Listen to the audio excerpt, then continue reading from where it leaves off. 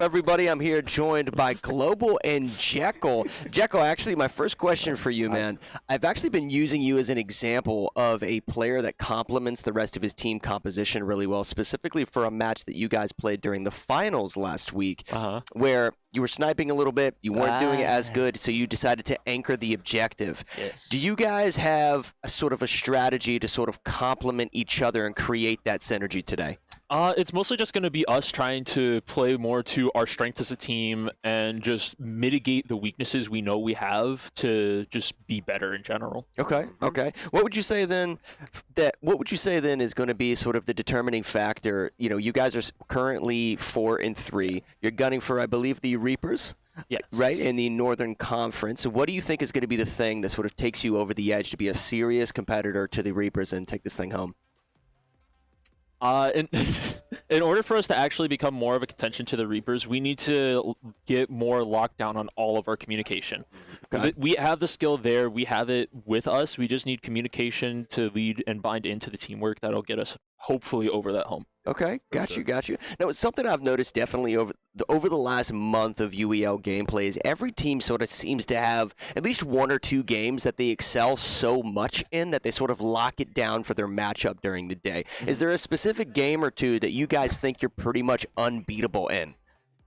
With this guy in, Jekyll Rivals, man. What? Jekyll Rivals. Jekyll Rivals. Jekyll Rivals. Jekyll Rivals. Yeah, apparently. That's the game. Yep. Okay, I like that. Well, listen, fellas, I look forward to seeing you guys compete throughout the rest of today. Best of luck to you. Thank you. I'll see you here soon.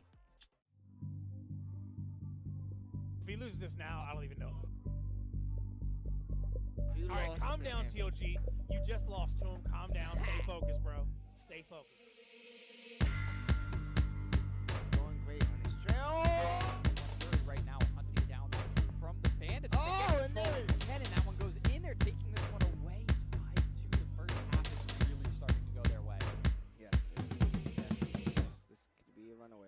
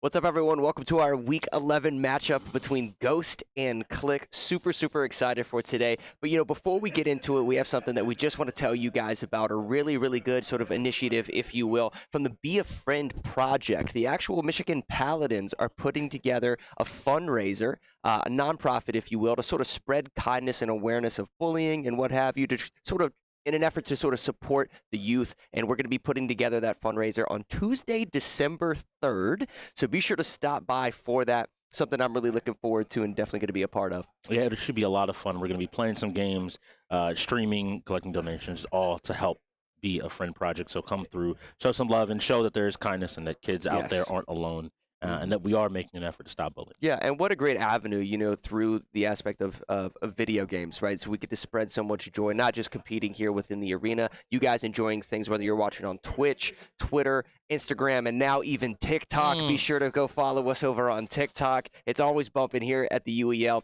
But tell us a little bit about today's matchup. I interviewed KLiK prior to things starting today. Really impressed with them. Their record currently sitting at 4-3, sort of a little bit of a competitor to the Reapers, if you will, in our Northern Conference. But tell me a little bit about Ghost. Ghosts are really interesting because Ghosts have a lot of journeymen, and Wonku was there as well, journey women as well, moving back and forth through the league.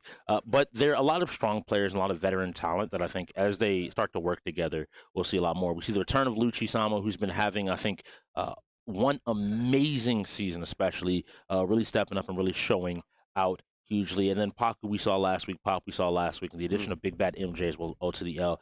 I think that they have a well-rounded team composition that should be able to touch all the categories and be able to find some wins. So I'm excited to see what they're able to bring on to the table. Now, in these next 5 seconds or so, we're going to be jumping over to RPS to find out who takes control of our game. Yep, and RPS is super important for everyone watching, specifically at the start of the game to sort of set the momentum. What you're seeing here is these two players are going to be playing rock, paper, scissors. Whoever wins gets set up and gets priority choice over potentially a game mode. Wow. And Paku takes it. You love to see it. Him was locked in there. He was trying to show up, but hopefully he can show up today in some of these games. The lineups have shifted again. Jekyll back in that tier 1, and again, Lucci stepping in on that tier 1. Yeah, impressive to see Jekyll in the tier 1. He's clearly been practicing in a lot of his games, and even the games that he doesn't necessarily excel in, he sort of complements the rest of his team. I mentioned that during our interviews getting today started. Now, we do have NBA 2K. It's going to be interesting to see if they take this. I see this as something that they're going to take. Yeah, the Ghosts are going to play this, I have to feel like. A combination of Pop, and Big Bad MJ. His name is Big Bad Listen, MJ. all you got to say is Pop. All you got to say is yeah, Pop. I forgot you got into it. I was really watching. There was a moment. There was a moment for Pop in NBA 2K, I believe last week, where he pulled off one of the most clutch buzzer shots that we've ever seen. He talking with him, former teammate, he was just like, yeah. I heard him say 10, and I just went in my head, 10, 9, 8. And he knew exactly the moment to drive and take that.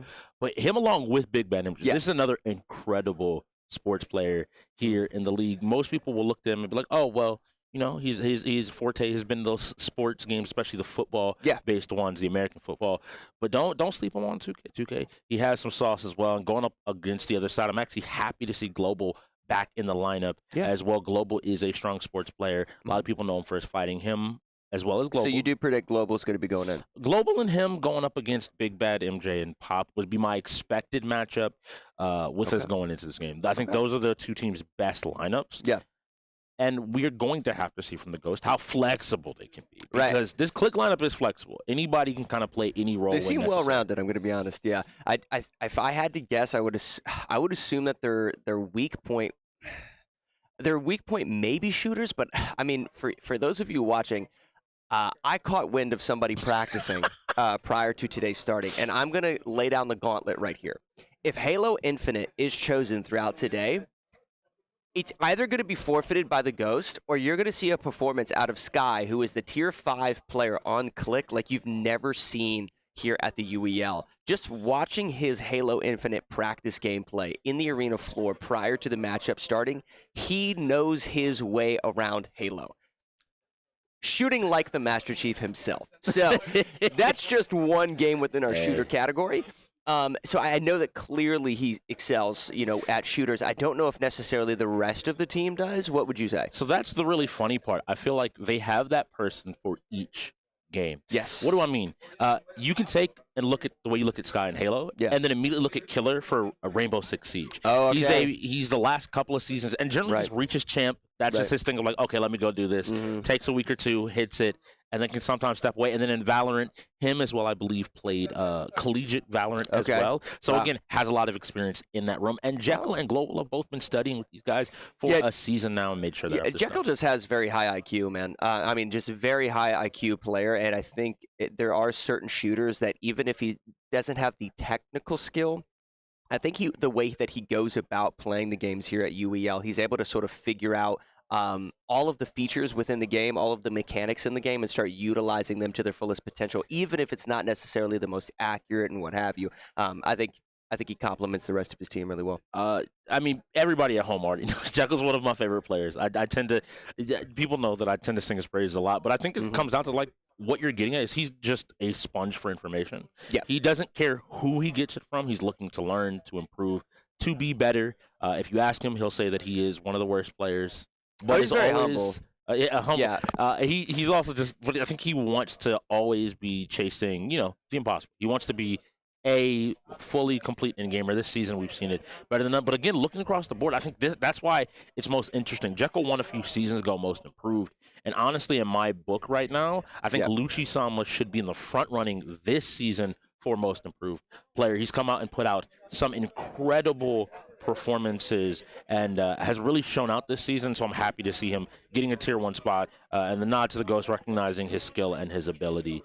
So we just have to see how they're going to be able to perform. Well, we're getting 2 more minutes on the floor to finish getting things set up. Maybe a bit of a curse going on today with these timeouts potentially being spent within the first half. Oh no! Right? The prophet Matt shows up.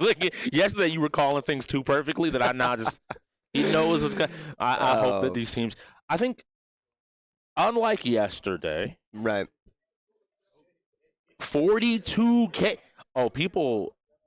Channel points. People really believe. I need you to understand. Wow. These 2 players are 2 players that I know people have a lot of faith in. Yep. So it's going to be interesting to see if Global as well as him are going to be able to get it down. We'll see who these players are. So Edwards immediately is making me believe that the dark colored jersey is Pop. He played it last week against the Paladins. Yeah, that's true. I recognize that name anywhere. He is the only player that we have seen run Edwards so far today in the league this season. So it makes me believe that he is going to have somebody. And Street Fighter 6 was on the board. I think Baku was asking for it. So another fighter going in, and luckily it's 5v5, so we don't have to worry about anybody going in right. Yeah. And in this game of NBA, guys, we're playing Blacktop. This is first to 21. Just for simplicity's sake, if a 2-point shot going in, it's essentially 1 point, right? And if a 3-pointer goes in, it's going to be 2 points. Both teams are playing to 21. And or when the time runs out, correct? Yes. It's a way to kind of, I think, balance what we saw previously before that time. People play very safe. People play very scared.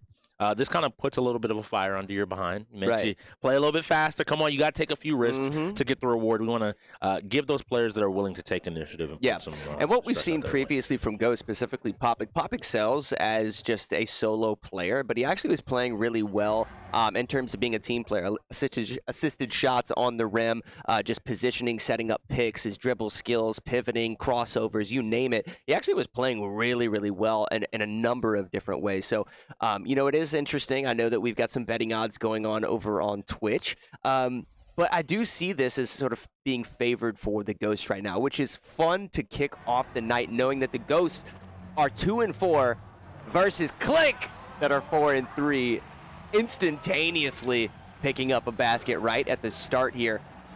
But immediately the Curry's looking to answer back, isn't able to put the shot down.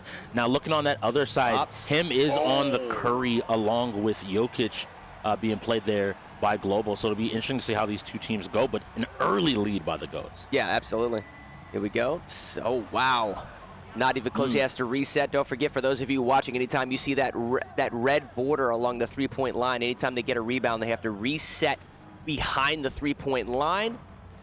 And a nice shot attempt there, but isn't able to make it in. And now we're back to control. I need the KLiK to start getting some shots in here. This is going to be really important for them to go ahead and find a win. Gets inside. Wow. I'd like to see a little bit more passing potentially from him. Nonetheless, they end up getting... We have to see here. They finally put some points on the board, which is really helpful. Oh, wow. And again, setting up this pick and roll play. You mentioned this before. In yesterday's game, how strong and how potent. The flexibility in a player understanding, hey, we give the ball to each other and we utilize that passing, the strength of passing, to maybe confuse our defending opponents. Yeah, I would say that him is being potentially a little selfish. There we go. He was being a little selfish with the ball right there. I'd like to see maybe a little bit more setup from them, a little bit more communication. But, make no mistake about it, Pop is playing really good defense. They're sort of shutting down those assisted shots on the rim by playing simple one-on-one in this 2v2 action. And there we go. That's what we're looking out of him on the Curry. We need to see him draining these 3-point shots. It's going to continue to put pressure on his team. Oh, look at that. That's what I'm talking about from Pop, playing with the team. That is exactly what we mentioned at the top of the hour. He is such a good team player when it comes to NBA. Solid positioning coming out of the Ghost right now. And I want to give credit as well to his teammate in Big Bad MJ. He's finding that positioning. He's recognizing, sometimes it's really, we don't get the chance to always see 2 players that know how to play the game. He's finding that open space every single play. And both these players are complementing each other. You notice even right there now. I think Global getting a little bit jumpy. It's been a little bit since he's on the UEL stage. Wanted to get that steal to try to get his team and keep his team in the game. We have to see what he's able to do. Ooh, Pop with the simple layup, but misses. Looks like him is going to get the rebound, take it back to the three-point line. Now getting sort of boxed out a little bit by Pop. Potentially going to set up a pick right here. He does in a simple just crossover. He could have just gotten the layup right there and chose not to. Potentially a missed button input. Nonetheless, he took it back to the three-point line. Now him looking to find some space, find some room, look for a crossover, some type of dribble mechanic or smooth move right here. He does get the pick, takes it around the edge, goes for the pass in sort of an awkward sort of position. So a lot of teams have been really valuing 2-point shots here in Blacktop, and Right. to be a three-pointer. And so that's why I think they're trying to find those open looks by pulling all the defenders down into the middle, and in the confusion, step back out for another opportunity. Ooh, the alley-oop came out but was not connected. Yeah. I think they're starting to style. They're feeling a little bit more comfortable now in this game. And they were able to actually pull that off quite a few times in their last matchup. That's one of the reasons why the Ghost looks so good when they play NBA is because of those alley-oops and their ability to sort of pull them off. Now, him right now, like I said, being a little selfish in terms of the total ball time right now, he could probably pass it to his teammate and try to set something up himself. There we go. And that's what I mean. Start passing it. Have some faith in Global. Him needs to start having some faith in Global. Love seeing it. Nonetheless, Ghost just taking it right back. Pop with an assisted slam dunk to MJ right there. And since the start of the game, we haven't seen a tied score, but we're back in that it's 6-6. Yep. Whichever team, if they can manage to keep control here, a fourth shot doesn't go in. Global. And he's open. Oh, my goodness. Yikes. Pop, drilling it. Drilling the three-point shot right there. Here we go. Global has it. He sends it out to him and that three-point line, going for a little crossover. Probably going to post up and just do a simple fadeaway because they need the points to tie it up. But they're on fire. Ghosts are currently on fire. Tries to take it around the edge, passes it out to Global for the two-pointer, but he can't get it. Do have to reset. He does get the reset off. Going in, sends it back to Pop, sitting on that three-point line. Takes it to the left edge, simple layup, and he gets it in. Pop playing out of his mind, but a smooth criminal pass coming out of MJ right there. That was pretty good. Now, everybody at home, you notice those red circles under the Ghost players. They are both on fire. The players are enhanced. Their abilities are a little bit stronger, but it shows just how dominant of a performance they've been able to maintain in this game. Wow, look at the way that Pop is actually playing defense. He is not just boxing him out, but just going for simple steals, but able to sort of keep his footing while he's going for these steals, constantly pressuring him back to the midpoint line. He does get crossed up, though, and him takes it to the hoop. A good awareness by him to realize that Pop was really playing aggressive, finding that opportunity to slip by. Bob, don't do it to him! Oh, my gosh. They want to win this. It's 10-7, passes it over to Global. Can Global get the three-pointer, the two-pointer, if you will? He misses it, and now Pop's got a reset. Probably just going to pull up, and he does. I like that. Stop the play, force him to reset, get a better setup for defense. You got to stay in this game. You got to get this stop. Going down by two whole basket. Oh, my gosh. Oh, man. That was yucky. 11 points. That was pretty. That was sick to say the least. Right now, sentence and getting some space now, and they're trying to find these shots. I like the idea. They're trying to find an open shot, but the fact that a quick shot. Okay, he gets it. You know he shouts a little bit. That was pretty good. And now they're only down by 2, so if they get another three-point line shot, that's going to give them 2 points. Pop gets a simple slam dunk. Have to see here if they're able to do it. Every single one of these possessions matters. He needs to get a quick shot, and then they need to get a stop defensively. Yep, two-point shot's not going to do it, though. Curry pulling up, doesn't get it. MJ takes it back to the line. Pop sitting behind the three-point line. 10 seconds. 10 seconds left on the clock. They're pretty much just going to stall this thing out. Tries to shoot it over the backboard and almost gets it. That's going to do it. Ghost, take it.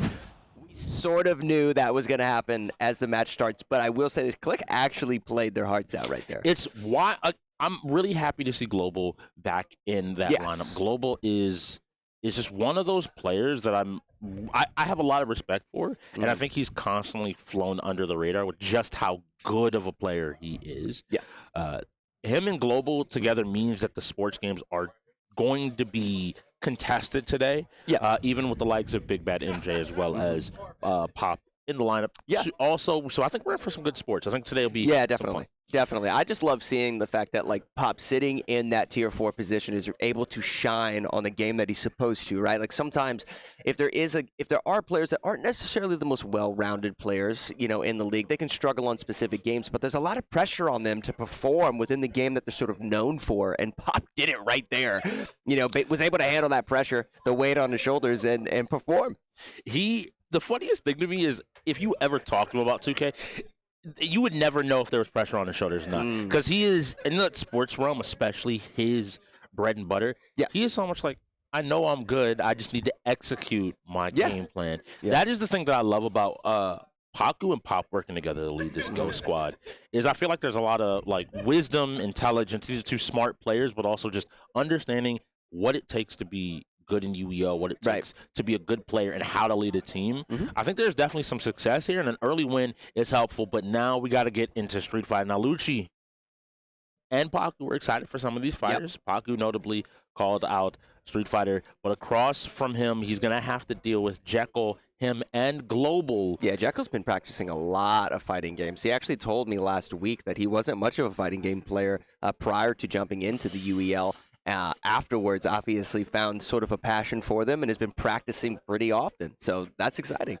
It's always fun. It's always fun. I love it. Like, even just now, I was like, okay, cool. Like, oh yeah, we were talking about something fighting game related.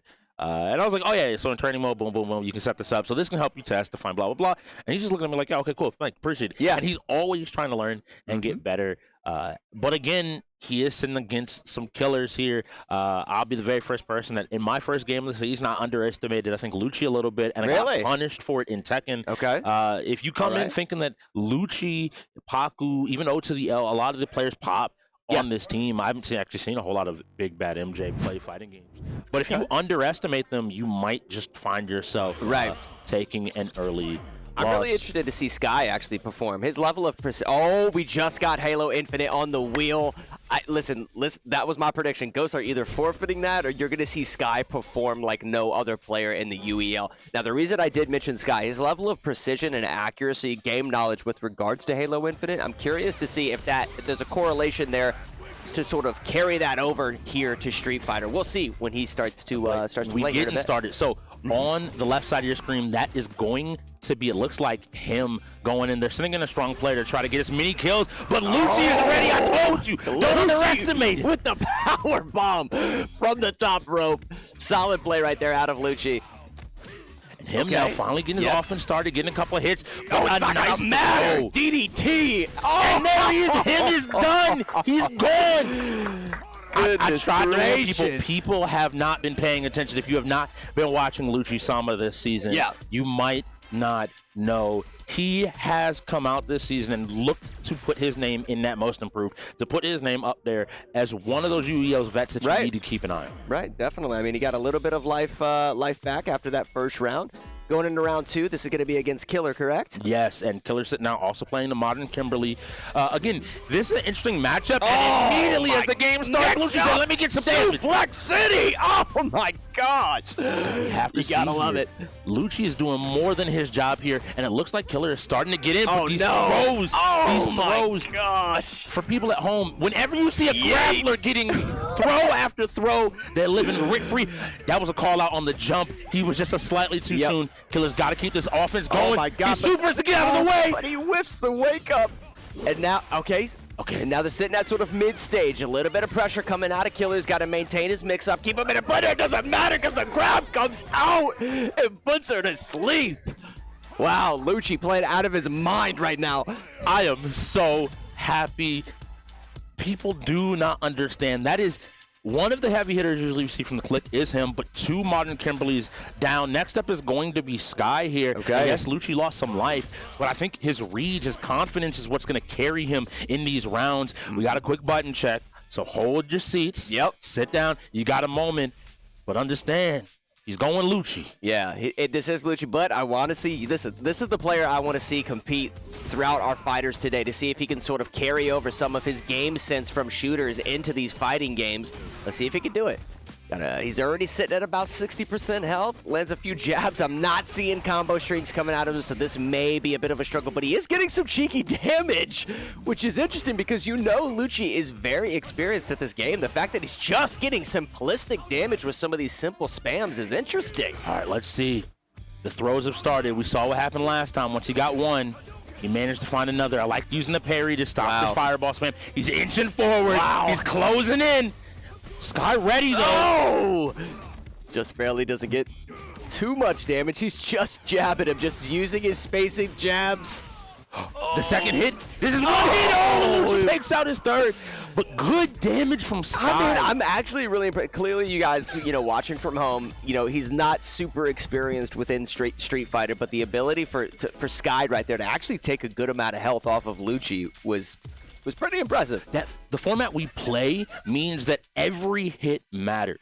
If you bring his health down, he's at about, 30% health, if not 20%? Yeah. You get a player like Global who's incredibly strong on a character like Bison, who's a pressure monster, and all of a sudden you have a setup for one touch to end this entire game. Absolutely. That first hit, and he's in here, and he's looking, and he said, don't test my reactions.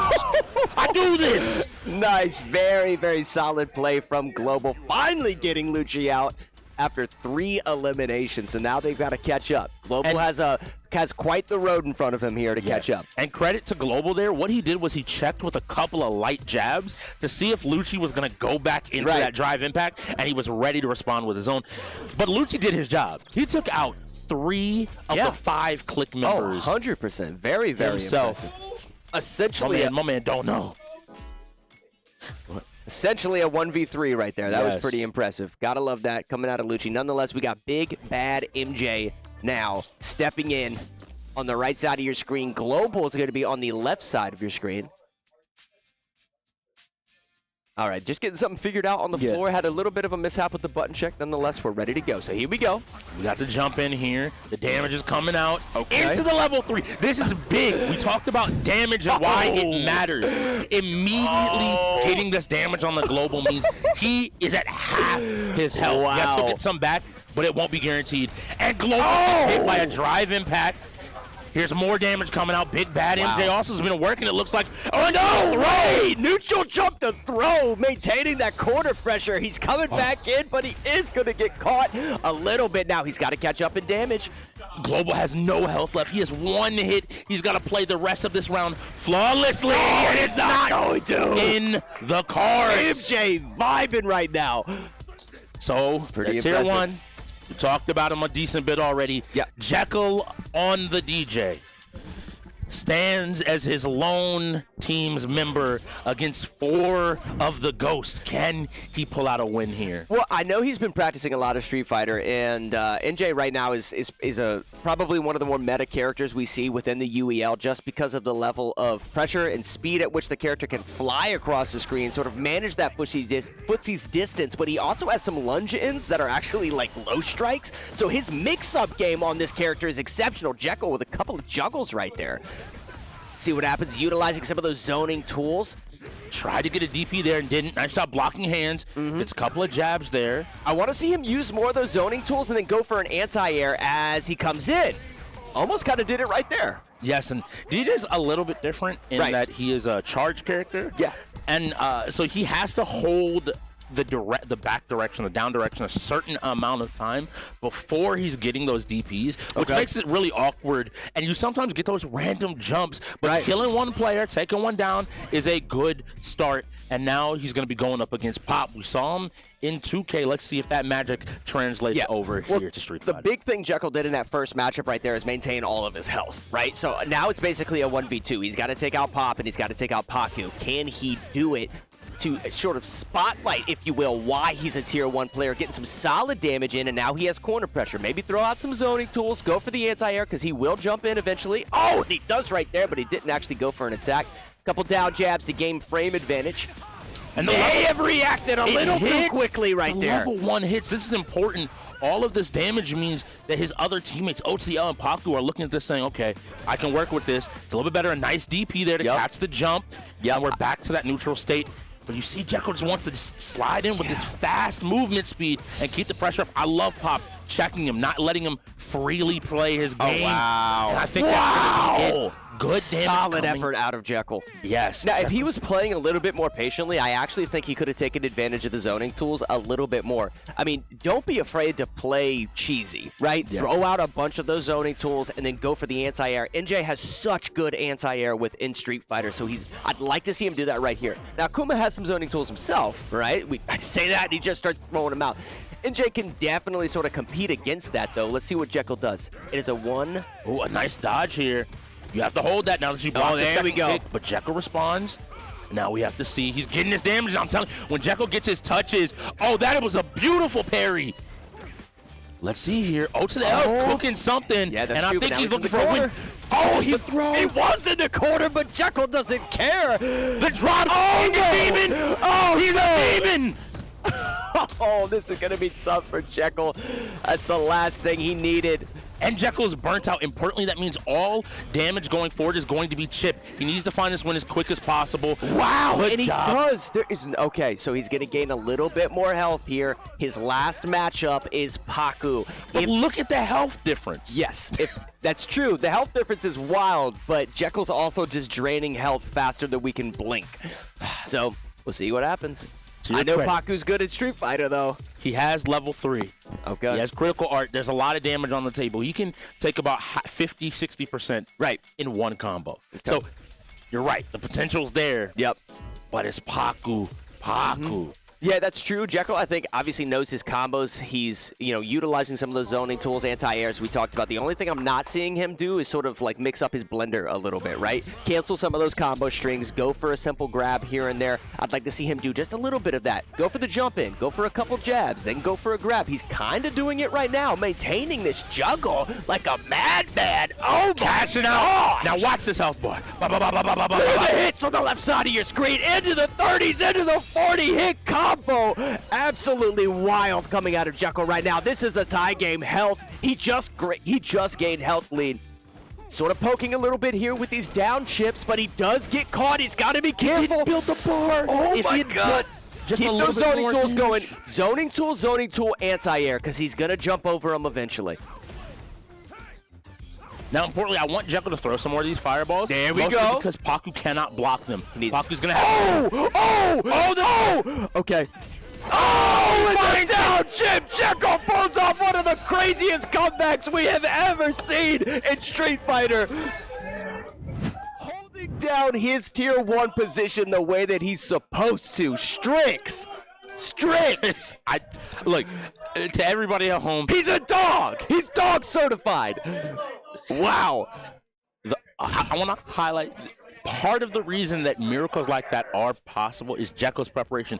He has been practicing Terry. So in that matchup, I think that was knowledge of okay, from right here, I know what you're thinking because I know the character. I know where you're trying to move, what you're trying to accomplish. Right. And in that scramble, he found the hit. And that's off of an amazing set of performances. He came in that last round with 40% health. Yeah, 40% health, but he's using the full kit of NJ as a character. He's using all of the mechanics within Street Fighter. Not only is he maintaining juggles and getting full potential damage out for his combos, he's also zoning, he's poking with down chips, he's gauging his footsie's distance and so forth. You could tell he's been practicing his fighting games.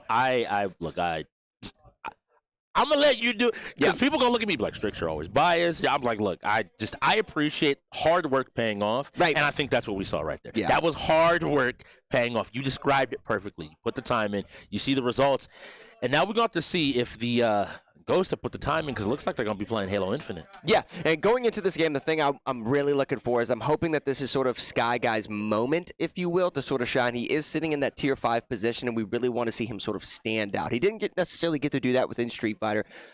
Playing overly simplistic, I would say, so it's one of those things that he needs to practice. I think we all know that. But regardless, if he's able to sort of carry his weight, if you will, within the games and the genres that he's supposed to, he's doing his job. And we may sort of see a shift from that Tier 5 position into Tier 4, Tier 3, and so forth as we move on throughout the season. And I think he's been doing okay in the games we've seen him. Right. He was originally the GM. Like, he was not playing. He was Really? focusing on leading this team. And I think that's still going to be part of his strength to the KLiK squad. The Ghost have used a timeout here. We will get to you exactly if that was, a little bit of a hint preview. Yeah. Was it mandatory or was that a they called it. Okay, I'm happy about that. Okay. Early on, maybe it shows that, hey, we need to go ahead and find out exactly what their plan is. I think everybody here knows in the UEL about Sky Guy and his ability. There are a handful of names out there. I also want to throw Kenna out there. I always give the nods to those players. But players that are so good at the game, they have – it becomes their bread and butter. You just know and associate their name with this game. Yeah. He's been training up every team, every set of players. But when he gets in, that's when, as you described it, we start to see – maybe some of that Halo magic that people don't always realize. Yeah, there's definitely certain aspects of Halo that I don't think a lot of people think. It's such an old school traditional shooter within that arena shooter subgenre of FPS, if you will, that I think people think of it as being oversimplistic, but there's so much complexity when it comes to the game. Not just controlling power weapons, timing the spawns of a lot of things, making solid call-outs, spawn trapping, if you will, and just map management, area control, and so forth. I mean, constant respawns, but you got to be able to stay on to, the objective as well, depending on where it's changing to and what have you. But before we get into Halo Infinite, check out the PCs that allow us to power everything going on here in the arena. This is SurfThing. If he loses this now, I don't even know. All right, calm down, TOG. You just lost to him. Calm down. Stay focused, bro. Stay focused. Going great on his trail. Right now, hunting down from the bandits. And there. And that one goes in there, taking this one away. 5-2. The first half is really starting to go their way. Yes, it is. Definitely is. This could be a runaway, like you're saying. Shout out to SurfThing PCs, the official PC sponsor of the UEL. They allow us to have all the hardware we need to play 33 different games across 5 different genres. They are in-gamer approved hardware, the best of the best, and allow us to compete as the best gamers in the world, regardless of what games are on the computers, the desk, the table, whatever you want to say. They're always ready to go. Now, we got about 30 seconds here before we jump into this Halo Infinite match. What is there a specific map or anything that you think is sort of coming out here? If I'm thinking about it, so Ghost did first. KLiK are going to be able, had that second game selection side. That's going to put Ghost back in the driver's seat. If KLiK were there, I think we see some of the more standard maps, the live fires, even the bazaars. Might end up being those maps. Something that are tried and true maps of Halo Infinite. Yeah. That goes back to Sky. Sky is everyone else might want to be like, oh, let's play Prism. Let's do something kind of wacky and crazy. Yeah. He's like, I just need to play normal Halo against you, and I will crush you. Potentially some streets. Maybe taking it to the streets. We'll see. We will see. I actually am a fan of having your map set up and ready to go. You got to be ready to play any of our game mode. Another time up trying to make sure everything is ready and up to date.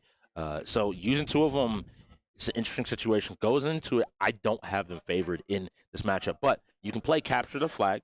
Okay. You can play King of the Hill.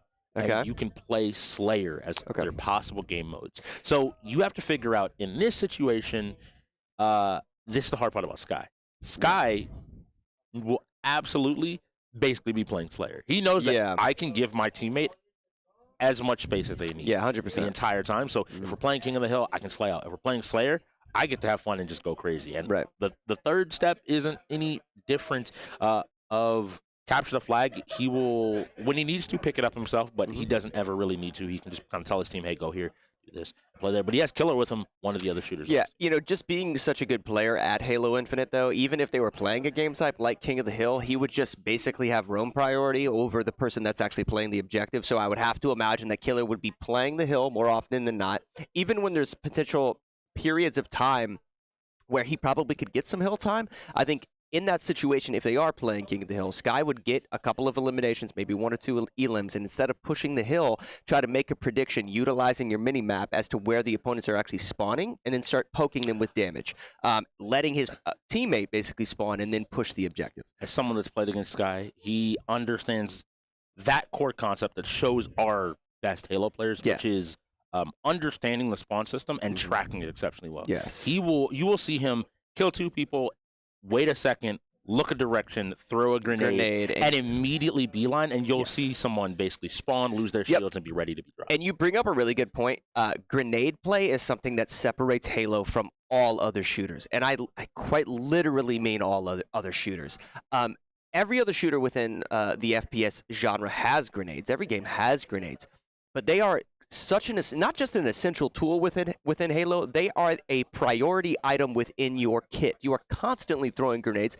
Instead of pre-firing a specific doorway, something you might do in Rainbow Six, you're actually pre-nading specific doorways, because the TTK in this game is so slow that you need to sort of prep a doorway with massive bursts of damage, so that when they do come out from around that door, they already have part of their shield already chipped, and then you can basically just maintain your target acquisition, reticle placement, finish out that kill.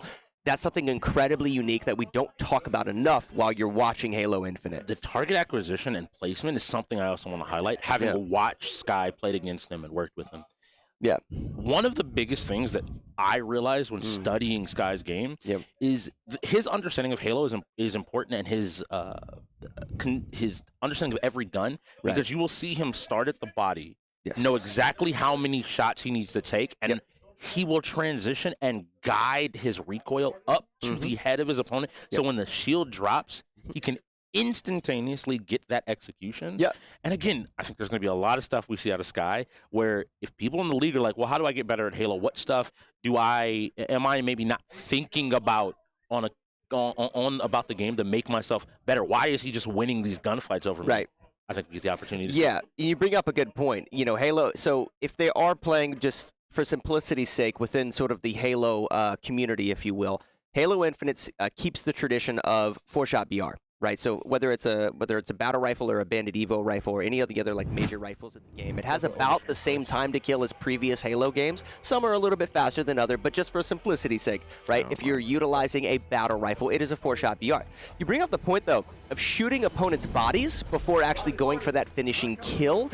It's, you know, within Halo, you definitely want to shoot the biggest target possible, which is their center mass. You want to shoot at their center mass until that shield is broken and then try to finish out the kill. Here's Sky Guy picking up the sniper rifle in top mid, putting pressure over on Sandbags, trying to get a cheeky shot, and he does! Completely dominates top mid, and now they have power weapon priority. Pre-nades nest over here, already probably sitting at about a 4th of health. Oh my gosh, gets a headshot, and now he's got pressure onto the backside of green. Let's see what he can do here. Going for some cheeky 360 here. He has Repulsor. Look for him to repulse him backwards and then go for that sidekick pistol shot. They have to be careful, though, not to push green, because if they do, he can repulse them off the side and finish a kill.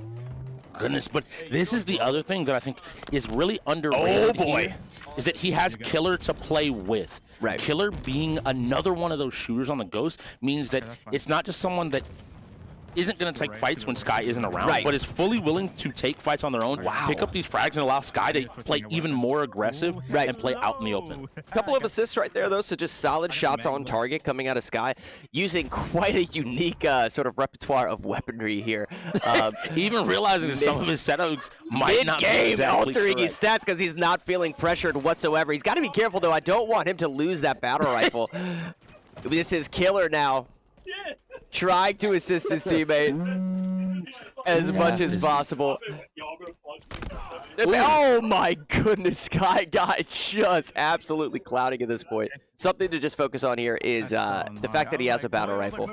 His ability to sort of pick that up, very, very high TTK, going for the repulsor 360 over here to top tower. His ability to cross the map so quickly also becomes a threat at all points. His teammate asking, are we contesting for camo? And he's already here. Yeah, he's already here. Another thing just to see is he's doing his drop slides effectively too, or his ground slides, G slides if you will, whatever you do want to call it. Curb slides is also also another term for it. There's a mechanic within this game. He gets 1 kill. He's pushing top middle potentially to pick up the double, but he's got to be careful. It doesn't matter, though, because he has the meta weapon on the map, which is going to be that battle rifle. So just something to know, man. When you see Sky Guy dropping off of boxes, gets an easy kill. The moment his feet hit the ground, he's going to go for a slide. And there's actually a mechanic within the game that shoots your Spartan forward and maintains your sprint momentum even though you're going into the slide itself. So that's what ground slides or curb slides are so effective within this game. Gets the first shot, going for the two-piece maneuver of just landing 1 sniper shot and then swapping over to the BR. Almost clipped his opponent's head over on Catwalk.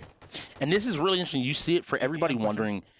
A visual example of what you're talking about. Every time you see him drop from any height, watch this momentum that takes him a little bit further even than maybe when you're playing Halo. You see how far he was able to get with just a simple drop. He's able to traverse the map so quickly that he's able to challenge every single spawn. Yep. And I think they definitely have sort of their spawn management, if you will, or spawn trapping down. And in layman's terms for anybody watching right now, there's basically just an area sort of pressure system that manipulates or controls the spawning in this game. If your teammate is within sort of one area of the map, the game is automatically spawning your opponent in the opposite side of that. So it's going to try to spawn your opponent in the most, I guess, less pressured area of the map. So all you have to do after you pick up a couple kills, like it looks like Sky Guy's getting ready to do, after you pick up a couple of kills, you essentially just have to look at your minimap, and you can get a good guess as to where your opponents are spawning. Now, for instance, they're here in Garage. These opponents are going to be spawning at Tower, right? They're probably going to be spawning in Bottom Mud, potentially Nest, but they're spawning at Tower. And he knows that, so he's coming over here. They're looking for them, and there they are, right there. Goes for the repulsor, sends them down into the creek. Good night. Sky Guy using that repulsor to its max potential. I was gonna go behind him, but never mind. He's already pre-nading. You can see the high IQ gameplay coming out of Sky Guy. Pre-nading because he knows they're spawning there because that's the least pressured area on the map. But he also has shotgun and he's on a killing frenzy. That is insane. I'm in awe. I don't have any words to cover just how dominant of a performance we are seeing out of Sky. It doesn't even matter, and he's going for what I like to call booty bumps. Oh! Getting some pressure already, pre-nading Mud down here below the tower. Pay attention to the way he's actually playing right now. He's changing his elevation, which is also sort of a meta strat for 1v1. Goes in with the G-slide and almost gets it, but his teammate steals the kill. So something to know while you're watching Sky Guy. Oh my goodness. If he had hit that, I would have retired from Halo. Oh my gosh. He's playing out of his mind. You are watching a masterclass of Halo Infinite right now.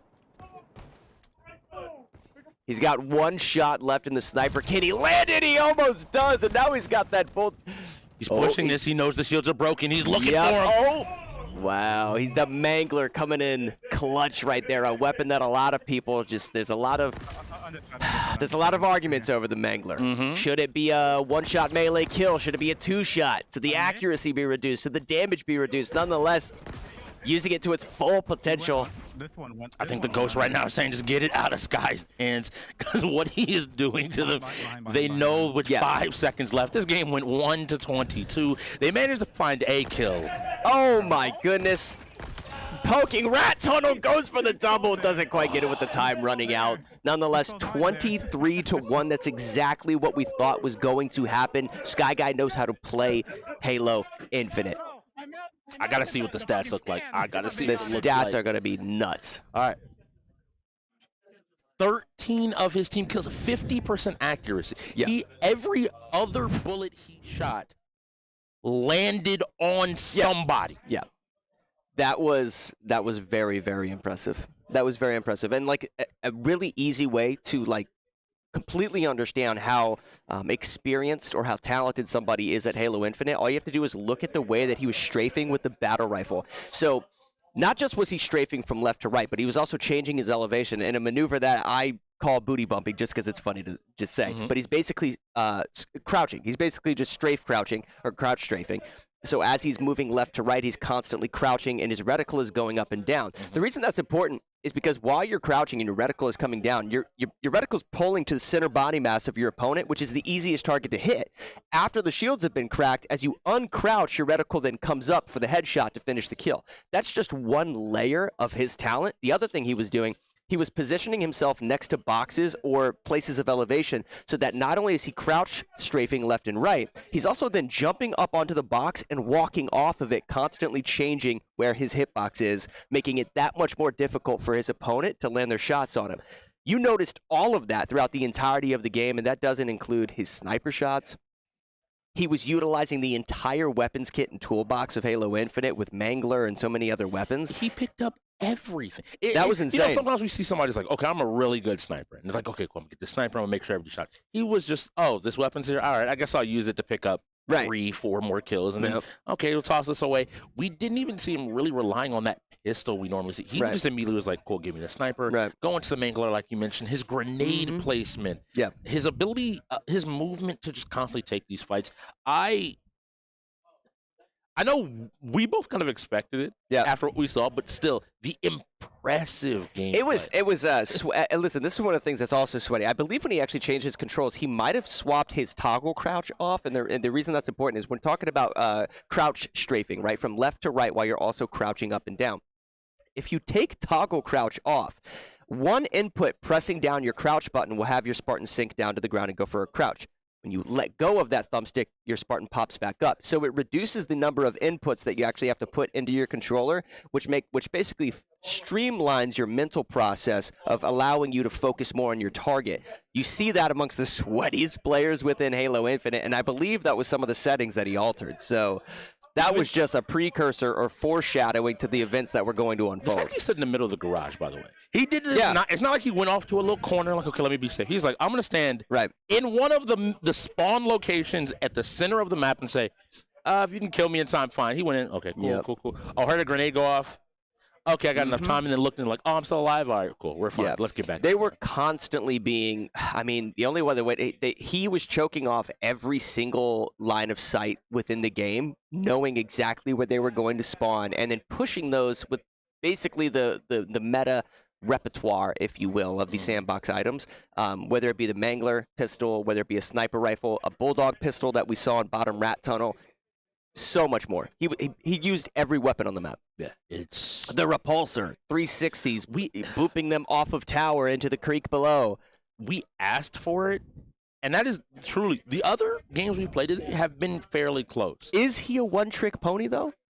We're gonna have to see. He's going into Maelstrom. This is a game where we take to the high seas. You pilot a ship in a battle royale format. These ships have different abilities, different stats. Some are tankier, beefier, some are quick and more maneuverable. But the thing that locks it all down is that you still need to fire your cannons and you still need to aim at people. So hopefully some of that shooting skill translates over to this strategy game in Maelstrom. He might be able to look to another player on his team. Jekyll's put out a lot of good performances in this game. I know Killer's also a strategy mind to help him maybe put together a build and then just tell him, hey, take your shots, land your shots. We'll be there to support you. Now we're looking at O to the L, and it looks like he is on. It looks like we're on Paku's screen, and Paku is playing one of the dwarf ships. It looks like. As well, so it'll be interesting to see what we're able to do. And Lumina Rush being our next game means we're going to dip our toes into that racing category right after we're gone. So we've had sports in 2K, shooting in Halo, we've had now a strategy game here in Lumina Rush. Excuse me, great variety, man. Racing game in Lumina Rush. We've had all categories. All categories have already represented today. Which is beautiful to see early in the game. And the game is still relatively close. It's not like we saw like 1, 2, 3, 4, 5. All of these games except for Halo. Oh boy. You can make an argument that a few decisions change how that game plays. 100%. All right, so let's see here. So what you're seeing on the screen right now is Paku's screen, and he's playing one of the dwarf ships. These are ships that don't have sails. They don't necessarily have the highest top speeds, but they are a lot tankier. And they also have the ability to reverse as opposed to going forward. Jekyll also plays this. Oh, you can class tell of ship. Jekyll plays this game because he has custom cannon cosmetics.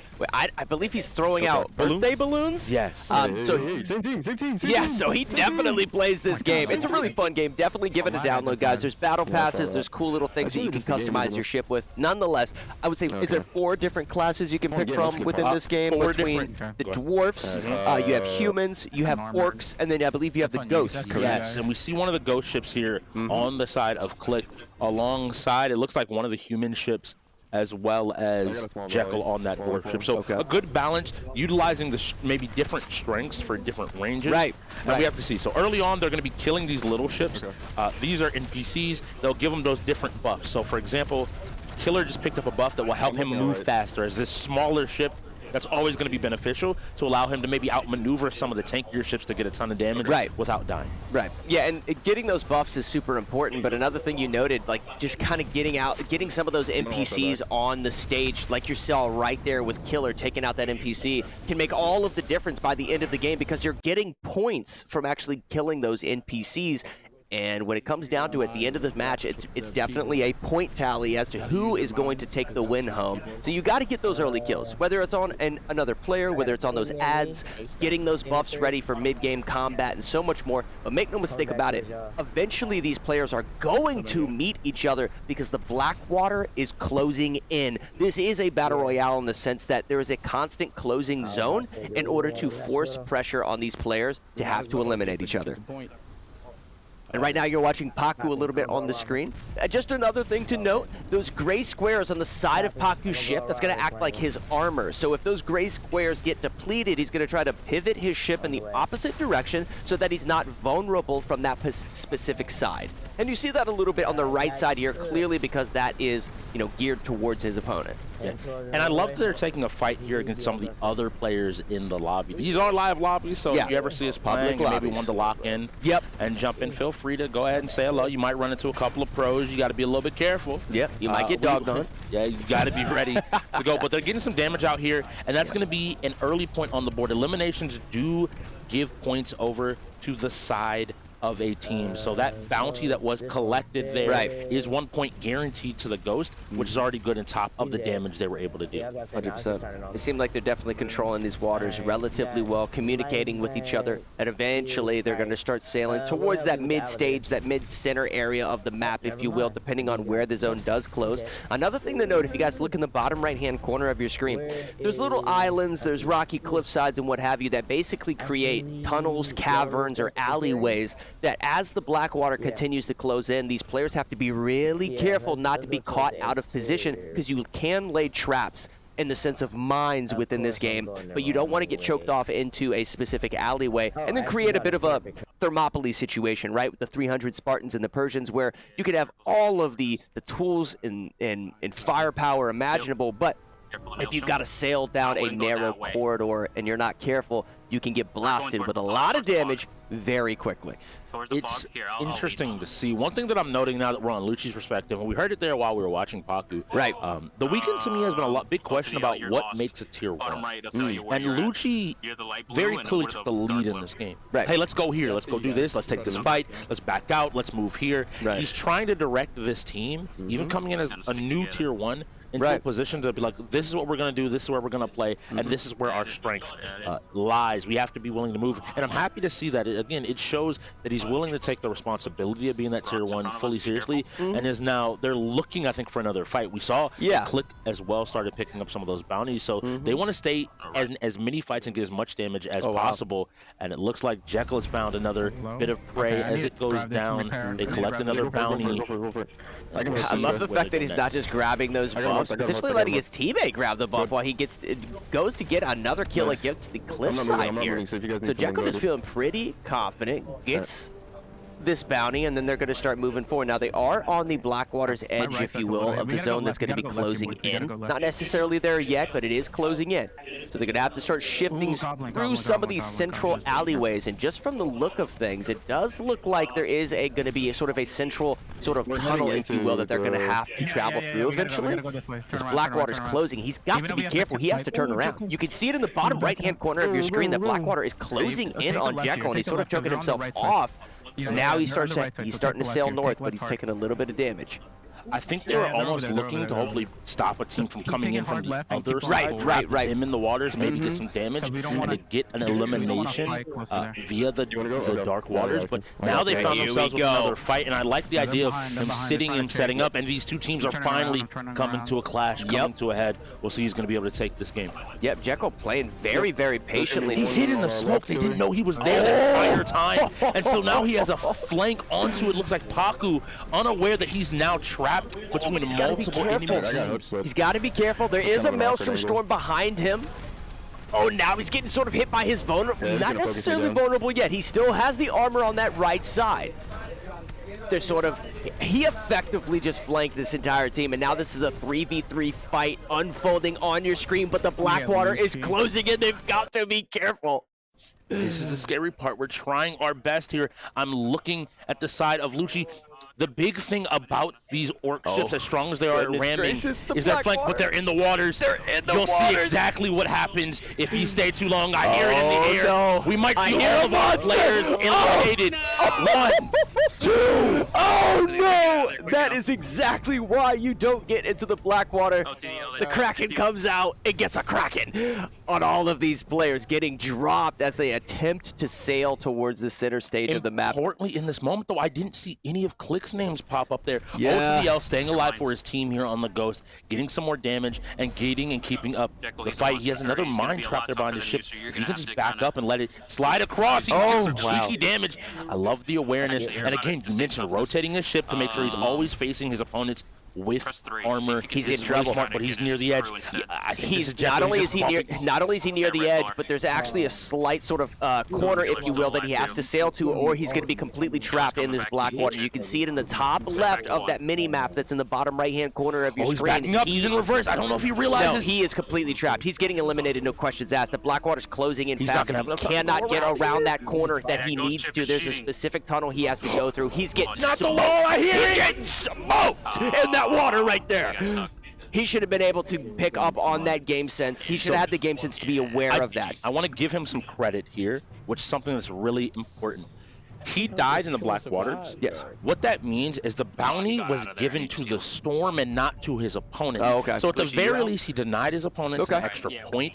And we see right there, Game Master going ahead and starting to tabulate up the points, see who has the points. Now, there is an unfortunate tale here that does have to be covered. Right.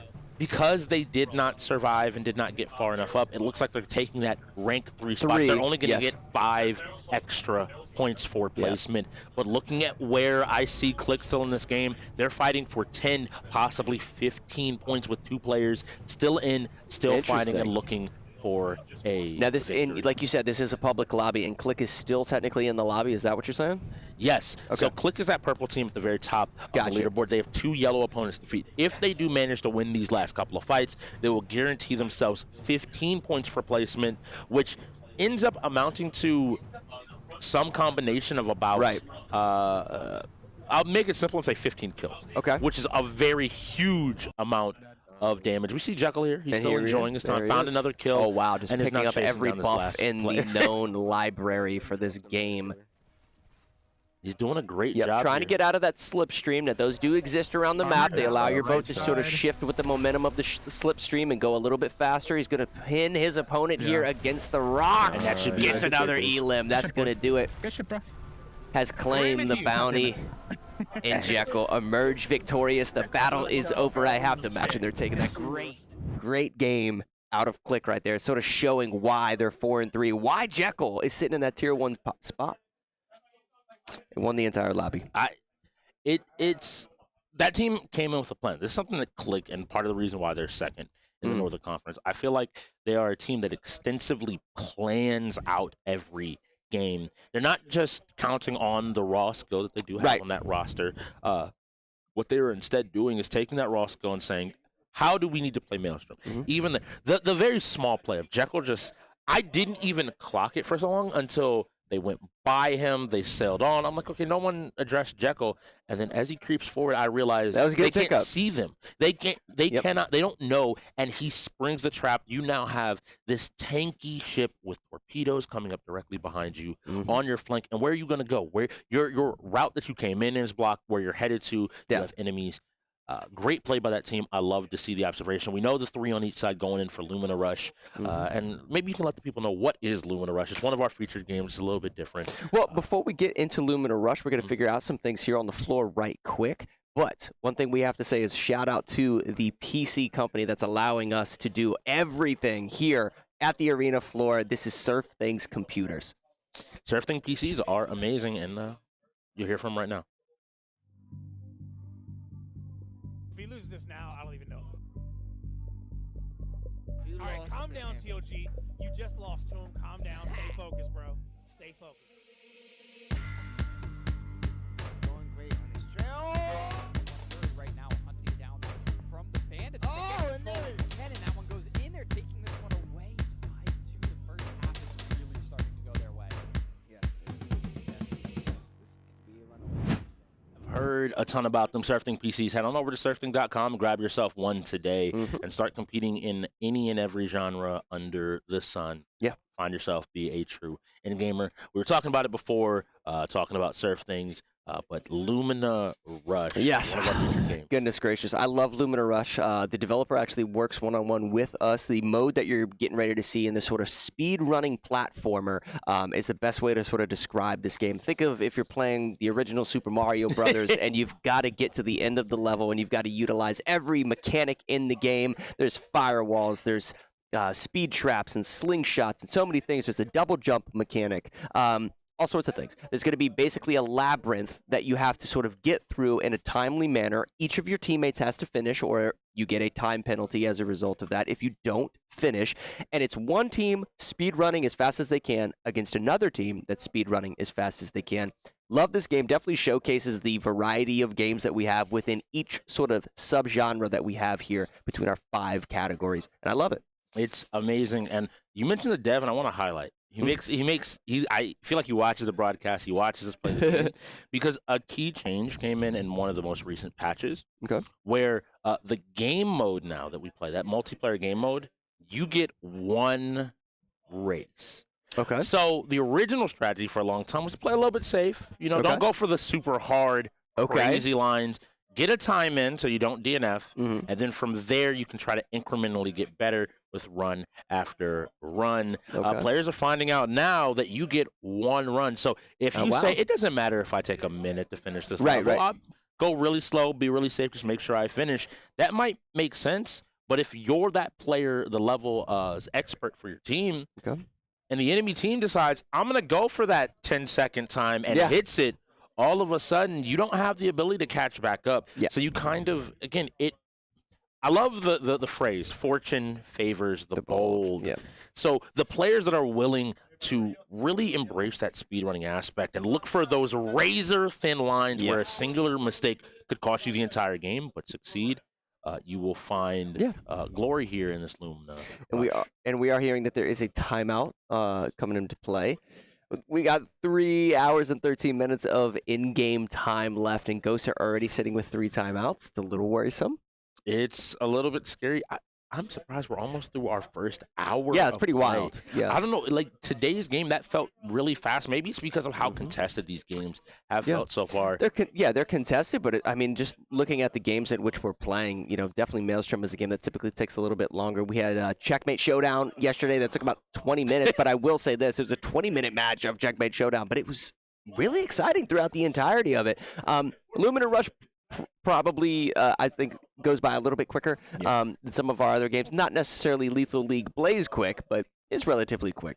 You get a good sense of what players have been practicing. I think probably the most noticeable thing within this game as to whether or not a player has been practicing is their management of the physics within the game, right? Yeah. Being able to carry the momentum into sort of those speed gates, the slingshot mechanic and what have you. If you haven't been practicing, it's going to be evident through your gameplay.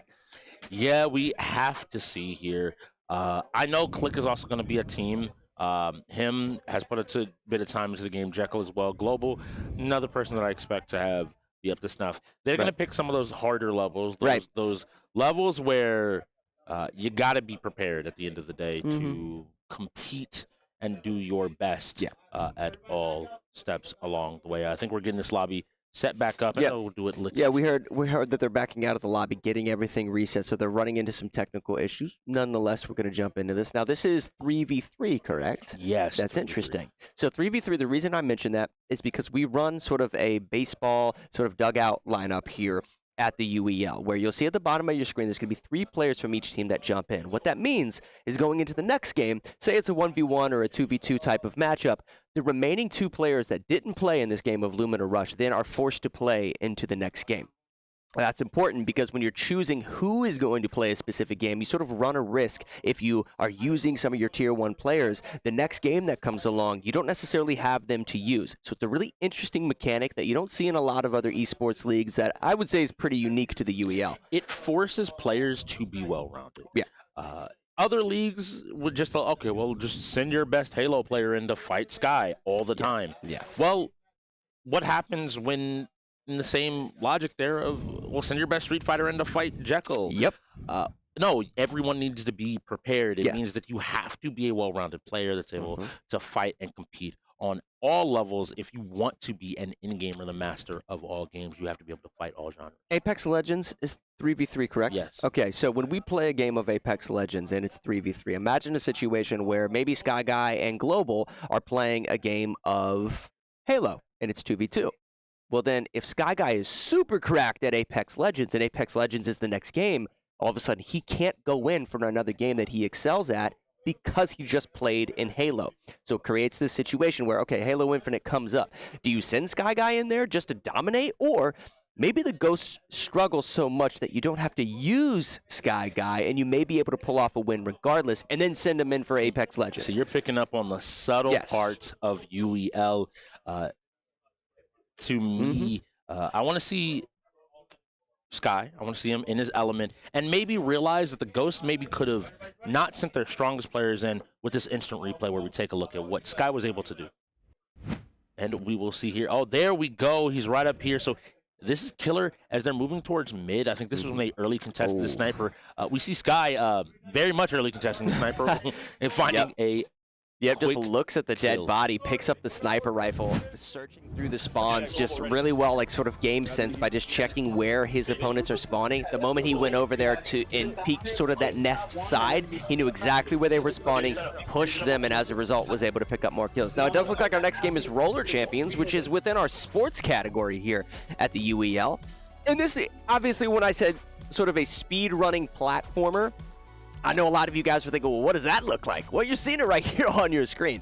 You have this little character that has sort of a double jump mechanic, and then you sort of have to use the abilities that are within the stage to traverse this labyrinth and get to the finish line. You can see that with some of these gravity wells, these jump pads. There's going to be slingshots and so forth that sort of erupt throughout this, but these players have to be careful not to hit those red walls. They hit those red walls, and their run is over. So Nice just like you saw Global right there on the right side of your screen, just struggling a little bit. You got Lucci on the left trying to make his way up this gravity well. Can they get to the top of this map? Interesting map choice because it does seem like both of these players are struggling just a little bit. So the little trick here is that these cannons change their angle as you move on the map. Right. So he would really want to go further over, take the easy answer of just using the gravity to push him up to the other purple and move from there. Wow. But his teammates managed to finish both Jekyll and him, getting really good times on that level. 318, I can tell you right now, or 319, excuse me, is one of the maps that KLiK does like to play. They do like to pull that out. So the thing to note right there, though, is only one of KLiK didn't finish, and all 3 of Ghost didn't finish. Lumina is one of those niche games that I think players still haven't realized. It's based off your weakest link. It's not your strongest player that decides that game. Yes. The difference between a player not finishing, getting a 2-minute time, and a player finishing and get a 20-second time versus a player that gets a 10-second time is huge. Yeah, absolutely. So if you're able just to make sure, I always say 20 to 30 seconds, and then just know your map, and you can get those top times. Yep. I think you're in a pretty good spot. So Yeah. here we go. Another one of the levels with the purple gauge. You got to drop down here, touch that wall. Lucci almost had it there. He realized it, is going to go ahead and move over. Yeah, and touching that wall is super important because it enables sort of the teleport mechanic that you just saw Lucci attempt there. It's going to be difficult because you have to hit this tiny little chimney, if you will, at a specific trajectory in order to get up it from that teleport. Now, interestingly enough, on the KLiK side, you see Global here playing in wide view. He's trying to get to the top of this map while playing in this wide view. Is very interesting. You don't see that super often, but I kind of like it. It's awareness to me that you realize that I don't necessarily remember this level. Let me take a big picture look. Again, he's trying for the cheeky little skip here when he can just go on over to that far right side and continue to move. Again, sometimes when you just want to finish, you don't necessarily need to go for that crazy stuff. You had a little bit of time. Oh, wow. Global finishes with barely any time. 57 seconds. You might have heard it at home, but Global finished with a fraction of a second left on the clock, so he was able to do that without receiving the penalty time for not finishing. That's kind of why he popped off there just a little bit prior to the end of that. So that was 320. Let's see what the next map we're going to be getting out of here. 110. So going back some of the earlier levels, it looks like here. So Well, it seems like some of the players may need it. If, you know, You're just right. So stating the obvious. yeah, this is one of the things. So these earlier levels, you'll see that you don't have those same purple mechanics. You're just going to have the blue extra jumps. So until you touch the ground, you get an additional jump. This means I like the idea here from Lucci. Lucci, instead of just immediately running, is looking and reading the level, realizing what he needs to done, and is using the far out view that we saw last time to get over here to the edge and to be in a position to finish up this game. He needs to go straight up there and get in. Nice 18-second finish there, making sure that his team has something on the board. Global now moving down. He didn't know that he had to jump to the right. That's one of the advantages of that zoomed out view. You can actually see exactly where the finish was. All he had to do was sort of drop down to the right. This looks like him is going to finish as well. Ooh, a nice 8-second time. They need to communicate that, though, to Global and let him know. You know, the coaches, the other players, they've got to be able to tell him as to what's going on. He missed the drop to the right side of the stage. Hopefully he gets a finish here, because him is feeling comfortable. He's feeling comfortable. All right, did Global finish? He did. Yes. Okay, Global did end up finishing, so solid effort there. Man, the difference in time is, you know, the difference in terms of the skill set and talent of these players. I mean, you're talking about some of these players finishing in 7 seconds versus 18 seconds. I mean, that's quite a shaving off of the time, if you will. And a lot of this is going to come down to, obviously, guys, by the end of this, there's been a lot of time penalties for certain players that didn't finish, but we're going to tally up the total time it took to finish these levels, and whoever did them quicker is going to be the winner. We have to see here. Doing a good job. Now, 122, 120, is that 20? Yeah, 122. This is still those early levels. Yeah. Players are going to need to be comfortable and ready to play here and to make their way around these levels. And it's not so much even about finishing in these earlier difficulty levels as much as it is being the faster team, right? So that's kind of what you're seeing here. This is Lucci on the left, playing in that wide angle, that wide lens view, and you got him on the right side, sort of popping off a little bit. He's sort of feeling himself, flying through this stage. He finished so quickly. He's going for a faster run here, going for that jump, hitting those blue walls. Unfortunately, he died. That's going to sort of kill that run. Resets a little bit. Struggling just to get past the start of it. Yeah, luckily he's gotten that time in, so I think he's just taking it and trying his best to get through and to complete the entirety of the level. It's really interesting here to see what they're able to do. Lucci getting the time in there, I like to see it. I love to see him finding that opportunity to get a little bit better. And now we're back on Global, who's also working his way through the level, trying to focus up and find his moments. Got to go up and over that wall.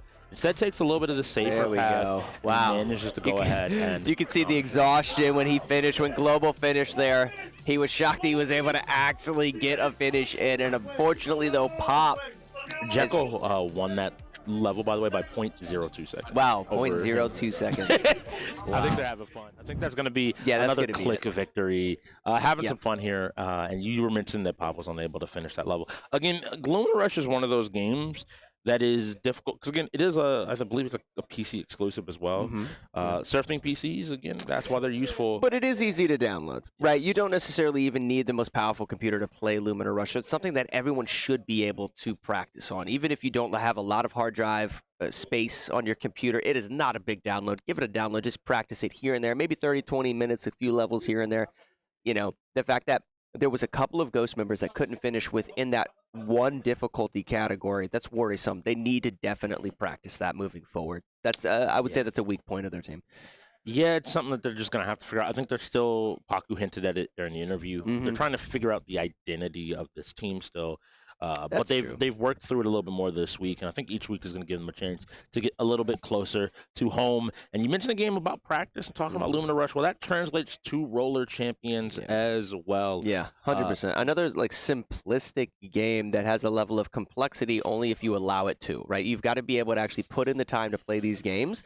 The teams that excel the most at roller champions it's so obvious on the screen because of like the smooth transitions that they sort of have in tandem with one another as they make their way around the ring. How this is basically going to work, guys, is what is the sport that we compare it to? Roller derby. Right. So this is basically roller derby and basketball had a baby. They are going to, there's a circular ring that they have to go, sort of an oval-shaped ring, if you will, that they sort of have to race around. They're going to pick up a ball. And once they have the ball, they have to get around that ring a single time, going through, is it 3 gates or 4? I think 4 gates. As they traverse that ring and go around it, they have to pass through 4 gates. If you're able to get through 4 gates, you create an eligible point that you can then shoot through a basket. If at any point while you're racing around that ring, somebody steals the ball, the opponent steals the ball, it cancels out it denies that entire point, and you have to start over and go through 4 more gates. It's easy, though, to sort of, I guess, lose track of where your opponents are as you're sort of racing around this ring. They're going to be on roller skates, trying to get around it as quickly as possible. Their opponents are going to be trying to check them, shoulder check them, tackle them, all sorts of uppercut them, and so many other mechanics within this game in order to knock that ball out. The important thing, passing to your opponent, trying to stay out of the way, weaving, and maintaining your momentum is a big thing. There's a glass sort of siding on the edges of these rings that you have to be able to go up and then gain speed coming down them in order to maintain that momentum, that speed to get around the ring as quickly as possible. It'll be really interesting. I want to see how much time these players have put in to be ready to play this game. This isn't one of those games I feel like a lot of people immediately gravitate towards and haven't really put in too much time, but it'll be interesting to see. There is one play that we don't see too often, which is you can actually go around the ring multiple times. That's correct. If you do, you get essentially 2 extra points each time you go around. The game ends at 5, so 1 point for 1 lap, 3 points for 2 laps. And if you make 3 laps, you can successfully get around. You can instantaneously end the game as long as the ball doesn't get denied, as long as the ball doesn't get blocked in like a goalie type of play. So it'll be interesting to see. I want to see the team play. I want to see people using each other for speed boosts, maybe using each other as outlet passes. I think that there is a movement between the two, which is, hey, you know, it's almost going back to college football, which hopefully we see today. We saw it yesterday. It seems like every time we cast Strix, I feel like NCAA always rolls. Really does. Yeah, there's certain games that almost never roll, but I can't really complain about that. I've casted over a few Halo matches We now. got 15 seconds. Yeah. What game, now the Halos roll, Okay. what game do you want to see today? You know, I obviously lean shooters, so like watching Rainbow Six Siege would be a ton of fun. But honestly, probably NCAA. I just really enjoy watching it because there tends a lot of people, even if they're not super experienced within the sports category, most people have played Madden at some point. It's quite literally been the only NFL game pretty much since NFL 2K5. Way back in the day. It's been the only serious NFL simulator. So everyone's played Madden at some point. Same developers of Madden have made college football. So everyone understands it to some degree. As a result, we actually get a lot of really good matchups. It creates a ton of excitement. So, yeah, I kind of want to see NCAA, to be honest. It'll be a lot of fun. Again, Big Bad MJ Pop. Him's been showing off a little bit global. If we can get a run back of that 2K game in NCAA, it might be a little bit of fun. So go ahead and see. I got to agree with you. If I'm looking for one game today, what would you one game. You already hit on Rainbow, but that's more because I want to see Killer kind of do some work. So I'm going to go out on a limb, and you picked shooters, so I'm going to dive into my wheelhouse of those fighting games, and I'm going to go ahead and after his performance in Street Fighter and the way he's been playing, I want to see Lucci in Tekken 8. I want to see him come out and to put on a show and see if maybe the Ghost can get that last little bit of the way. A lot of people, if you're just joining us, Street Fighter was our second game of today. After some explosive 2K, we had Street Fighter, and it came down to a singular hit between Paku, and Jekyll. Yeah. And Jekyll had to go through 4 players by himself. That was a great moment for Jekyll. I think he's going to look back at that and just smile. Yeah, I think it was fun. And Lucci, though, has got to be feeling like, oh, if I could have killed one more. Yeah, I know. Could have killed one more person. I know. Lucci started that game off killing 3. So how ironic, though, that the Tier 1 players both excelled so much in that classic fighter, right? It's really showcasing why they're in that Tier 1 spot. It's really interesting. I'm excited to see what they're going to be able to bring to the game. So we're going to go ahead and take a look at a replay from Lumina Rush while we get this technical timeout handled and see what we let's see what we got to check out. You know, the players were doing their best. They were trying to find their way through. And here we go. We see a few jumps there. I'm going to go ahead. See Global, you know, focused up in his zoomed out mode. Lucci trying to climb, trying to get a little bit higher. He just was hoping. And there we go. That 10 seconds hits. And we'll see right here in just a second. He manages to finally get over the edge and get that victory. Erupts. We see the cheers. He's looking to his team. Yeah, there he is. There he is, right over there, guys. That's so funny. I love that. That was a really good replay because he was stressing. He hit the firewall prior to that, and he was like, I've got 10 seconds. Ends up getting it. That was good.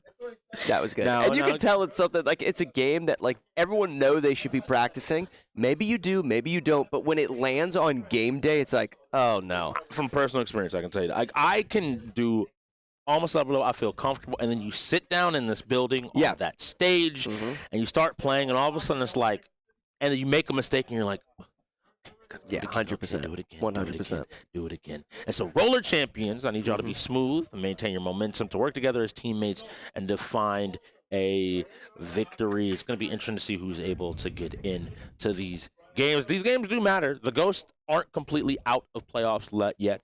They do just need to find these wins, though. They don't have a lot of wiggle room left to continue to play. Well, you know, if they don't play roller champions relatively well right here, I think it's a matter of them just needing to be disciplined to play the less like sort of popular games within the public eye.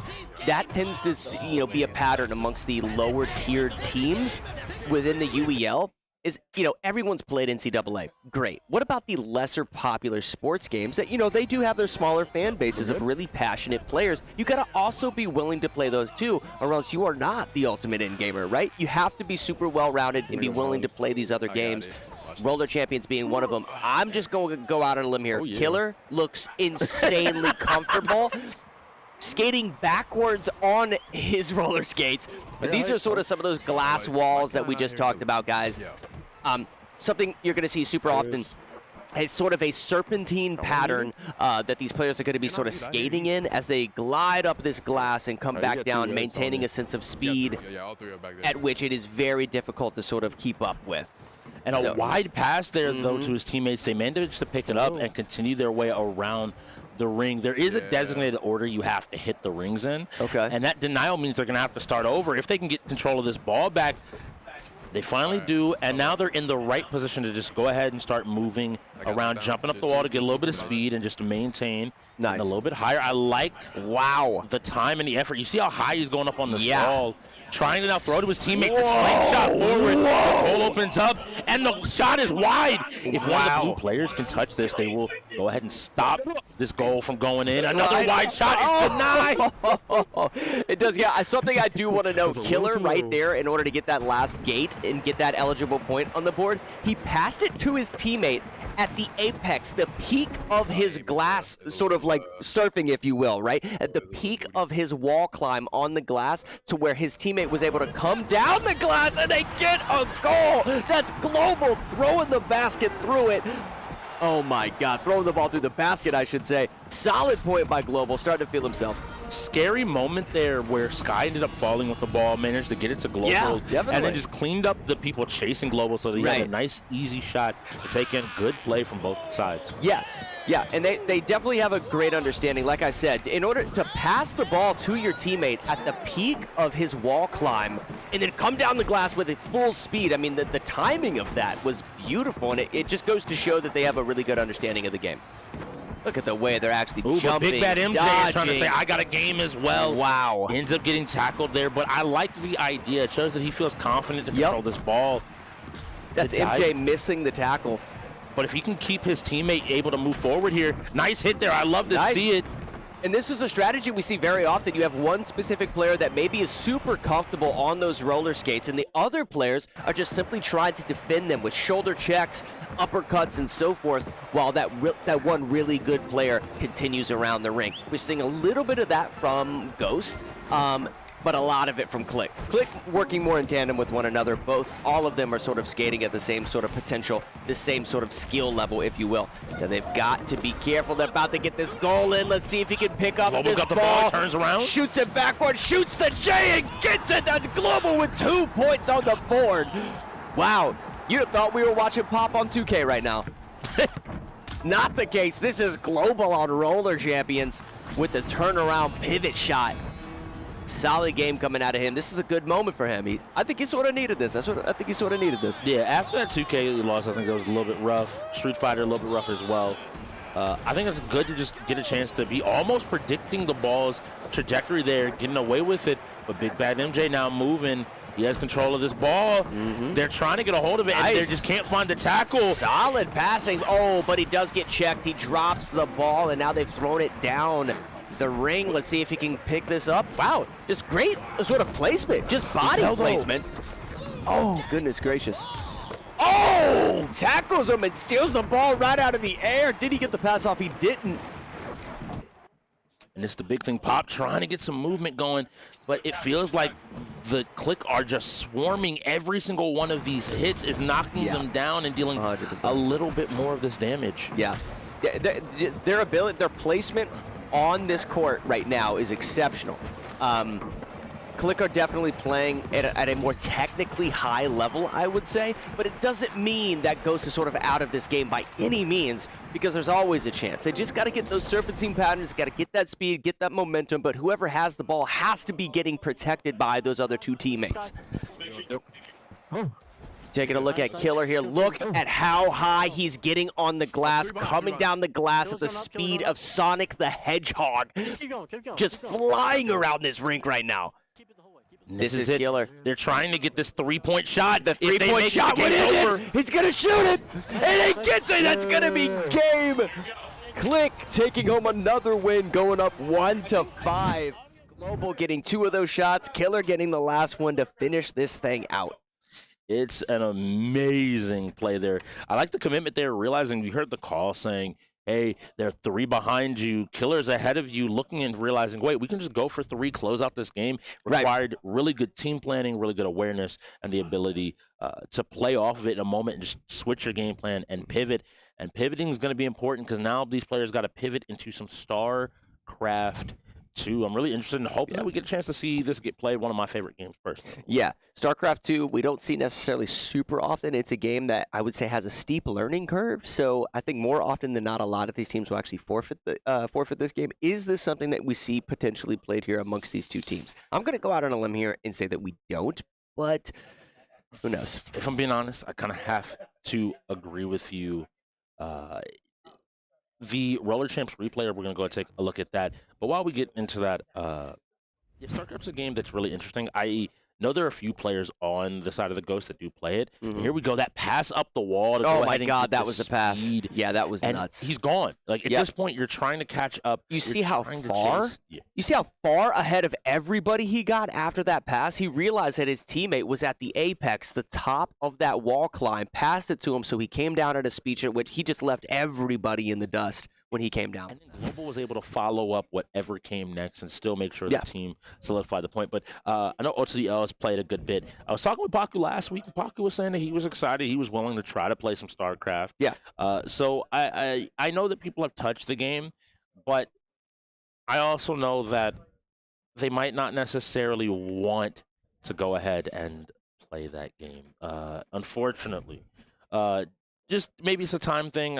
If you know KLiK, you know that Sky plays, Killer plays, Jekyll plays. Him and Global are also solid as well. They're not bad. Like everybody on the team I know plays StarCraft, and if you can kind of recognize that, I would say it might be wise to steer away. Yeah, I don't think Play something else. But I mean, the setup is taking a while. They might actually go in the. I think this plays into KLiK's favor.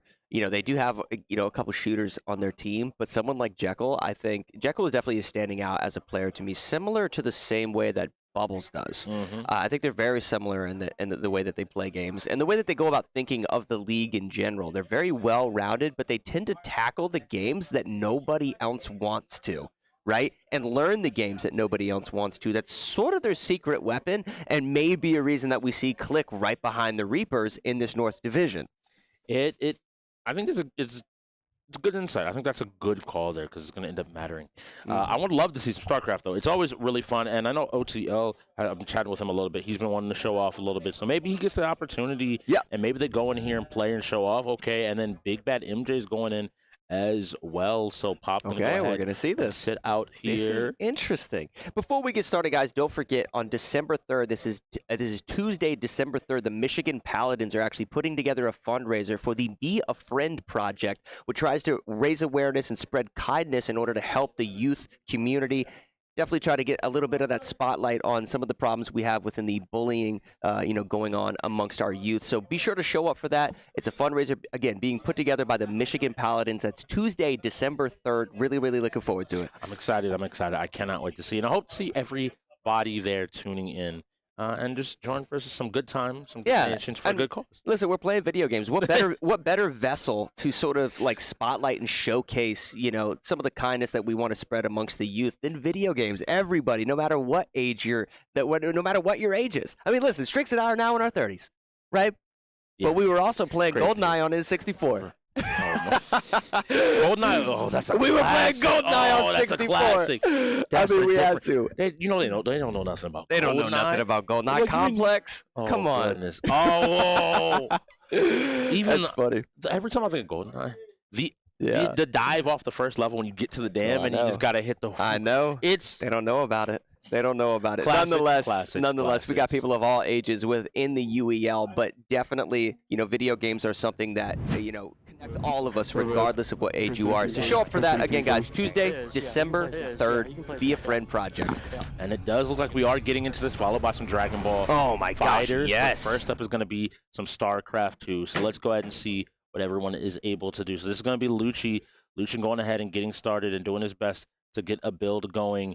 And we see him here going ahead and selecting some of these probes. So the way StarCraft works, it's a game of armies and fighting. Essentially what they're going to want to do is they're going to want to build up these armies. To do that, they have to go ahead and build it. In this case, everyone's playing the same race. They're playing what is known as the Protoss. They're going to be building these pylons, and you see Jekyll here also completing a few forges. This is where he's going to get upgrades for. Now, this is sort of the meta race, if you will, right? Yes. Mostly because of those aerial units, would you say? It's a combination of aerial units and the fact that the normal weakness of the Protoss is they take a longer time to come online and really get to full power. Well, since we play unlimited resources and unlimited supply cap, how big your army you can make, it means that you can get to that power spike a lot quicker. Right. Which means that you're in a position to kind of remove the weakness of a race pretty easily and play straight up to the strengths of it. Okay, that makes sense. This is why Jekyll's immediately putting down 3 of these buildings called a forge. They let him upgrade his army. So his army's going to be as powerful as possible as soon as the game starts, and then we just see these gateways flood out all of the different players. No, I was a little confused for a who would you say is sort of the premier player on the KLiK right now? Would it be Jekyll? Because when we watch the bots play this game, clearly they try to compliment Billy the Goat as much as possible, just his understanding, KLiK management, and so forth of what he's able to do on the screen. Everybody's just sort of trying to compliment him, and then he sort of pushes across the map, it seems like, a lot of the time in order to secure the victory. Having worked with Jekyll, I know Jekyll is solid at the game. He's getting up these defenses right now to make sure that he doesn't get taken out too early. It would be probably some combination. I think all of them are pretty strong. I know Killer's put some time in. I know Sky is knowledgeable about the game, but he's pivoted races to be playing Protoss now as well. Okay. So I think as a collective team, they're all solid players, but I don't know if they have one de facto best player right now in this game. But all of them seem to be knowing what to do and how to play, getting down these pylons to ensure. These pylons act as power lines. You have to put your buildings inside of them to make them powered here on the Protoss. Okay, that's interesting. Sky also getting a bunch of them up just to make sure he has plenty of power whenever he needs it, wherever he might want to put a building. Understood, understood. Now, something also to note, because we are playing in unlimited resources, just a huge shout out to SurfThing computers because they are capable of what eventually you're going to see here with these unlimited resources is thousands of units on the screen at the exact same time. And that's only for one specific player. I mean, you're talking thousands of units on the screen at any given time, and the fact that these PCs are capable of managing all of those units in real time at a decent frame rate nonetheless is insanely impressive. And I love to see this from Oats-the-L. He's already gotten his gateways up. I was going to say, Sky, you got enough power there. You might want to start building an army, and it looks like Oats-the-L is doing just that. You see him starting to move across the map and get ready to take a fight with his opponents. This tells me that he has been putting in that time, putting in that practice, and preparing to take the fights going forward. And I think KLiK might be in trouble if they wait a little bit too long. They got to be willing to take an immediate fight and fight back. You don't want to give your opponents too much time. It's kind of similar to many of the games we've seen today where the team that takes that first initiative, I think, is off to an advantage. So getting up a few buildings, making sure these upgrades are going, and is in a pretty good position. I'm loving what I am seeing right now. He does seem to be planning out. We'll see what units he ends up building into to complement this. Now, you mentioned the Sky. He is using what is known as a Stargate. This is where the Protoss go ahead and get their flying units from. So he has these land units, as you see them run out. They true laser swords are known as Zealots to fight on the ground, but then in the air, he'll be able to take a fight. Now, it sounds like his teammates are getting attacked, so he might need to move and go help them, just because this is one of those small things about the game. You need somebody to be ready to save and to help whoever is in a dangerous spot. He's kind of playing a little bit wide here. Now we look at Paku. He's got himself some of his own zealots, and looks like he's willing to take a fight and buy his team some space and some time. But it looks like Killer is also on the march, and this army of zealots is pretty big. I don't know if Paku's going to be able to hold it off all by himself. Yeah, and you brought up a good point of communication. Being able to relay kind of where your opponents are, their positioning, but then also their main push, right? Like what part of the map is the vast majority of their units pushing into? Because they may be creating somewhat of a steamrolling effect, a snowballing effect. So if you don't actually drag a lot of your defensive and units to that particular location, you might find yourself in a position where there's no coming back from it.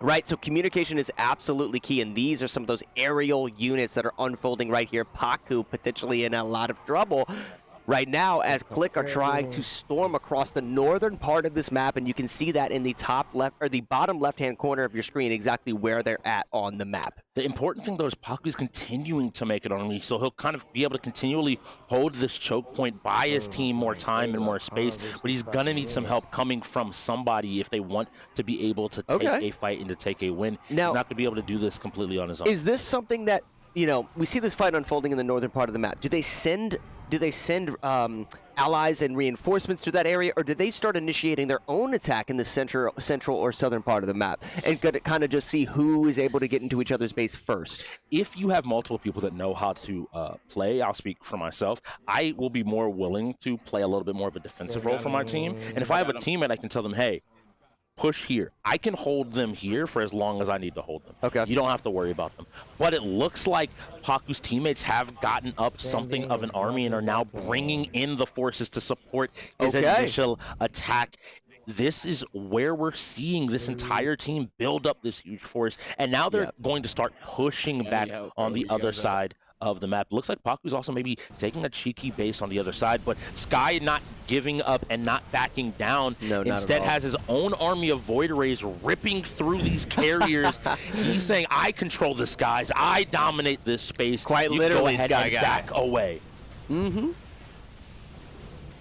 And now we'll see here if he's able to continue to move, continue to push forward, continue to grow. A few Void Rays coming in, but he is at a point where he has almost this critical mass of Void Rays. You're going to need more than just a handful to try to fight here. Lucci doing his best to get some damage out. We've seen this before. This is where that snowballing effect tends to occur. Those blue beams you see shooting out destroy things in a matter of seconds. It's going to be interesting to see if Sky Guy can maintain this momentum.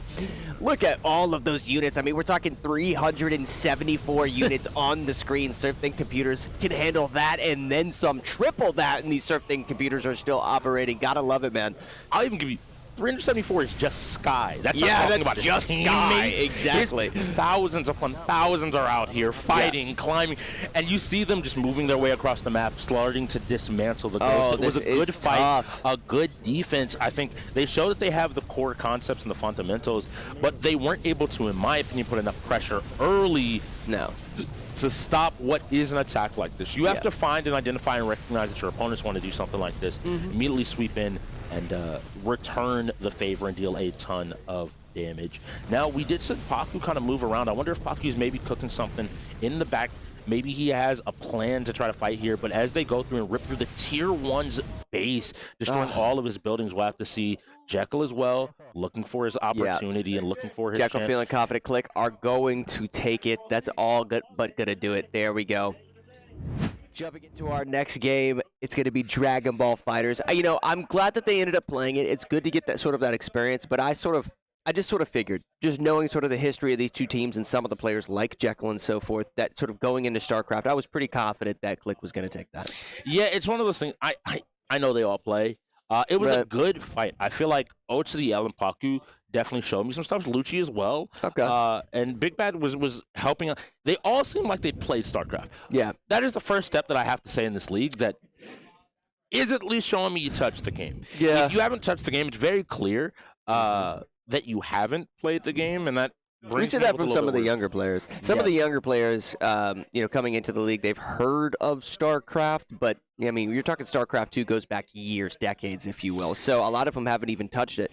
You're joking about, you know, GoldenEye. StarCraft 1 was also playable on the N64. So again, it's closer to our age range and our group of gamers as opposed to maybe some of these younger players as well. So it's we got AV in our ear saying that's awful. That's only because he was playing on the Atari. Yeah, it's really funny. He always wants to try to act like we're the old ones in the First off, stream. Hold on. Wait a minute. Hey V wasn't playing Atari. I was. Yeah, exactly. The little one stick that you had with the little red button on top. Oh yeah. It's amazing, but again, it's really fun. I think the KLiK have shown a good amount of coordination. I like for teams to be able to VOD review and maybe pick up something, so I'm going to give them the same criticism I always do, 100%. which is y'all still are betting on surviving long enough in the game for that to work. Yeah, 100%. Now, you brought up a good point. It seems like all of them at least play it. I can't necessarily say that for games like Lumina Rush. And we've also seen some of the players, you know, to his credit, he dominated where he needed to. But Sky Guy, for instance, was very sort of introductory level gameplay when it came to Street Fighter, just simple jabs, low chips, and what have you. So, but that's the thing about the UEL. We have 33 different games on our wheel. You have to be the most well-rounded gamer in the world in order to compete here and to take home a championship. KLiK have been excelling. They're right behind the Reapers, which are in the #1 spot of that North Division. And then you got KLiK right behind them. So they're still fighting to secure their playoff position, but nonetheless, they're looking really impressive tonight. It's really interesting. I have to think this is going to be their 8th game. They have 2 more games after this. Not a lot of time left to make sure they secure that spot. So they're going to want to go ahead and take those wins. They have to see who they're going to go ahead and take. Now, it does look like KLiK is going to go ahead and full send into this game. What do I mean by that? They're sending Jekyll and Global Figure. Him has also been someone that didn't come in playing fighting games, but has quickly gotten up to speed. So this to me says, hey, we really want to make sure we secure this. They're recognizing after the heroics of last week with Paku, the Paladins did really good, managed to get to him, but he ended up being too tall of a wall for them to conquer in that moment. And so I look at it and maybe they're saying, like, we don't want to play. We don't want to maybe make that same mistake. We want to go ahead and just kill him before he's able to do too much. Yeah, it's interesting seeing both the Tier 1s and Tier 2s that are jumping into this game. Clearly, if those players dominate in that facet, then go ahead and send them in. Dragon Ball Fighters, though, in terms of just being able to chip a little bit of damage off of your opponent, is a little bit more manageable than other fighters just because of the simplicity of the combo inputs. you can basically press one button quite a few times and get out a full string combo. Now, in order to manage the complexity of the game, there's a very, very high ceiling of skill within Dragon Ball FighterZ that you have to be able to input those directionals, juggles, and what have you, timing, finding that window of opportunity. So there definitely is a ceiling of skill. But at an introductory level, you can find damage on your opponent with a few simple button inputs. It would have been interesting to see maybe, a tier 5 jump into this. Yeah, it really is funny and interesting. I think there's both sitting in the same number. Let's realize tier 4s with their 1 and their 2s. Yeah. Now, if I'm being a little bit credit, funny enough, Global, I think, is overall probably the best Dragon Ball Fighter player in the lobby. We'll have to see. I thought you were going to say in the league. He is definitely up there. Okay. All right. He can definitely challenge there. And the round starts with him going out and getting a ton of damage on the Lucci. Lucci playing the Kefla. So on the right side of your screen is going to be the Ghost. On the left side are going to be the health bars of the KLiK. Everybody in this game plays one character. You have one health bar, and you have to live. And he was ready for the 2H. Unfortunately... Oh, that's different. Wow, that shows me. Yeah, jumped into the zoning tool in order to carry the combo forward. Not going to make that much of a difference, though, because he's getting blasted into another stratosphere right now from him. Only a few hits left, and that's going to do it. We need the 2H. Got a little bit of damage out, but it looks like we're going to be moving on to the next player. Pop now. Oh. Pop now, and it looks like that we do have... potential. Possibly some software. Dragon Ball FighterZ is a temperamental game, is what I'll say. It's a temperamental game at the end of the day. We'll have to see what all is happening and what all is going on. We'll get it set back up and jump back in. Die by the Blade, another fighting game coming up right after this. Yeah, Die by the Blade, super, super unique. What was the way that you described it last night? I thought was perfect. It's as if two samurais actually met each other and fought to the death, meaning the first touch of one of those blades is likely to kill, which is why the title of the game basically rings true. Yes, it's so fun to me because, again, I'm a fan of those movies. You see the black and white, you see the paper screen doors, and you just see two people, hand on their sword, waiting. They're looking, and in a single strike, one of them falls. Now, we play with 2 lives, so I always like to make the joke. You make it to the sequel at the very least. You make it to the sequel. You don't get one. Did Tom Cruise ever get a sequel? Man, they don't talk about that. They don't talk about the classics. That's but funny. They get the opportunity, and there's a ton of different weapons. We always see the normal katana. We always see the normal katana. We're going to be having a tech timeout as well, so no worries there. No worries. To make sure everything's good to go. But they move through this, and you have to find your hit. And the game is so much more simplistic than all the other fighters. Right. There is rolling to the side and back. There is deflecting your opponent's strike. Right. And there's swinging yourself. Yes. And all of that is managed by stamina as a whole. And so it takes this idea of, are you paying attention? Is your opponent attacking high or low? Are they attacking in the middle? What are their tendencies? And then this game emerges of you really staring down your opponent and being like, oh, what are they going to do? And when you find that moment to strike, it's almost beautiful. It is almost beautiful to see. What are you feeling about Die by the Blade? How do you enjoy it? Die by the Blade is interesting. So it acts fairly similar to For Honor for any of the fans out there of that specific Ubisoft title, in the sense of you can actually swing at your opponent using an overhead, a side swiping swing, or sort of an underthrow swing, if you will. And you'll see constantly sort of a joystick on your screen from both players if they're able to gauge the specific direction at which they're actually attacking, whether it be that overhead, side swipe, or sort of underhook. If you're able to predict that, you can be attacking in the middle of a combo string and actually parry that specific attack as you're going in. So you have to gauge where your opponents are attacking you from. If you're able to actually do that, you're going to excel within Die by the Blade. So you definitely have to feel out your opponents. Sorry, I had to clear my throat there a little bit just to... Clear my throat. UEL's fun, but there's definitely a lot of different games in it. Yeah, I mean, within our fighting category, within our racing category, not any one racer is a lot like, the only ones I would probably compare would be like Formula 1 to Forza. Formula 1 to Forza are probably a little bit more similar, but the way that we actually play them, it's not a 5v5 when we play Formula 1. When we jump into Formula 1, it's a 1v1, right? There's NPCs on the screen and so forth. So we definitely mix up all of our fighting games. We mix up all of our racers, strategy, sports, and shooters. None of them are necessarily alike, and that's why you have to be such a well-rounded gamer. It's something different, man. I tell you, every time I walk in this building, it's amazing to see some of the people that are able to really embody what it means to be an indie gamer and compete in all those genres, because you see how quickly their brains take apart and put games back together. Yeah, how do 100%. I win? What is the strongest tactic? How do I play the game given the rule set? It's a beautiful thing to watch. Yeah. But Dragon Ball FighterZ, we're still getting it set up and making sure everything. And listen, if you guys think that you can excel and be the most well-rounded gamer, because I know you don't necessarily want to feel like you have to play a specific game. So many of us have 3 or 4 games that we love playing, within our library of content. And if you think you could be a well-rounded gamer, be sure to head over to uelesports.com. Check it out. Sign up to be one of our players in next season. Some of our best players came in that way. I want to highlight some of the best players. They didn't come in playing all 33 games. You don't really – it's such a wide breadth of games. Yeah.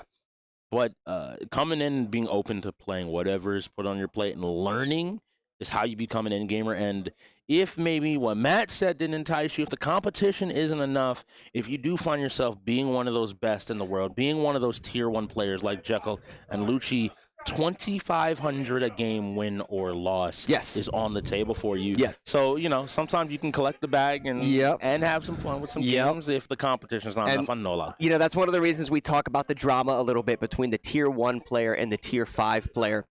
These players are constantly sort of jousting, if you will, in order to rank up with regards to the tier system, because every day they show up, if they're at a higher tier, they're making that much more money. So a little bit of drama involved. But it's also super fun to watch them play. That's one of the reasons you see so much emotion on their sleeves sometimes. These guys are popping off. They're talking trash on the floor. It's so much more. I'm a tier 5 and you lost to me? What are you doing with that spot? Why are you sitting up? You're a tier 1 and you didn't perform in the game you were supposed to? You're supposed to play Street Fighter or Dragon Ball Fighters like that?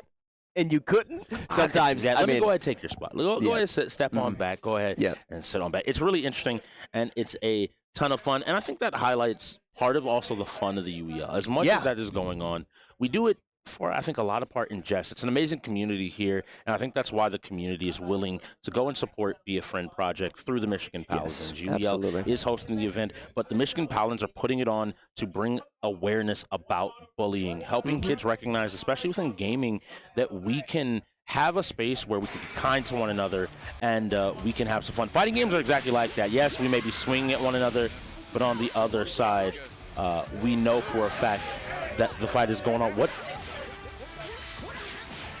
I'm wondering what's going on here. Okay. Yeah, I think they're setting up. Bars, they're setting up sort of a replica match, if you will, of the events that unfolded last time. So him going to go ahead and get this first elim. And then we're going to get into these next players. Yes, and now Pop is going to go ahead and take this hit. And him picking up right where he left off, getting a ton of damage, and is ready to continue this fight, continue to pressure up. It's good to see Pop trying to find opportunity. Jumps, unfortunately, takes a hit here and is going to be ready. He ends up sparking. Oh! No, I like that move, though, in order to sort of get out of the corner, blocks the rush down, but he's just continuing to just take damage. He can't get away from this. Struggling to get back to the mat. There we go. He's running into a problem, though. Yeah, and him just continuing the onslaught. He's not stopping. Yeah. He's burning through this character. Oh, my goodness. 20 hits. How many hits? 39 hits. Almost a 40 hit I love combo. the anti-air from Pop, though. Yeah. The awareness that he's dragon rushing a ton. Okay. A little bit of damage. And Pop's put some time gotta in. be careful, he managed though. to get some time into it. And this entire time, I've been watching Paku's face. He's locking in. He's getting ready. He did it once. Can he do it again? The health bars are a little chunkier, but he did the 1v3 once. Now on the TN instead of the 16. Yeah, Paku with his back against the wall has got to take down 3 players all by himself. Make that 2. He already took one out without getting hit. One player down. Is this going to be his moment to shine tonight? Let's find out. And this is going to be the big hill to get over. It's Global figure. Global is going to do some magic. I need you to watch. 15, 16 hits. Always keeping the pressure on. Has a back in the corner with another 6 hits, 7. Oh, wow. But solid sort of teleport to get out of the corner. And he does. Lands the rush down. Getting a pretty good combo in here. Ooh, he gets tagged by Jekyll. The assist call there. Yeah, you got to remember, guys, this is an assist fighter, so they can get a little bit of cheeky damage. It's so crazy. He's in the corner. He's got to block for his life. He gets hit again, and that'll do it. Wow, not enough tonight. Paku wanting to pull up an upset, but can't quite do it. You even see there, Global got in and went, not on him. He managed to go ahead and close out that game. A great showing there by the KLiK. Paku putting it on. I saw Pop putting some time and effort to Lucci. I think with a little bit more time, that team can definitely cause and do some damage here 100%. in the league. But this is the synergy of KLiK, I think, is the story that we have to focus on. But dive on the blade. Yeah, I was going to say, KLiK was really excelling right there in their timing, finding that window of opportunity, which may correlate like really, really specifically to Die by the Blade. It is all about timing and finding that window of opportunity within this game. There's a couple of cheeky ways in order to sort of do that, right? Going for specific combo strings can carry your character model sort of across the stage and land an unexpected strike on your, particular player. But I think for the most part, it's good within the first few seconds. Either someone's going to be very aggressive, or they're going to be playing sort of that footsies, that distance game, if you will, in order to gauge their opponent. I think those are the funnest players. The funnest players are the players that's like, the moment they hear a go, they're swinging. They're not worried about anything else. They're not scared. They're not nervous. It's like, no, I'm going, hitting my go button, and trying to take the advantage. So I'll be interested to see how both of these teams play and which weapons they choose to do so. All of it matters. Characters have different speeds. Weapons have different speeds, different attacks, different styles, and you have to find that right match for not just your character, but you as a player. Yeah, definitely different stamina management too, right? There's certain characters that have I would say a little bit quicker regen on their stamina, have a little bit more stamina in general. Typically speaking, I think we see a lot more aggressive players, but there are specific characters in the game that act more defensively, playing sort of a karate style, if you will, of sort of trying to counter your opponent. It's really fun. I hope that we get to see them. That's one of the things that I've started to love. Even the non-fighting game players have started to fall in love, I think, with Die by the Blade. It's so outside of the realm. It's so different. It's so removed that players are realizing now that maybe that fighting games aren't just, Street Fighter. They're not just Dragon Ball. They're not even just Tekken. No, there's a wide gambit of games, and maybe just find some love in that realm, in that genre. But with 2 minutes left on the clock, I think I hear getting ready calls. That's good. That means that we might just make it to half here. Don't want to jinx it. Might make it to half with all of the timeouts intact going. That would be actually pretty impressive. That's another thing to note. I don't think it's just a coincidence that KLiK is in sort of that second place spot within the North Conference. I don't think it's a coincidence that they just so happen to have all of their timeouts going into halftime. Now, remember, guys, after we go into halftime, both of these teams will be reduced to 2 timeouts. But the fact that KLiK sort of has timeouts to play with I think there's a direct correlation to like how well organized they are. I don't necessarily know if there's a specific player on their team that's sort of emerging as a leader, if you will, but I think all of them just work really well in tandem with one another. Yeah, it's their most impressive thing. I think they're going to need that. Looking at the Reapers, they are returning champions, and the Reapers for a very long time, I used to say, were greater than the sum of their parts. I don't think they just necessarily had the best players, but they had the best teamwork with one another. Now maybe some of the gaps don't exist in the same way. Don't really sit there. So now you're dealing with incredibly skilled players that also know how they want to approach each of these games, which means that players need to be prepared to deal with both. And the KLiK starting out saying, hey, let's find some good players and build that synergy is going to be key to be able to challenge them in a matchup. So the 2 players going there, it looked like him was willing to swing, and Pop said, calm that down. Whoa, perfectly timed strike from him, playing with the utmost patience right now. And we sort of, And a trade. Both players have now lost 1 life, so the next kill here on this round is going to decide who moves on. Pop feeling himself. You can see him in the top right-hand corner of your screen, guys. For those of you watching at home, just he's catching the vibe. I don't think people know. Pop is a very composed guy, but he's known to, if you let him get into his zone, maybe play some 2K, crack a smile, have a little bit of fun. Because people don't recognize Pop is different. He's learned these games. He's putting the time. He's winning. And something he capitalized on during that first round was him sort of carried his character model across the screen with a combo string. You can sort of close the distance very quickly while doing that. Pop was able to recognize what string he was throwing out, perfectly timed his blade strike in order to take him out. We'll have to see if we can do it again. The same weapon and character coming in. Yep. And we see a lot more patience coming out of Sky. God, He's this not is why looking I to swing. love Diamond. Wow, that was right on the edge of his hurt box. I cannot believe that actually caught him. And he, funnily enough, let Pop walk a little bit forward, almost baiting him Right, in, making a little sure bit, he was right. in that range. I love to see it, but he's sitting down. Paku Paku is looking to play. Yeah, they're basically going to go back to the character select screen, right, guys? Because Pop only had one life right there. Obviously, dying in that first round, they're going to kind of reset, get new character models out here. So let's see. What do you end up picking here? I want to see where Paku's head's at. So he's playing the Tony Monk. Yep. So also, again, this character has very good stamina regen and speed in general. He's one of those faster characters. Yeah. It allows for your chance, a better, I don't say better chance, but an easier time, I think, of punishing some of the attacks. Is this the character that has the roll? Everybody has a does? role. Yes. Okay. Everybody His does. movement speed and his attack speed are his most notable stats here, though. So maybe we see we see a little bit of that. So, oh my gosh! I mean, these players have played this game so much; they know exactly where the edge of their hitbox is, and both teams are capitalizing off of it. Paku really made it look like a samurai movie. He just stood there and just a singular strike.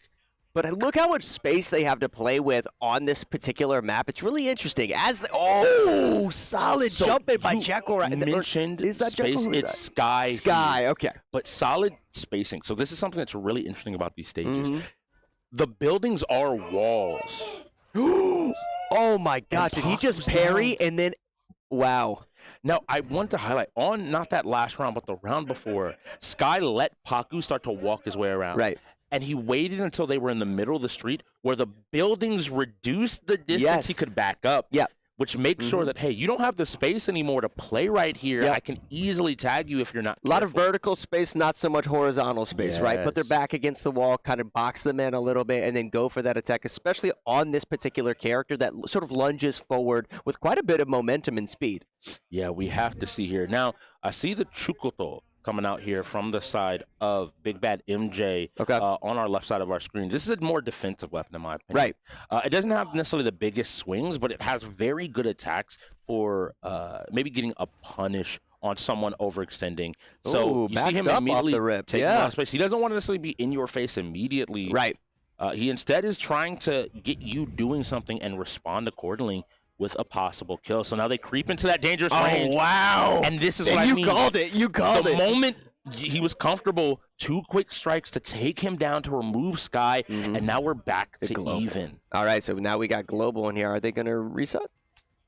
I think they're going to go ahead and reset here. There so we go. one thing I also want to highlight is compared to the other players, Big Bad MJ is utilizing the roll system in the game a lot 100%. more. You saw him back rolling, back dashing, or rolling to the side, kind of saying, like, I'm not going to stand in the straight line. You have to be kind of accounting for it and recognize in this game there are vertical and horizontal swings. If you expect somebody to sidestep, you have to be prepared to throw out a horizontal swing. If you don't, your vertical swing might just go right by them, and in a singular moment, you are cut down. So they're getting everybody into the lobby again. Looks like we had a little bit of a mishap. Just, one of those things of just one of those games that at the bottom of the screen, it tells you press A to leave the lobby. Yes. And so that sometimes catches players off. They're like, oh, yeah, cool. I need to press A to keep going. And it's like, no, you just said you wanted to go ahead and leave. So we're going to go ahead and get back into the lobby. And Yeah, no, I liked what you talked about, though, with MJ's ability to sort of back up at the start of that fight. He's using sort of his body placement, if you will, in order to bait out an attack from his opponent and then counter that, in a sense. We haven't seen a whole lot of parrying into attacks as much as it is just sort of gauging that footsie's distance and then obviously going for a specific combo string. Now we see a different character, finally, Butterfly, similar in speed and both attack and movement speed otherwise, but the weapon, the Naginata, this huge blade here, is dangerous to play around with, to say the least. It's a slower weapon, but its range more than makes up for it. Yeah. Managing to punish him stepping in here, I think Global recognizing the style that he's trying to play and punishing him with a solid weapon choice. Yeah.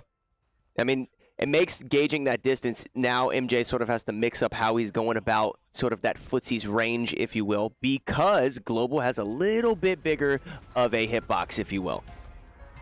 The music kind of adds a little bit I know, to the stress. music adds a little bit of drama. Goes for a full combo string. Probably could have been punished right there, but MJ not able to sort of pick his timing. He's got to be careful not to make himself predictable. Something I'd like to see. Oh, and he gets it in with one strike. I thought he was dead. I thought Global had found the right range with this blade to take him down. And Global just to get in here and to put the pressure on. Global taking out Big Bad MJ and end up moving on. Good job. Global only has one life, but OCL sitting something we haven't seen a lot of is just sort of mixing up of strings. A lot of the times you'll see players that go for maybe 2, maybe 3 hits, go for 2, maybe 3 hits, and then sort of mix it up a little bit with their opponents. Whereas instead of going for those 2 or 3 strike, those combo strings, they go for 1, cancel, roll towards their opponent, and try to finish them off with a little bit of aggression. So there is the ability to mix up within this game, even though it is sort of a different fighter. You don't see it as often because there's the risk versus reward quite literally can be a split second and you're dead, right? Because it is die by the blade, but you still definitely see that. So swapping to Butterfly as well, trying to match the movement speed. Right. Maybe being able to step in and out a little bit easier, but using the katana. So he's going to have a longer weapon. But more importantly, this weapon has a lot of big stabs if you are aware of how to use them. Right. Which forces your opponent to be aware. Oh my gosh! That is an unblockable. You have to know to parry that, but not just normal parry it. You have to perfect parry it. That means that as a player, you have to match the direction and parry as the strike comes in to survive that strike. That was so perfect because he did one strike. I was like, does he know? Yeah. And we see him immediately go. And that was 0-2, correct? Yes. Yeah, I like that. I like that. Went full combo string into you, like you said, an unblockable, has to be parried, capitalizes off of maybe a lack of game knowledge? Maybe a lack of game knowledge, maybe you just simply forgot. Or guessed the parry wrong. Yeah, maybe. Maybe guessed the parry wrong. So something interesting about this. Jekyll plays this on mouse and keyboard. Okay. Oh, yes, I do remember that. Yeah. It's a little bit different. So his mouse controls his directions, whether he's high, medium, or low. And the important part about that is I feel like you can transition between them a lot quicker with small movements as opposed to moving the control stick up or down. Okay. Sort of bait your opponent into thinking you're going to do an overhead strike and then swap to the side really quick. So let's see. So maybe a little bit of smooth transitioning between his strikes as he attempts to sort of steal this from 0-2, if you will. Yeah. All right, got his button set up, it looks like, and now he's got to find his opportunity to strike. Both players swinging. He sets up. Now he's using the katana as well. Jekyll loves to use the lunging strikes, the big stabs, if at all possible. So I wonder, and then use that to bait his opponent's in. So I wonder if Big Bad MJ maybe has a read on it, or O to the L does. See, that's that stab, both of them. The level of respect is on display right now. The fact that they're staying so far away from each other. Let's see if one of them starts this with a little bit of aggression. He does. O2 going for the kill right off the rip, and he does. Slashing and gashing right now. Taking out Jekyll on the field. You can tell Jekyll was ready, but the timing, it was so small that he found that hit. He found that kill in it. I mean, I sort of had this feeling that instead of letting Jekyll sort of feel him out a little bit, he wanted to lead with aggression, and the moment he started swinging, it creates this situation where here comes the unblockable. I have to parry it. Is he going to do it correctly? And he didn't. Jekyll take it out super quick by O2. And now we're in a situation where we have O2 and Lucci still in on the side of the Ghost. KLiK only has Killer coming in. He's got to pull off a 1v2. He's got 2 lives. Can he do it? Well, Killer is picking up a specific weapon, the Naginata, this pole arm of a weapon. Yeah. Super long, smaller blade. Okay. Than the sword we saw before. But it makes up for it in reach and the ability to really poke at your opponent from distance if they're not available. If OTL can navigate his way in close enough, he can find himself an advantage. Right. But it really requires you to play the fine line. What I want OTL to actually do is to get 1 life. If you can let Lucci have a 1 life advantage, Lucci can look for a trade instead of just a straight up kill. We see these swings, and it seems like he was able to find a quick kill on the Killer. So that life I was acting for is there, and maybe OTL is making his argument to come. Just comes in immediate aggression. And he realizes, hey, maybe I don't give them a chance to set up. Oh, wow, he actually pulled out a round. Sent him flying. Yes, sent him flying to the moon. Quite literally. So both players have 1 life left. Overhead. Let's see. OTL looking. And maybe you meet O2's aggression with aggression and just, but it's not going to work. And O2 he just cleans it up. He looks over and he said, that's all I had to do. Yep. Nothing different, nothing new. I have this locked down. How many players did O2 actually eliminate? 3.5? So Yeah, I want to say 3.5. he did great work. Well, they there. needed that. Listen, they needed that momentum. We have 15 minutes left until we go into halftime. Now's the moment that they should pick up a few wins. Pick up a few wins, grab some food, grab a snack, come back into the ready. second half. Hey, they still have 3 timeouts. The fact that they don't have 2 timeouts, as of yet, don't jinx it, Matt. But the fact that they actually have a few of their timeouts, you know what?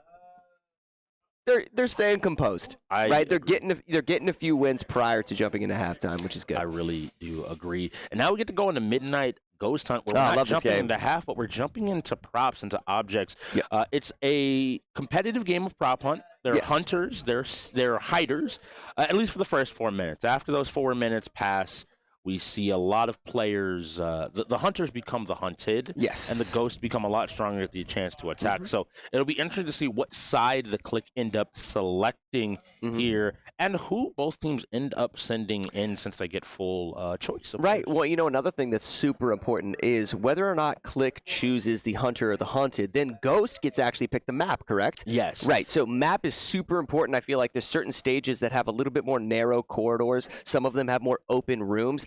It's very, very difficult to, well, I would say it's actually depending on like the objects, right? The scalability of some of the objects. You can jump into something as small as this marker, and then you can jump into something as big as a forklift, right? But if you have really small corridors, I do actually think that like it plays against the ghosts sometimes because they're not capable of flinging these massive objects at the hunters once the clock hits midnight. So a little bit more open space, I feel like sometimes can cause those big chunks of damage output.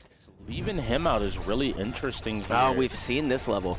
Yes, I am very familiar with this level. It's a very fun level. A lot of small objects that allow people to sneak around if they are careful. Wreckfest being the next game, hopefully we get a chance to see it before halftime. Yeah. Yep. Another one of our racers, incredibly unique. Just a little bit of a mini game there before we jump into this mansion, if you will. Now, what's the name of this map? Mansion, I believe you had There it we go. correctly. Exactly. Oh, one of the players was too early on, not an object. Oh no, that's And the Pop quickest immediately elimination went down. I think we have ever seen here at UEL. That is so unfortunate. Caught him lacking with his pants down. That was That is two, actually. That was 2 players. Two of the ghosts are already no longer ghosts. Wow. They're vacuumed up, which means at midnight that they will come back a little bit weaker, which gives them a lot more room now to search around and find. Wow, that's very unfortunate. So we'll Very see. unfortunate, nonetheless. Though, you know, there's so many objects. There's so much space on this map for them to sort of play. And listen, these hunters are going to be checking these objects in a number of ways. They can shoot these objects. They can also walk up to these objects and potentially shake them just to see if there's anything inside them. Oh, they're checking sort of the basement. Look at the way that they're playing in tandem with one another. They do. Did they see a ghost? I think they thought they saw somebody. Right, so they're basically working together, though, in order to sweep through these rooms as quickly as possible. Destroy assist, that's another one of them That's down. That was Lucci. Has now been eliminated. And so I believe that leaves one player left. One of these ghosts trying to evade capture, avoid being seen for 2 minutes and 45 seconds. Right. If they don't make it to midnight, the game ends. They don't Now, have any more places to run away and hide if they don't know exactly where they can get away from these Let me ghosts. ask you this. Once the clock hits midnight, is it still a 1v4? No, it will turn it back into a 4v4. Okay. But the players will be exceptionally weak. Ghosts right. can maybe go find some healing around the map if they Okay. are a little bit more concerned, making sure they're at full health. They do have 4 minutes of their own to attack, but you have to get there first. That is super important to note, though. So, you know, they're not necessarily out of this yet. Ghosts still have a potential to sort of make this comeback. And I like Sky here. So Sky is using what allows him to see ghostly footprints. He's able to follow around the ghost if he sees the trail of where they've run away from, the ectoplasm being left there. And he's just trying to now get some type of a hint of where this last player might be. Maybe they've moved a little bit too much. You have to move. If not, Now he's starting to check those objects. the meter that we saw from one of the other KLiK players will pick up on you far quicker. Is that a whole oven? Yes. That's a whole oven. You could be the whole kitchen sink, kit and caboodle ready. But Kitchen sink, literally. throw out here. I wonder, they don't seem to have a lock on him with a minute left. No, looks like Big Bad MJ may have been seen. He was fast-paced. he's gotta That get out of slows him dodge. down. He doesn't have a whole lot of time Trying to here. get up the stairs. He can't And quite do it. unfortunately, That's going to do he's it. gone The down. ghosts couldn't play ghosts. the way that they thought they could. The irony. Somebody called Danny Phantom. The We irony need is a real unfortunate. ghost in the building right now. Who you gonna call? Word. Ghostbusters. I don't know why my brain was Danny Phantom, and I'm like, that's not the saying. It is not Danny Phantom. Danny Phantom is definitely not who you call if you're trying to avoid a ghost. All right, that is definitely. But Wreckfest is a game I love to see these players. Looked at me like, what are you talking about? Yeah, I legitimately forgot like, dog, the how do you not tagline know? of Ghostbusters. Yeah. Is it? Look. Maybe I am. Maybe 30 might be 60. We're once again being called old. I don't know why. Yeah. Why the one ancient person in the building is calling us old. It's crazy. But we're gonna have to get into Wreckfest and go ahead and get into some more mayhem. Talked about roller derby with roller champions. Well, this is a destruction derby. Yeah. That we pretend is a race. I'm gonna be honest. We pretend that we're racing. We're driving around. We're trying to get to the finish line. This is the roller derby of racers. 100%. Listen, you are trying to, in a sense, sort of get to the finish line, if you will. But while you're doing that, you're also trying to crash your opponent while also avoid not getting crashed yourself. There's a point system at play, depending on your ability to sort of crash other opponents or avoid being crashed. So not only are you trying to finish, but you're also trying to just manage that damage output. It's really interesting, and I want to see how these players play. All of them are experienced, so they've played some Wreckfest. I want to see the map that's selected. It'll be Ghost Decision. You can pick different maps. Some of the maps do favor if you want to maybe race. It's a little bit harder to set up collisions without falling farther and farther behind. Right. Where some of the levels, like we have seen pretty frequently, are basically giant cylinders or ovals where you're just meeting in the middle almost every lap, and that gives you figure eights, shots, if you will. Yes, to hit your opponent, to deal more damage and take them out of the race. Then there's Deathloop. Yeah, Deathloop is always a really, really fun one. I mean, regardless, one of the things you'll definitely see is there's quite a few different strategies within the game, but one of which I think you'll see very often is if a specific player of your team gets too damaged at one point, they'll sort of give up on the idea of trying to finish the race and or trying to, get into first, second, or third. And as a result, they'll attempt to crash their opponents by any means necessary. So just something to look out for as we sort of continue throughout this matchup. Okay, we got Forza immediately afterwards. So another racer right after this. 5v5 racer. So this technical timeout will be popping back over to us casters while we get everything sorted out. We're going to take a look in the meantime at our amazing PC sponsor, SurfThing. Just kidding, we're getting right in the game. PCs are so fast, we can't even throw to an ad about them. Yeah, leave it as hanging. Hey. But that speaks to how fast they are. We're like, okay, cool, we got a technical issue. Oh, wait, we got SurfThings. They don't exist. They moment we think we're comfortable, we're jumping in, and it does look like we're on Deathloop. Here we go. We are on Deathloop. We're watching Paku taking this inside turn here, sort of trying to get out into the front of the pack. He's got to be careful though as they go into this first turn. As they go into this turn, if he doesn't maintain enough momentum, someone's going to crash into the side of him, just like you saw right there. He's got to be careful. He's going to try to probably back up here. We'll see if he can. Nonetheless, his opponents are sort of just racing right around the edge. Now we're taking a look at KLiK. KLiK getting some speed. This is the death loop that is incredibly dangerous. He's got to be careful not to get hit at the bottom. Okay, he gets through it. Going around this turn, let's see if he tries to go out for a little bit of damage here. As we come around this turn, we'll start to see the placement of both teams, how they're doing. Because they'll be crossing the starting line and starting to get some points. So an early lead, it looks like, for blue team, which seems to be the side of the Ghost. So good looks so far. They just need to make sure they continue to survive and push their way through this race. Yeah, absolutely. And I mean, like I said, this is one of those turns they have to be careful of. They got to work in tandem with one another to, not damage each other, but definitely, try to, maintain their lead in some sense. So there's a little cheeky strategy you can do. Is if you can push your opponent into the wall, you can cut their speed enough that they can't make the loop. And I think that's what KLiK was going for. I like that. Trying to pin him against the wall so that this Ghost player would not be able to find victory. You see him constantly pushing him out, and the Ghost player says, I'll just stop and let you go on by if you want to. Obviously KLiK trying to play a little aggressive right there. I would have thought he would actually play a little bit more aggressive going into the turn, just kind of T-bone him, if you will. I think he's also trying not to damage himself too much, because that does happen.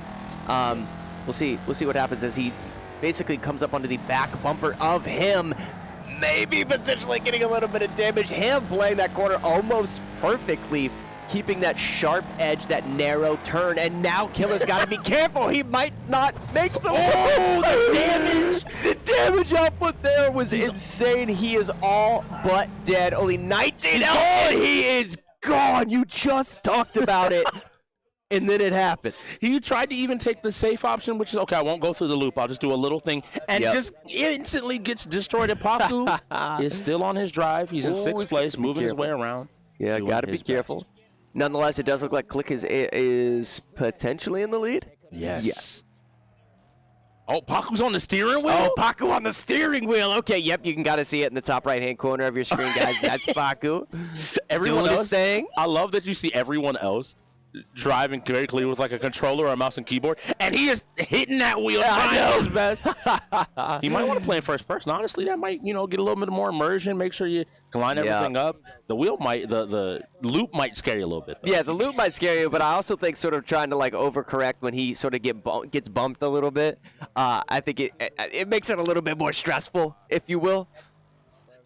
Yes, that's really interesting. And I like that he set this up, because it also should mean that they will have time using a timeout to set up the wheel for Forza coming up next, which is just in front of. Ooh! Okay, Paku's got to be careful. Okay, Paku. Okay. Yeah, he definitely still has a good bit of health. On lap 5, he's technically in 6th here. Couple of people that are ahead of him. Him's ahead of him. But it looks like Pop is in first? Yes, Pop. Wow, Pop actually showing out right now. Pop playing really well. Pop is very good at his drive. Oh, Jekyll right now in fourth. Be careful. In fourth, he has about 50% health. Somebody Paku flying over top of him like my mom trying to drop me off at elementary school. Jekyll and Paku are side by side right now. I'm going to be honest with you, I don't think Jekyll's intending to race here. No, he's trying to crash. Oh, but he's sort of too fast. Yeah, he gets sort of undercutted by Paku right there.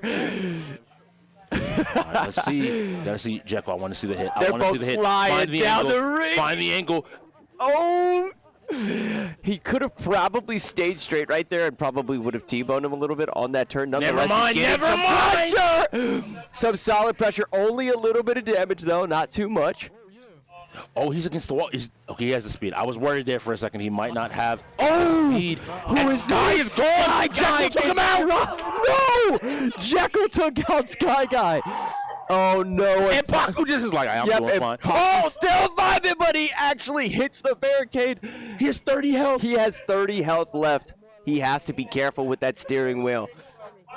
Yeah, I think his suspension is gone. I don't know what it feels like driving this. I know. He popped across the finish line. A nice win here. It looks like this should be another ghost win. Oh, Paku, please. Paku, please. Oh, no. Oh. Somebody. I think Jekyll might be on the hunt here, looking for a possible kill. Oh goodness, this is going to be interesting. Paku being so the game thinks he's going the wrong way, so it's forcing his speed to be extra slow. This could let maybe Jekyll or someone else possibly catch up if they're not careful. Oh, he was trying to get to Jekyll is probably what he was trying to do. Oh, he's actually catching up to him. Let's see what happens. Oh, Paku, it's too wide of an angle. Paku has 15 health. Yeah, he does. He's got to be careful not to kill himself while he's trying to get some damage output. Yeah, he's got to be careful. 13. My prediction is that is exactly what's going to happen. Oh. 10. Jekyll end him. Jekyll end him. The smile there. Thumbs up. He's like, I've done my job. Yeah. And they have a huge point advantage. It's 200 to 98, 97 right there. The Ghost managed the win. And if they want to, they can use a timeout to get into Forza before half. Yeah. We'll see. We'll see. We're hearing word from the floor right now. They may end up doing it. We have to see. We have to see if they are able to go ahead and get solid performance, though. I mean, listen, they're getting a few wins where they need them to be. They got a little bit of momentum going into half. By no means are they sort of out of this thing. I think they're right in it, man. I think they're right. Yeah, in it. and I want to give him Pop. We didn't really see him, but I guess a lot of players didn't either. Finishing in first place, doing his job, making sure that he was just driving his best race and staying out in the front. And that death loop became crazy. We saw so many cars. Yeah, that was good. That was good. Their map their sort of track management right there. KLiK could have played a little bit better. The fact that Jekyll took out his teammate is never, something to walk away from feeling good. Because we know he's going through Yeah. Okay, look, as the GM, Sky, you might have to go up. Okay, that's a lap. Go ahead, run Yeah. around the building. We'll talk about it in It's a not minute. quite as bad as Lockdown, TK, and his team on Rainbow Six, but it's up there. Lockdown was like, bro, I know I can get these kills. I'm like, you better get these kills. You ever TK me and then don't win the round? We got a problem. Forza, though, has some interesting maps. Now, do you play the mental game? Yeah. Because if I'm the Ghost, I might play the mental game. I might go, or if I'm KLiK even, whichever one of these teams. This team's getting ready. Everybody's winding down, thinking they're going into half. Nuremberg, 20 minutes of Forza. Paku on the wheel, going left and right, doing his best to try to survive for 20 minutes. Yeah, Maybe this get them is riled up. 5v5. Listen, it's another 5v5. You know? I'm just saying it's the option. I want to see. Sky is another driver here, but Paku with the wheel is a different beast. A lot of people don't realize. Paku, obviously, with the wheel is fun, but Pop played really well right there. Yeah. You know, he raced really well. Wasn't necessarily outputting a ton of damage and what have you, which is the name of the game when we jump into Forza. Listen, this is going to be all about driving clean, right? If you go off course, if you bump another car, you actually get a time penalty, so you have to race clean when it comes to Forza. So a little bit more of a simulator, not a perfect simulator, but much more simulation racing, if you will. All different types of cars and variants. Some cars have better traction, right? We mentioned sometimes the Formula One cars, once they go off track, the types of wheels that you see on those Formula One cars, it's very difficult to sort of get back onto the pavement, if you will. You know, what kind of cars will we see here? Who knows? Regardless, they have to race clean. No longer about destruction derby, that's for sure. I can promise you that some teams in this game do not care. Yep. As someone, I'm going to give a shout-out to Billy the GOAT here. Okay. Billy will drive and be completely normal, and then when you get within a certain range, it's like a shark. Yep. He's like, oh, wow, that's a wall. You should go say hi. Yep. And then all of a sudden your car doesn't shift out of first gear. Looks like we're going into halftime. The clock did sound. Nobody called a timeout. Yep. So these teams deciding to go ahead, rest, recuperate, and come back for our second half of this game. With the game that they're playing, what exactly is happening, but there's a complaint that players from the other team are pausing and they assume that somehow messing up their flow of the game. So we're gonna investigate after this match. If there's gonna be an issue where the other team is not allowing ours to perform as best as we can, the admin has to have a sanction against the other team, or we'll have to replay the game, but I doubt that that's going to be the case. So I assume there's going to be a sanction in case we actually suffer from this. There were complaints and we complained twice, so we'll see what the overrule is going to be by the end, and that's it. We'll see. Because I seen him. And he's like, it's not in the rules. I seen him go invisible, like a pause, but it's not paused. It's when you turn to the side or go backwards. So like when he spun out, then it pauses. Because I said, look, It was all fucked up. it's not on expert rules. I know. Let's go to it. If it's on expert rules, I'm wrong. Bro. Yeah, it should be 9-1. I said if it's on expert rules, hey bro, then I'm wrong.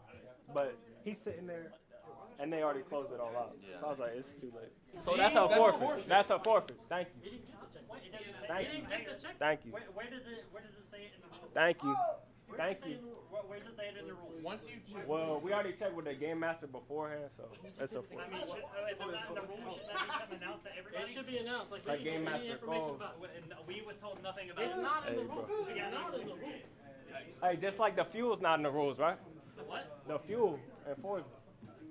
That was unlimited, right? Y'all also had the Forza. That was messed up too. But we'll take this one. Don't worry about it. Look, Zach, look. In the rules it says, if a player does not finish DNF race, their race will not be finished in 60 seconds. We never finished the race. But if you're resetting the whole thing before him, you're restarting the whole thing to get a faster time. That's what we're saying. But we have 60 seconds to do that. Yep. It acts like a DNF when you reset. It was never. That was never a thing. People have been resetting all season. That's how it is. What is the call? The DNF for the click. That's insane. Because it's restarting the time over. It's restarting the time from the beginning. And that's not a GM That's actually ridiculous. well, it's integrated. That's 4 base. That's one. Okay, that needs to be in the rules. Yep. That needs to be Well, if it's not in the rules, how are we supposed to know? It's not in the rules. People have been doing it all season. Yeah, literally all season. I don't agree with you guys, but he's the GM on site. But he don't need to be. Hey, get him out of here. That's messed up. That's how you know they salty, bro. They salty. Hey, go ahead. Reapers win! Not really. Handicap. It's okay. So far, we're doing pretty good. In the beginning, it wasn't in our favor, but we bounced back and we're winning almost every single game. So it's looking good in our favor, but we're definitely got to tighten up a little bit more. Everyone's nervous. I'm nervous. The other team is nervous. Our players are nervous, but me and Cutters, like as leaders on the team, it's our job to be the vocal ones, and we can't show that. We have to make them think we're the best. They have no chance at winning. They shouldn't even show up today. So when we win a game, we got to scream. When we lose a game, we got to tell them they're biased anyway. It doesn't matter. We have to talk trash the whole time and keep our confidence up the whole time. And then with our team, too, we have to try and raise their energy up and try and get them to get hyped and things like that.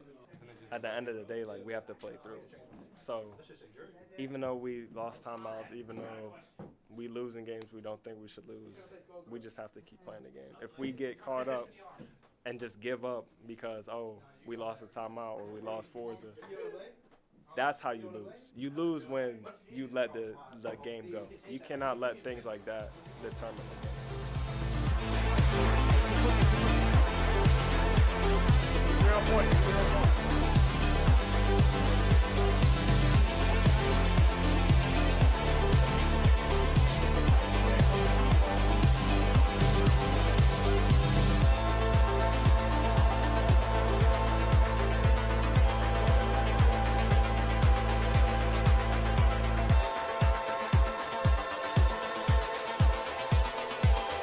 Right now it's going to be the final fight, and it's going to be very, very intense.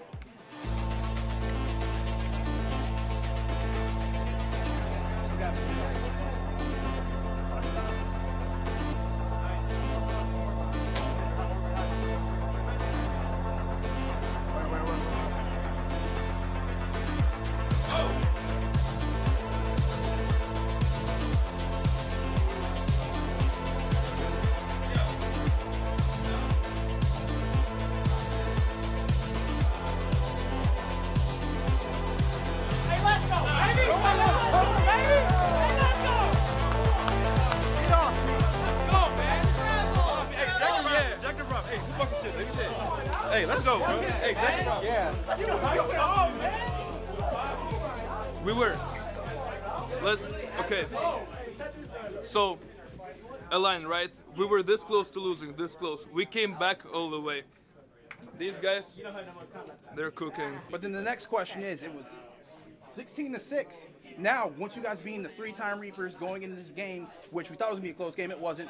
Why did you let the KLiK win 6 games? What's going on? Because at this point in time, the team you have is already a championship caliber team. Why are you dropping 6 games? I'll answer your question. Why are we winning all these fighting games with no fighting games? That's all I hear about. Actually, That's all I hear about. You only hear about it because you only paid attention to everybody but me. Hey, that's all I hear about. Because I already explained it on why the Reapers are so good on this. But how's it been with you not having an actual dedicated fighter player, you having individual people at each of these fighting games being good? Because not having a traditional fighter is seen as a decline in some of the other teams' eyes. But you guys have done, you figured it out. You have Ricky, you have Cutters, you have yourself, you have Midnight, you have people across the board, and Rez, excuse me, who touch each one of these fighting games. So how does it feel like knowing you don't have to pay a dedicated fighter who's weaker across the board, while having a team who's stronger across the entire wheel with one fighting aiming and specialty? It feels like 4 times. That's how it feels. It feels like 4 times. It feels like 4 times. 4 times. Exactly. It feels like 4 times. Oh my God, bro. That tier 1 matchup between Hollywood and Bo Season. We already know who's winning that, bro. Bo Season all day! Hey, yo, and the last thing I'm going to ask y'all, is what y'all got to say to Third when he's coaching tomorrow? Look, you're going against one of the GOATs. One of the greatest of all time in the UEL. But he's got one of the GOATs. He's got Bo Season. Come on, bro. Blaze winning tomorrow, getting their first win. Can't wait to see it. Can't wait to see y'all tomorrow at 3 p.m. Shout out to SurfThing for these amazing PCs, baby. Hey, thank you, gentlemen. We are going to go back over to our post-game, and we will get the commentators to get us out of here. You guys have a wonderful night. We'll be right back. Viewers, don't go anywhere. Oh, God, I love you, motherfucker. Come on, Cordy. Come on, Kurt. They said that they were going to beat us today. Yeah, we just fucked them up, bro. Come on, bro. I can't get hyped, bro. Get hyped. Yeah, come on, get hyped, bro. Let's go. Come on, Cordy. Let's go. I can't get hyped. Cordy! Oh, my God. Oh, my God. Oh, my God. Hey, Ricky. Let's get hyped, Ricky. Yeah! Hey, put your hands in the middle. Yeah. Reverse!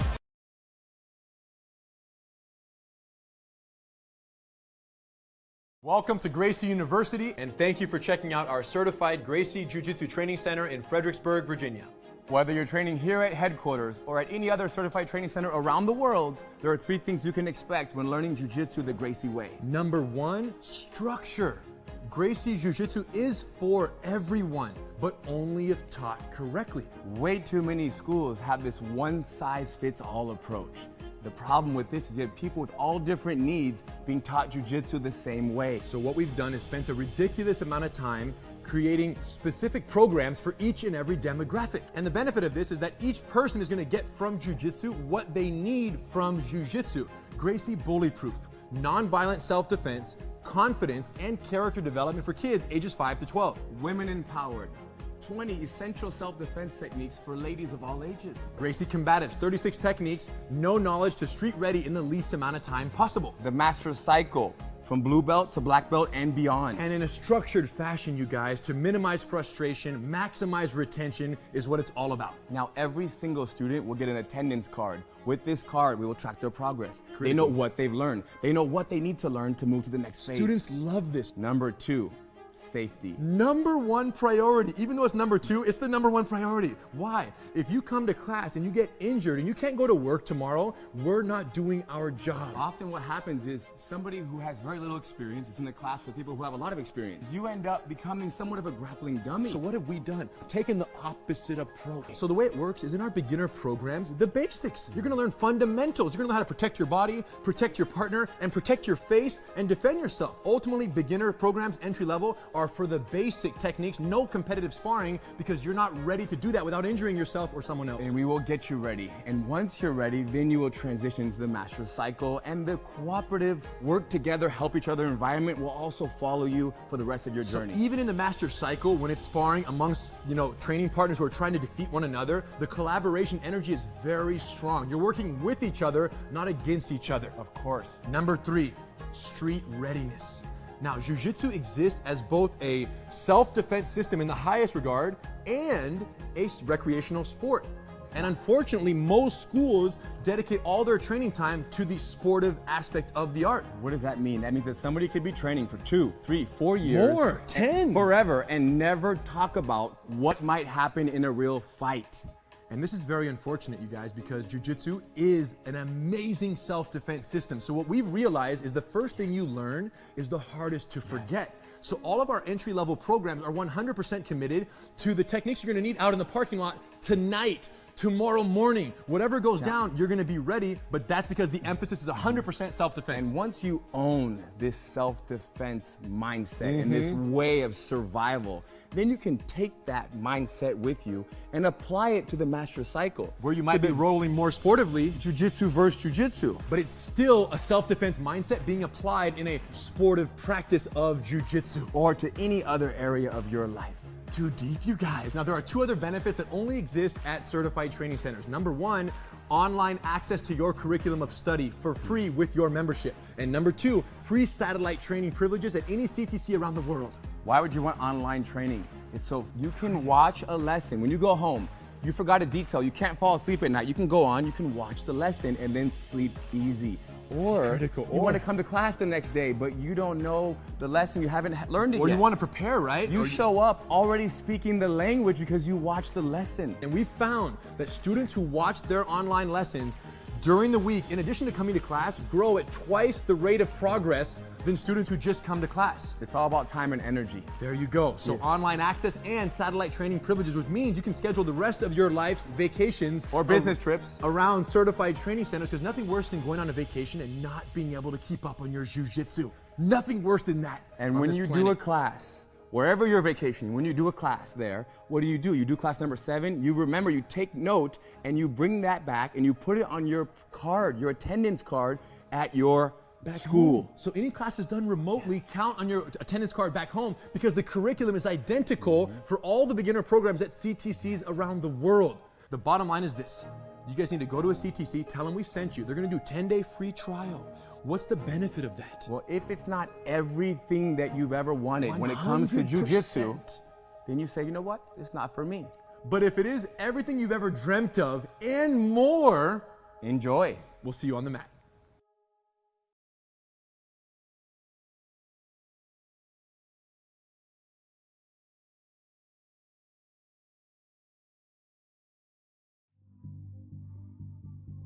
If he loses this now, I don't even know.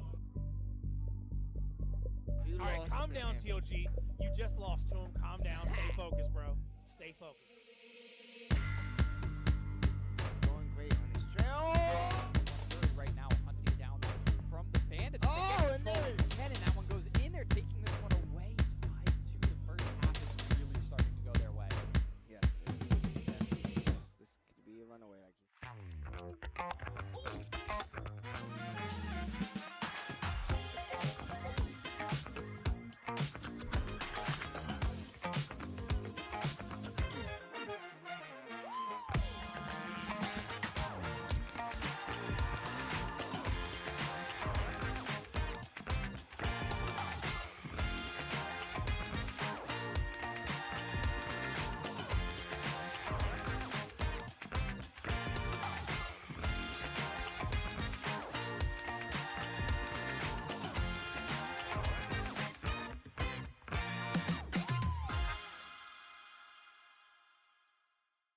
Did you know poor posture while gaming can cause serious neck and shoulder pain?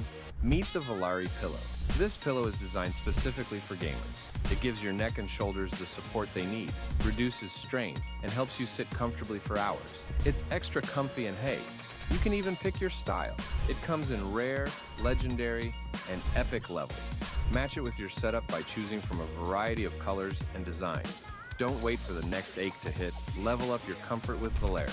Use code UEL15 at checkout for 15% off your order. Grab yours today and feel the difference in your next gaming session.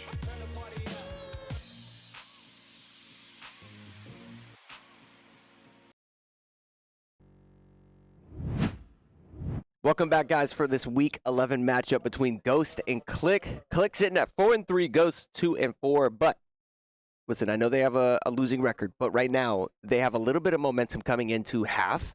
They were able to pick up a couple of wins, if you will, and now we're getting ready to jump into Forza. Do you think Ghost can pull off another race win against KLiK? I think so. If Pop, they all seem pretty confident. I talked with, specifically Big Bag, MJ, and Paku, and they're still in good spirits. They were during halftime. They seem like they're still locked in. They're ready to play. Right. And so I think that energy is there, and I think they're in the right place. And looking to what Paku was during halftime, getting that wheel set up, make sure it was ready for Forza, making sure his buttons were in the right place. So he'll be able to get into this game, sit down, and lock in. And I think that they can definitely find another win at Forza. And if you define yourself as a racing team, that's so out of the normal in the UEL that I think it's nothing but a strength for you.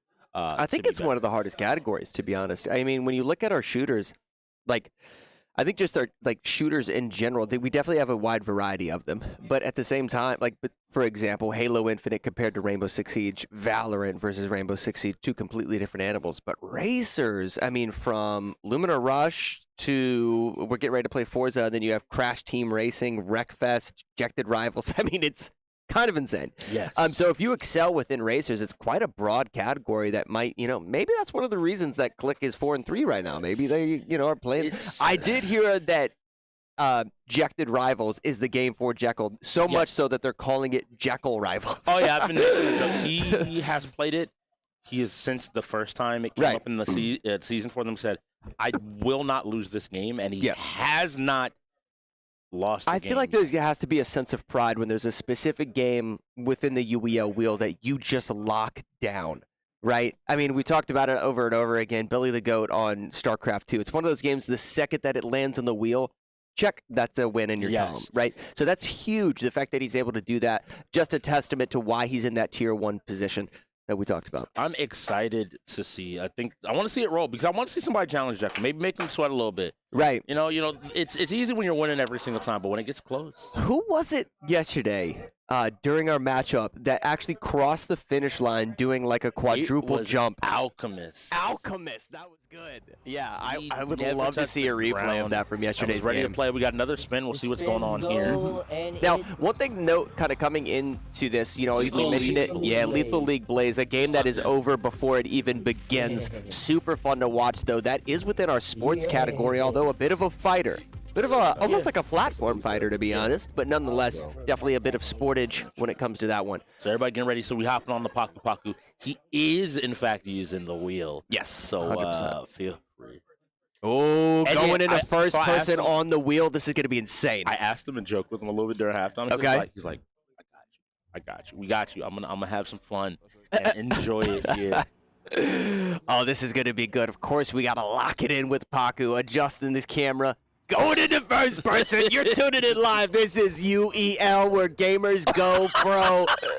You almost immediately having to realize, whoa, let me go ahead and slip around here and get some movement. Yeah, remember, the driving clean is the name of the game. Yes. So, these players have to be careful. Although there is a little bit of risk versus reward. If you see one of your opponents on the inside of one of these turns, you can sort of hit them, maybe rack up a time penalty, but maybe not so much of a penalty that they can get from knocking them off the track and they're struggling to get back on. Yes, and I have to give Paku a whole lot of credit. He's driving with this wheel better than 99% of the league. 99% of the league, but also like a middle school bus driver.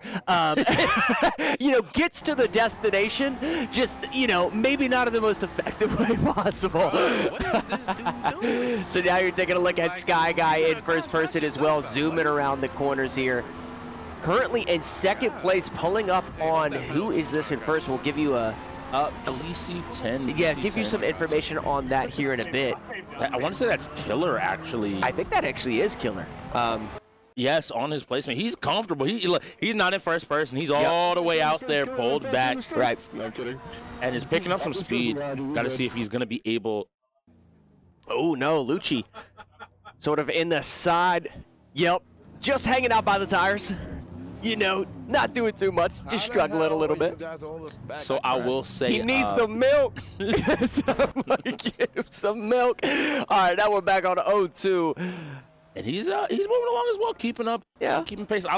It looks like everybody's kind of keeping their lines and doing the best here. Yeah, again, I love the use of the visual indicators. Right. So I believe this is for the, funnily enough, it's one of the accessibility options. So that you're able to see the edge of the track a little bit clearer. Yeah. So it lets people figure out lines if maybe you're not as well with the map. Yeah, 100%. That's PC. That's PC1. That's actually going to be MJ that he's just sort of cut to the inside of. Trying to catch up, currently in 7th place, I believe. Yeah, currently in 7th, so he needs to make up a little bit of ground, but he has to be careful not to come into these turns too quickly. Can make a big difference whether or not players are able to maintain momentum going around a turn. Sky Guy in first person sort of peels out a little bit here. Reversing up the track. Who is this man? Oh, actually was in drive. That car couldn't shift and move anymore. Yeah. Imagine he's just stuck there. Yeah, looks like maybe the ball bearings on the back of his car have been stripped, and he's struggling to even move right now, Sky. Who is this? This is PC6. It's going to be Pop. Pop focused in. Jekyll finishing in 4th. Yep, Jekyll finishing 4th. Global crossing the finish line in 5th. So something that's super interesting because the team is and Lucci's still doing his best here. He made it look like down the hill a little bit, so not the same exact position. Trying his best just to get up off the wall.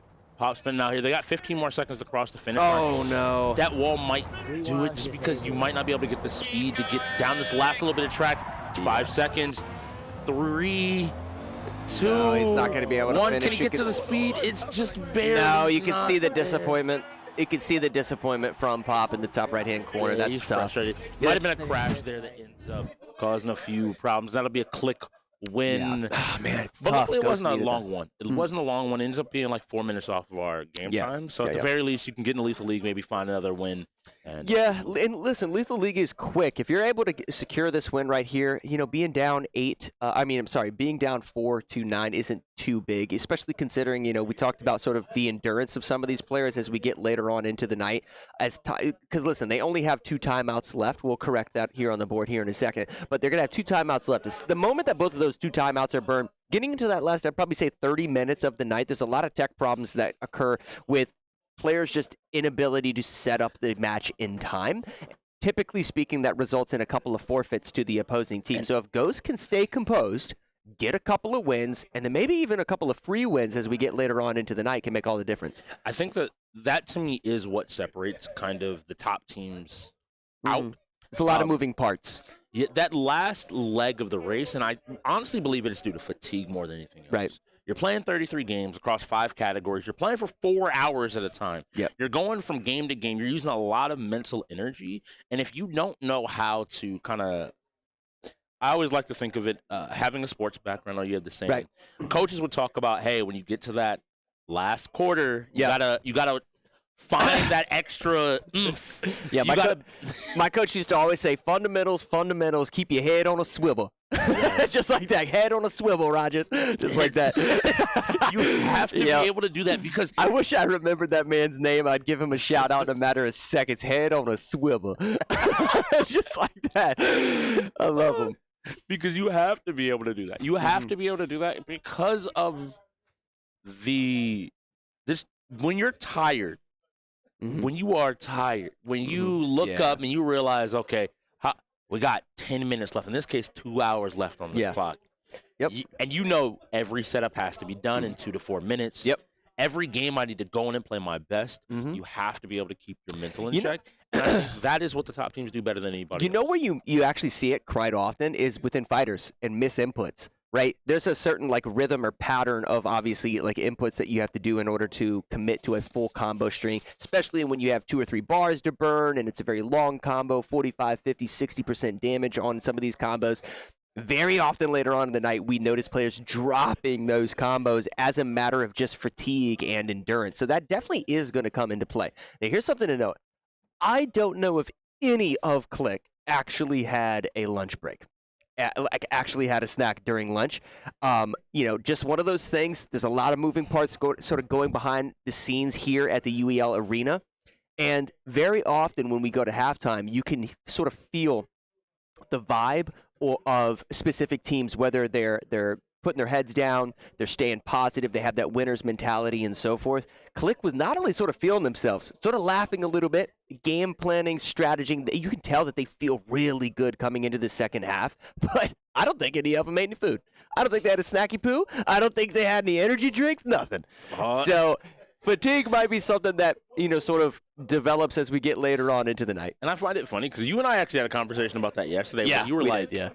after that first hour or two, that energy drink that maybe you popped right before the game, all of a sudden you're like, I definitely would love another one now because, 100%. again, this is part of being an end gamer and being able to compete here in this league requires you to keep aware, just to me, of where you are, game sense, what game you're playing. Yep. It's funny because even late in the game, if Ghosts bring this game back, you need to be making the correct decisions if you're KLiK of, do we forfeit this? Do we play this? Where do we spend these 2 timeouts? How do we manage to navigate what has become rocky waters? Yeah, managing your mental a little bit too, because if you let a team actually come back a little bit, there's a level of negativity that can sort of start to develop on your team. It's almost infectious in a way because you start blaming certain people and what have you. So we'll see if that ends up happening. But stay tuned, guys, because this definitely may sort of close in a little bit and becomes a lot closer of a match as we get into the 3rd hour and 4th hour of this matchup for sure.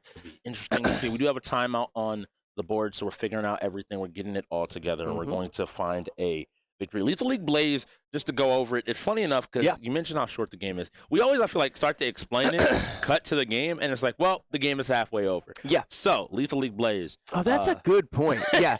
Let's absolutely commit to doing that for our viewers. This is such a fast-paced game. What Strix just said is essentially, oh wow, the what is floating this? Sly can having to appear before us. It's great. Shout out to Sly Energy. We absolutely love these. This is they have 3 different versions of it. Yeah. So this is the actual boost drink of there. They have a relax and then one that you can pop before you go to bed at night and what have you. But we love Sly, non-carbonated, tons of vitamins to keep us going here on the broadcast.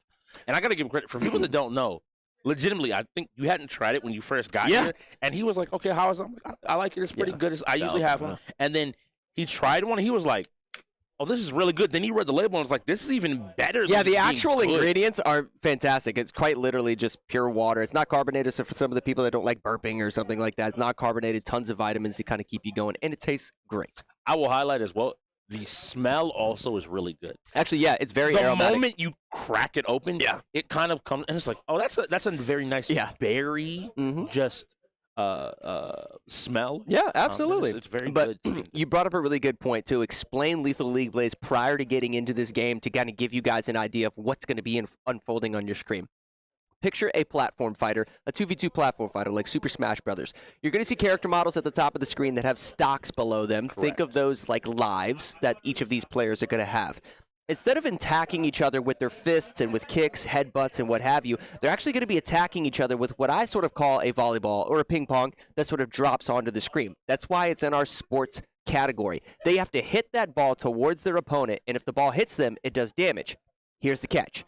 When that ball gets hit, if they hit it back at you and you continue to maintain that momentum, the ball will gradually become more or just speed up, I should say. Yes. It's going to become faster and faster and faster, gradually doing more and more damage. There's tons of different strategies that we've seen develop amongst other teams. For instance, if there's a wall on my side here to your left, if I hit the ball and it bounces off that wall, I can continue to hit the ball to pick up momentum and then send it towards my opponent, right? There's all sorts of sort of cheeky things like that that we've seen develop throughout the league. And I love watching not only just how fast things occur, because it's so fast, there's certain players, their hand-eye coordination, their placement on the map, they're able to sort of read the trajectory at which the volleyball is bouncing. Because listen, when it's flying left to right horizontally, it's easy to pick up on. When it's flying diagonal and all sorts of zigzag patterns, it is so hard to actually get your character in the right placement in order to send it back across the ring. I love watching how good some of the players are and how fast these games can end as a result of people capitalizing on that talent. I want to add on to that, similar to Roller Champions, where the skill ceiling comes from team play. Yeah. What you hit on is also one of my favorite parts. You're going left to right, and imagine Matt's waiting to hit the ball. I see him on the other side of the screen. My teammate swings and knocks it towards him, and what I do is I wait right outside of his range, and right before he's ready to touch it, I change the angle. I change the timing. Oh, okay, so now all of a sudden you're playing this game because we do play 2v2, and you can't hit your teammate. Yeah. Your teammate can almost be the fake out, can be the bait. And sometimes, like, I'm going to swing and I hit it. Oh, wait, I missed it intentionally, and now you got hit. And this mind game becomes, when you see two people in this game that really get it, and somebody's like, I'm going to hit the ball here, it's going to hit these walls, they're going to think it's going to hit them, but jump up, hit it, redirect it, and you get these plays. Everybody has abilities, too. I can hear the game going, so we're jumping right in. Straight into it. Here we go at the top of your screen. It looks like the yellow... looks like the... question mark? Yellow side should be KLiK. Yeah. Red should be Ghost. Yes. And so that looks like on the yellow side, picking up that first round victory. So you can see those stocks that Matt highlighted. The two red players have lost one along with one of the yellow players. And now this ball is picking up speed. Oh my goodness, and see those stocks below the players' names. Each of these players only have 2 lives left. It looks like somebody only has 1 life left. KLiK sitting in a little bit of trouble right here. They're 1 stock down, but they can definitely get a comeback. Ghost trying to maintain this momentum, pick up an easy dump, but this ball is flying back and forth.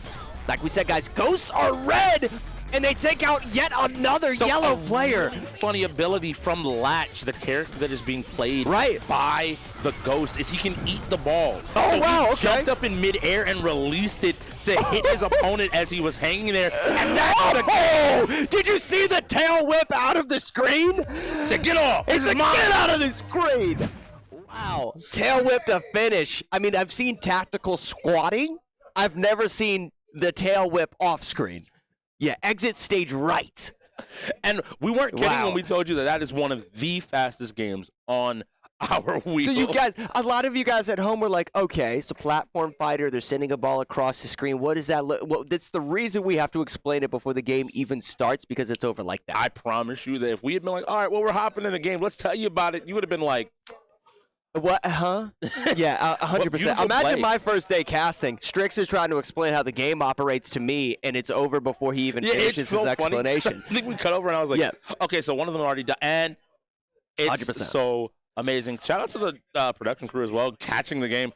Usually it can be really hard because we just hear the music, and when they go, they go. Shout out to the Ghosts getting within 5 points. Well, and what I'm happy about is that he's here. He's ready to show out. It is time for some Tekken 8. And Lucci asked for it. At the top of the day, Lucci asked for it. Yeah, and this is an opportunity for. Listen, I know Jekyll and a lot of the others have been practicing these fighters. I feel like you're kind of coming into Lucci's wheelhouse a little bit. They went into halftime with some momentum. They just picked up what seemed like an easy dub, and now they may be able to pick up another one. You may be talking about 5 to 9 at this point. You sprinkle a couple forfeits on top of that, and we have almost a tie match. This is the thing, right? Because everybody's going to be like, well, there's him. Right. There's Global. Even Killer's got some time in this game. Even Sky's probably touched it. But I'm looking across the board, and I'm like, they still got Paku. O to the L's, Eddie has been known to take out some of the best. And even there, he's quiet in the back. People don't know that Pop got a little bit of Tekken under his belt. I like Pop, man. I like Pop. I like Pop because, like, when he shows up, he actually shows out. Yeah, he's a dog. I actually really like that. So I think he's going to perform well on this. This is something to note, though. Okay, Sky Guy. Your performance in Halo was so exceptional. I'm like, okay, salute to you. You cannot come in at Tekken playing like you did on Street Fighter. So I'm hoping that he can actually throw some combos out there. And if not, hey, that's fine. But that is absolutely where you improve yourself as an in-gamer, is within those fighters. I'm going to go a step further. Okay. I need people to put pride aside sometimes. 100%. If you are not going to take the time to learn the combos, use the simple mode that exists. Yes. The game has a mode where you can basically turn it like in a Dragon Ball, and it will automatically do those combos. Yes. I would rather you do that. Right. If you're just not going to commit to playing the game, then just commit to not playing, but recognize, cool, this is a tool that I can put time in, I can learn how this works and play to the best of my ability. Versus being like, all right, cool, I'm going to do boom, boom, boom, boom, boom, boom, and all of a sudden you can't.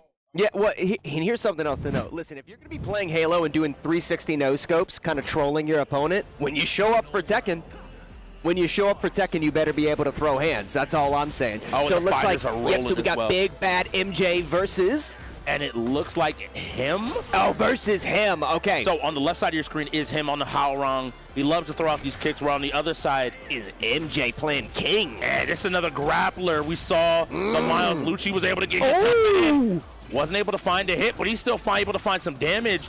Either player Oh my gosh! Probably the only round I've ever seen of King where not a single throw was actually thrown out. That is very unfortunate for Big Bad MJ. And I want to give some credit to him. Him was kind of hopping around, staying in his face, not letting him get set up and get prepared. So who they got sitting down next to jump in the character will tell me who we're going to play. Is this Paku? Paku maybe. And this is single life. This is single life when we jump into Tekken. For those of you wondering, where's the second round at? No, you get bodied, that's it. We're moving on to the next player. Asuka. Pop has a lot of pocket characters. Excuse me. Pop, has a lot of pocket characters. Pop has a lot of pocket characters.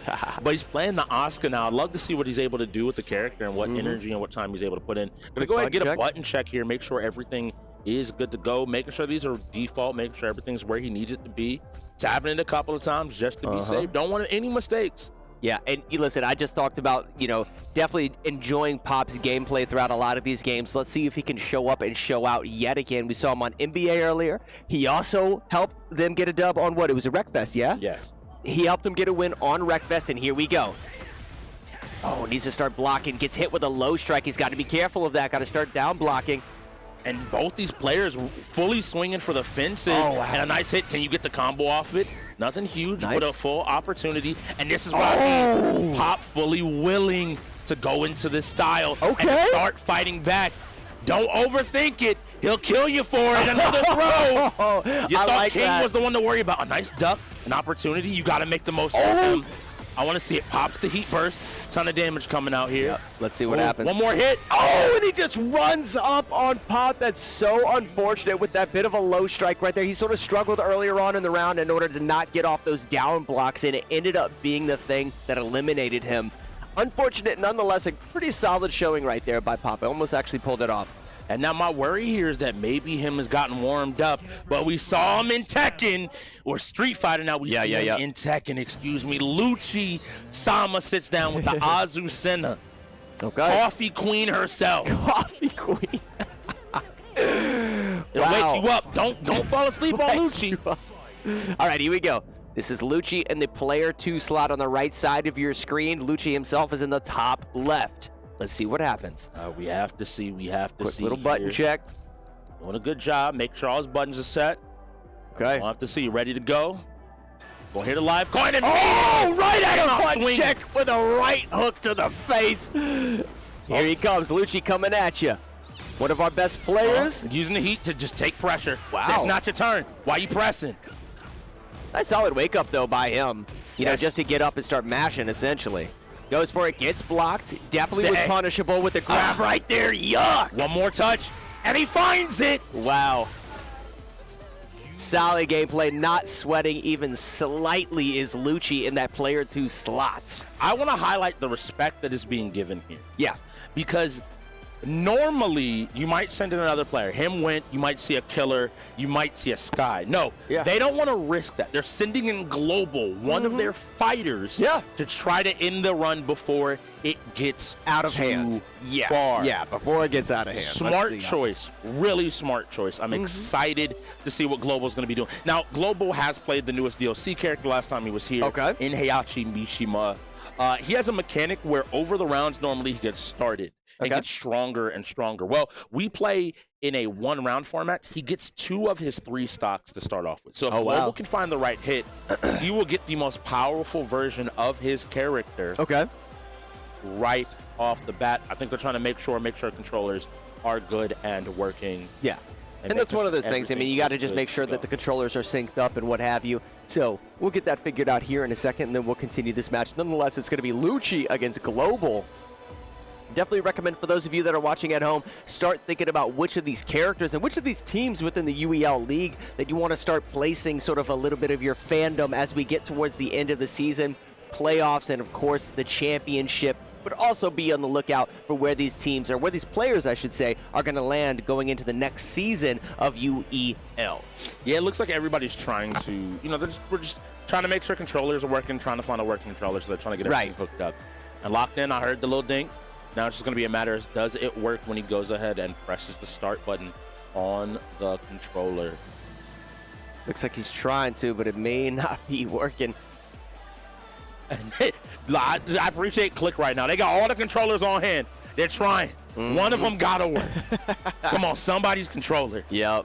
Make sure your batteries is good. Do you got Duracells? What are we doing? Yeah. Let's see who is left, though, on both. Oh, okay. Maybe potentially he found it. Maybe it's working. All right. Global getting a little animated. He may be good to go. So there's a thing that has happened. I want to go ahead and bring this up, where sometimes when unplugging and plugging in controllers, you can change who's player 1 if you're not careful. Oh, okay. And I think that's why Global was standing up. He's saying they took control of player 1. They took control of my side. Oh, okay. What am I supposed to be able to do here? How am I supposed to be able That's to good. Yeah. play? Solid pickup on that, brother. All right, we may be getting this figured out here. You can tell that the players behind, there's a lot of tension in the air. These players are looking to kind of finish this out. Player one. It would be so unfortunate if this is a tech issue to, on the side of Ghost. They may have figured it out. No, I was going to say the call might just be to maybe reset up the game really quickly. We do got these SurfThing PCs. They fly by in terms of getting these games up and running. Just make sure people's controllers are set up and plugged in. That's the interesting thing. Everybody plays with a different piece of hardware, and you kind of got to test and make sure. Right. I can even tell you from personal experience, sometimes I've elected to go earlier in a rotation than I might normally, just to ensure that when I unplug my controller, my teammates behind me are able to sit down with no problems going forward. Okay. And so it's just a little bit of awareness you got to have. I know they're trying to get this all solved. We'll be getting into gameplay right soon. So I like the idea to send in global. I think that being able to pivot when you create a lineup in these fighting games is important. You don't want to, as a player anyway, or as a team, be so rigid and like, well, I'm always going to go from my worst player to my best player. Right. You don't want to be so rigid in that, because sometimes you need to realize, like what we saw in Street Fighter. In Street Fighter, maybe as close as it was, as close as it was, if KLiK had realized, oh, wow, Lucci's doing really good. Maybe we need to put Global earlier. Maybe we need to send in Jekyll earlier. Yeah. To just take him out, get him off the board so that we can continue to progress. They wouldn't have come down to literally one hit. I want to see teams take some of that strategy and start applying it. Think about who you're fighting up against. Sometimes things don't work out exactly as you plan. They might have said, oh, well, him's just going to kill like 3-4 people. Yeah, there's a lot of strategy. There's a lot of moving parts when it comes to these games. Just because you're playing a fighter and it's technically a one-on-one type of situation, within the UEL, there's a lot of moving parts, right? It's not just like games like Rainbow Six Siege where there's a lot of setup with regards to the objective, reinforcing walls, using specific abilities and stuff. When you're jumping into a fighter, it's not all about character select, right? This is a 5-on-5. And if you can have one of your best players out there early, picking up, quite a few kills. We saw Chris G, for instance, I believe on Shogun, who actually got an ace, who wiped the entire team by himself, and he was one of the first players to jump in. If you're able to, say you don't get all 5, but say you just pick up 3, what does that do to the mental of your opponent, right? You've already knocked out 3 people. Oh my gosh, he gets a health reset and everything else. It's not like we're able to even chip away at him, maybe like we could on Dragon Ball Fighters or Street Fighter. They only gain a little bit of health, or on Tekken, he knocks out 3 people, and all of a sudden your teammates and yourself are a little bit discouraged, right? Do you put your best fighter in first? Would you anchor them? What would you say is probably the more preferred strategy within the UEL? It really comes down to the teams. So taking a team like KLiK, I think they will normally, when you have multiple fighters, you have a variety. So they can put him, who is a solid Street Fighter player, or a Tekken player up first. And you want to put a solid player, I think, usually in the front, because set the bar. Not just that, but it's November, and there is both the proverbial and literal coming into a game cold. Okay, your hands aren't necessarily always ready to go in, and so I was watching him. And seeing if him was going to be able to get fully warmed up and ready to just, okay, cool, I'm ready for my combos, I'm ready. Whatever's happening in the game, I'm able to react.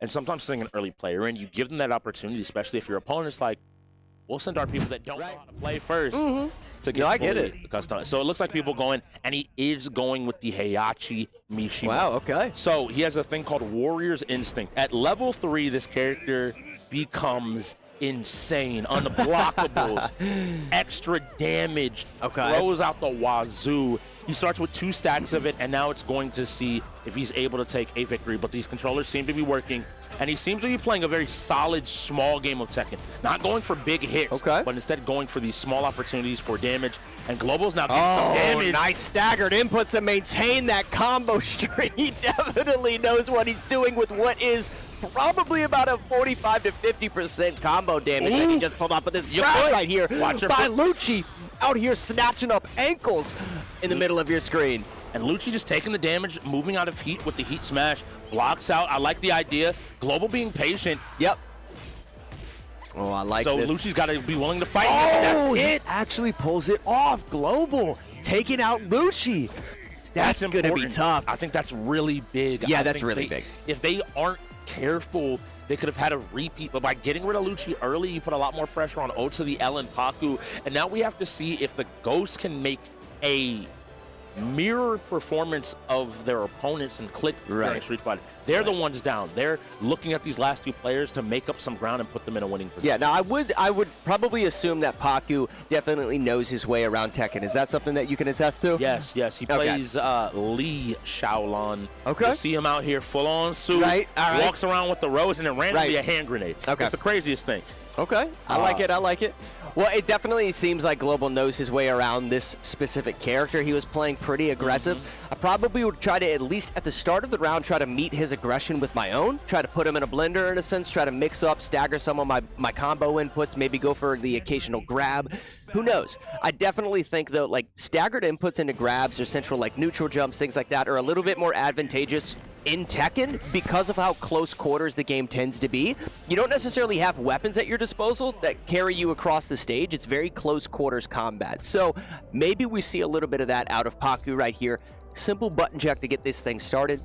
As soon as he gets these confirms, we're going to jump straight into it. Gonna see here, making sure everything is right. I like that. Make sure everything's locked down. We'll hear the live call, and then we'll go ahead and get started. All right, here we go. And woke up and immediately started with the forward 3. I liked the option here. Oh, my God. But Global is picking up right where he left off. Pressure coming out. Both players trying to check their opponent, see what they know. These little hits are all telling them, like, do you know that this is punishable, not punishable? Are you willing to take risks? Yeah. All of these questions matter, but Global's in Warrior Instinct. He's fully powered up, and he's ready to take this game. Yeah, that's the 3 stacks that you just talked about, these staggered combos that he's able to carry almost all the way across the stage. Oh, my gosh. Global came back in and said, I've been gone a few games, but y'all might not remember I am a global figure. I know. My name is known everywhere on the map. And that's tough, man, because that combo string that he threw out there at the end was a little cheeky because I believe it either initiated or the second or third strike of it was a low strike. And I think it was kind of one of those situations where I think Paku thought he was going to do a staggered input and tried to initiate, and he couldn't. He just got shut down. He got caught, and obviously that ended it. But what do you do when all else fails? You meet DLC with DLC. Eddie Gordo, one of the most, I think, the most famous Tekken characters. People know the capoeira, knows the dance. Tiger's up there.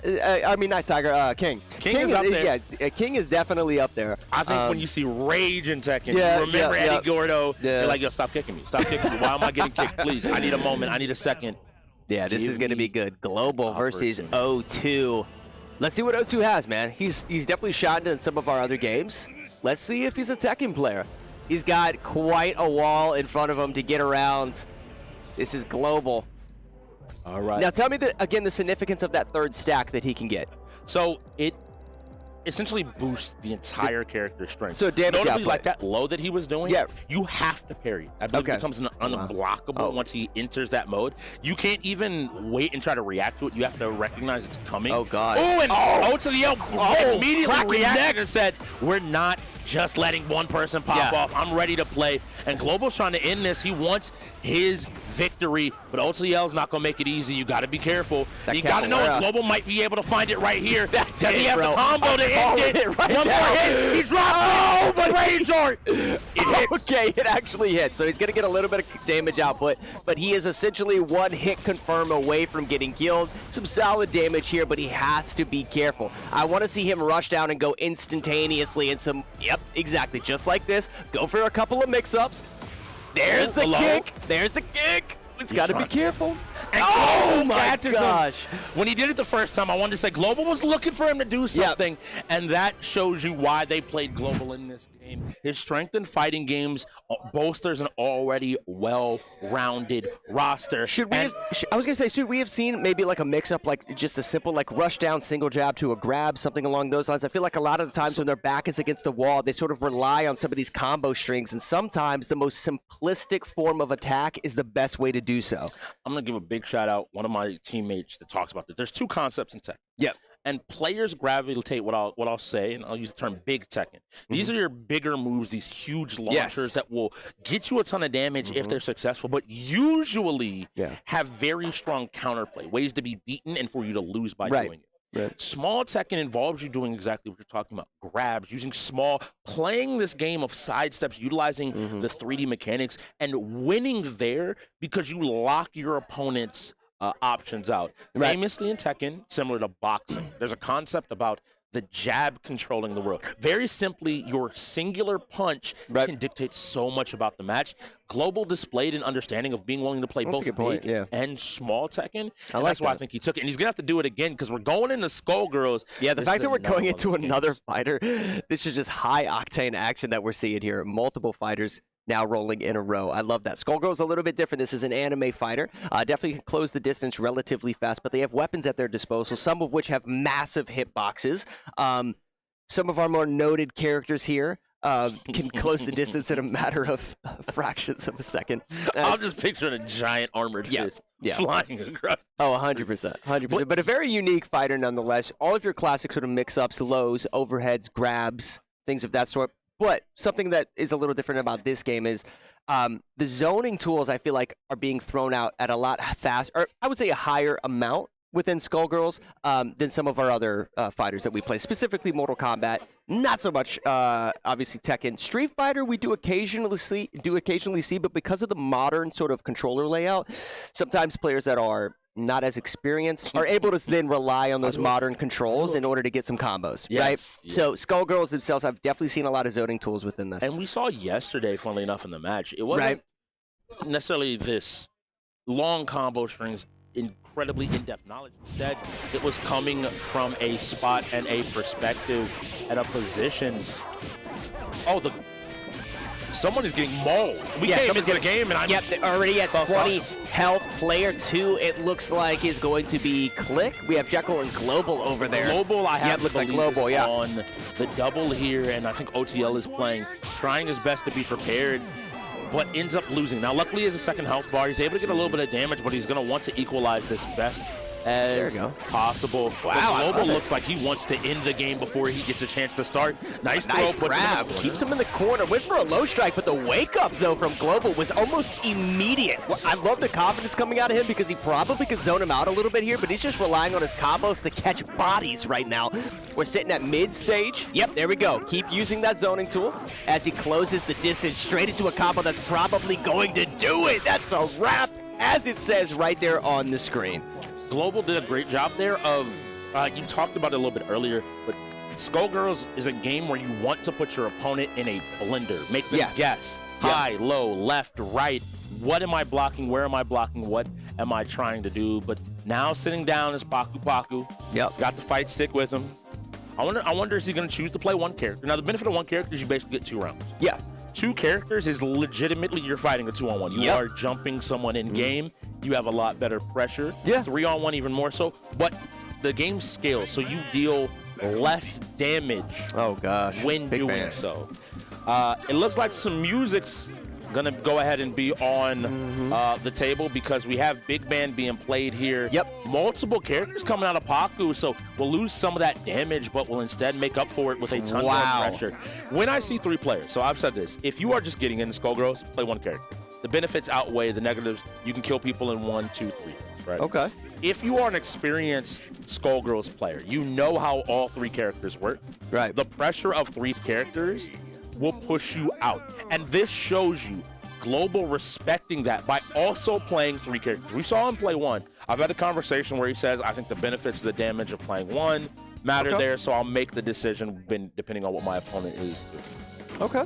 So again, we got Paku on the left side of your screen. We got Global figure on the right. Global coming off a Tekken win. Paku looking for a win in a fighting game here today. Let's see if he's able to do it. But first, button check for sure. Button check for sure. Now, this is the character that we talked about, basically being able to go full screen with a massive fist.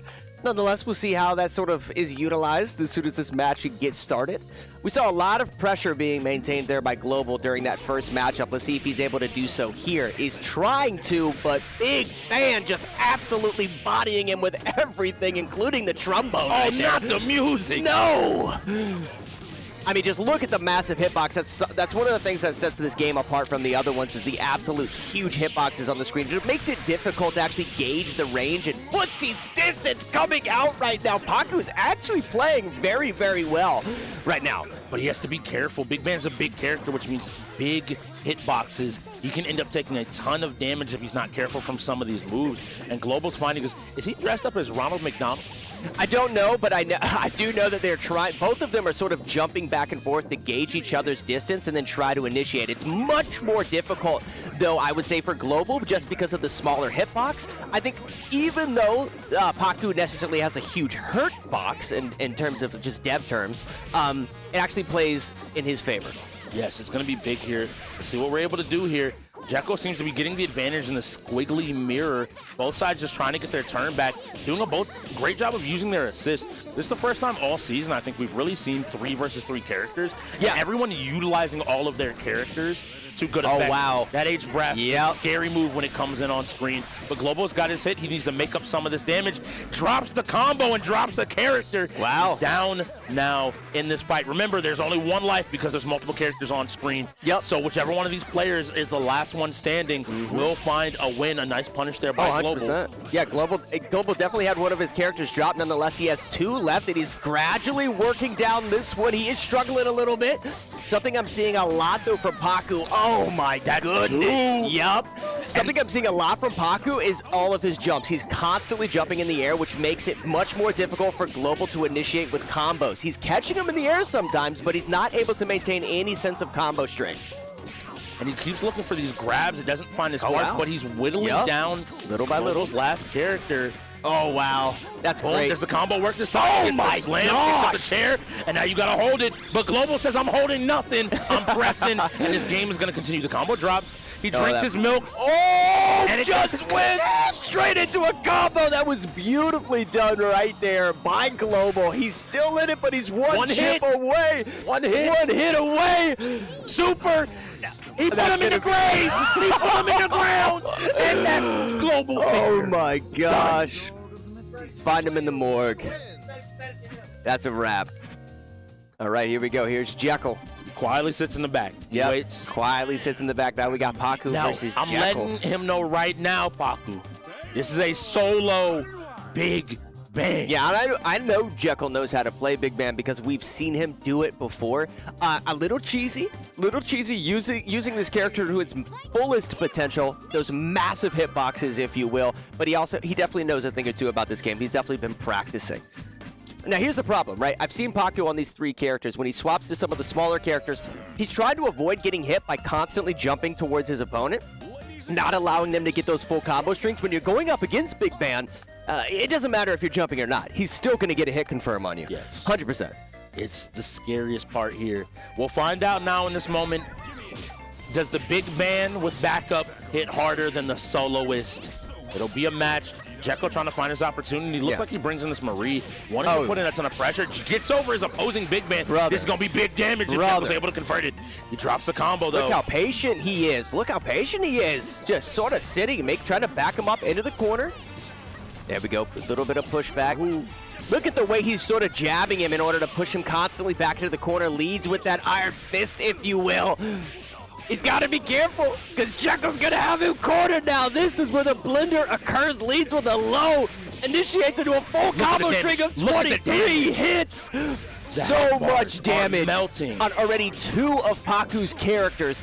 Jekyll feeling very comfortable. Only lost about 15% of his health. That's 1 character down. Paku now jumping in. Oh, this character might be dead. This character might be dead. He's probably dead. Let's be honest. If he's got the combo, and he does. Oh, super, baby! Gosh! Trombone City! That's going to be it. Now, this is his last character, Big Band on Big Band. And this is the big thing. Paku said, look, I got one too. We about to both swing. The issue is that Jekyll's band's a little bit more damaging right now. Yeah, not only does Jekyll know the combo strings, but he's getting those screen bounce combos constantly. He's able to maintain his juggle, get the pokes off, push him into the corner, leading with the special. The super's blocked. Oh, he doesn't get it. He blocks it. This is going to be huge damage. 792 hit combo right there. That is insanity. He might actually pull off this upset. There we go.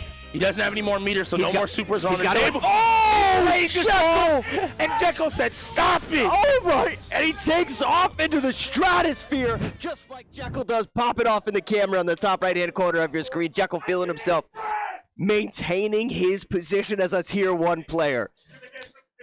That was a really fun set. Legitimately, it's been a very, I enjoy the UEL because we see a lot of varied levels of play. Yeah. But right there, you can see Paku. You can see everybody that went into that game. Yeah. Paku, Jekyll, even Otsel. They had ideas of what they wanted to execute, and were trying to enforce their game plans. Those game plans ended up meaning that we saw a lot more interactions than just, okay, one player is kind of running over them. Right. Well, and, we talked about the difference, like, in terms of some of the games within each genre, and what's, I think, sort of sets Skullgirls apart. I did mention this earlier, sort of the hitboxes, man. When you have Big Band, who has this massive, massive hitbox going at some of these smaller characters, you could tell Paku was struggling a little bit. He was trying to jump in order to sort of stagger his inputs a little bit.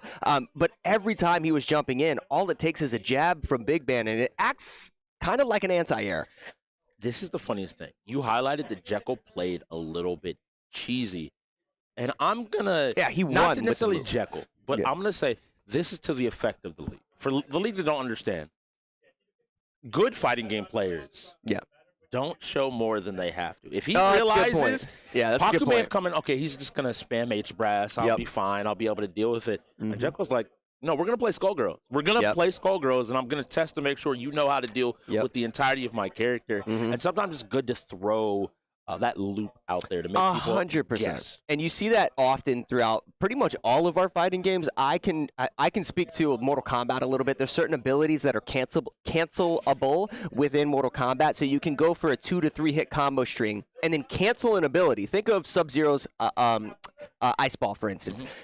Now, I don't know if you can necessarily cancel that within the game, but just imagine Sub-Zero going for 3 to 4 hits, and then he goes for an Ice Ball, and you're expecting that Ice Ball. You want to block it, and then with frame advantage, initiate your own combo. But instead, Sub-Zero cancels the combo, cancels that Ice Ball move, and then goes into a new combo string.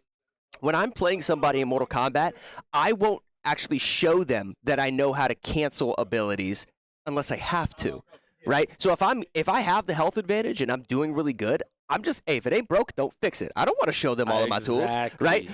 Jekyll definitely, I feel like, did that. You actually make a really good point. Because it's one of those really funny things. I've had that conversation. Now, importantly, we have had our first time out of the second half used by the Ghost. Yeah. So you got to know this was intentional. I think they realized, again, going from our gauntlet setup back to the PCs. The PCs are fast, but it's a 2-minute setup time. Yeah. So it requires players to be ready and in the game. And this is where some of the fatigue sets in. You know how you avoid fatigue, though? You got to get into these games lickety-split. So you'll hear from our SurfThing PC sponsor, who keeps us going back and forth between these games at the fastest possible. Yeah, we love SurfThing's computer. They're all over the floor here at the arena.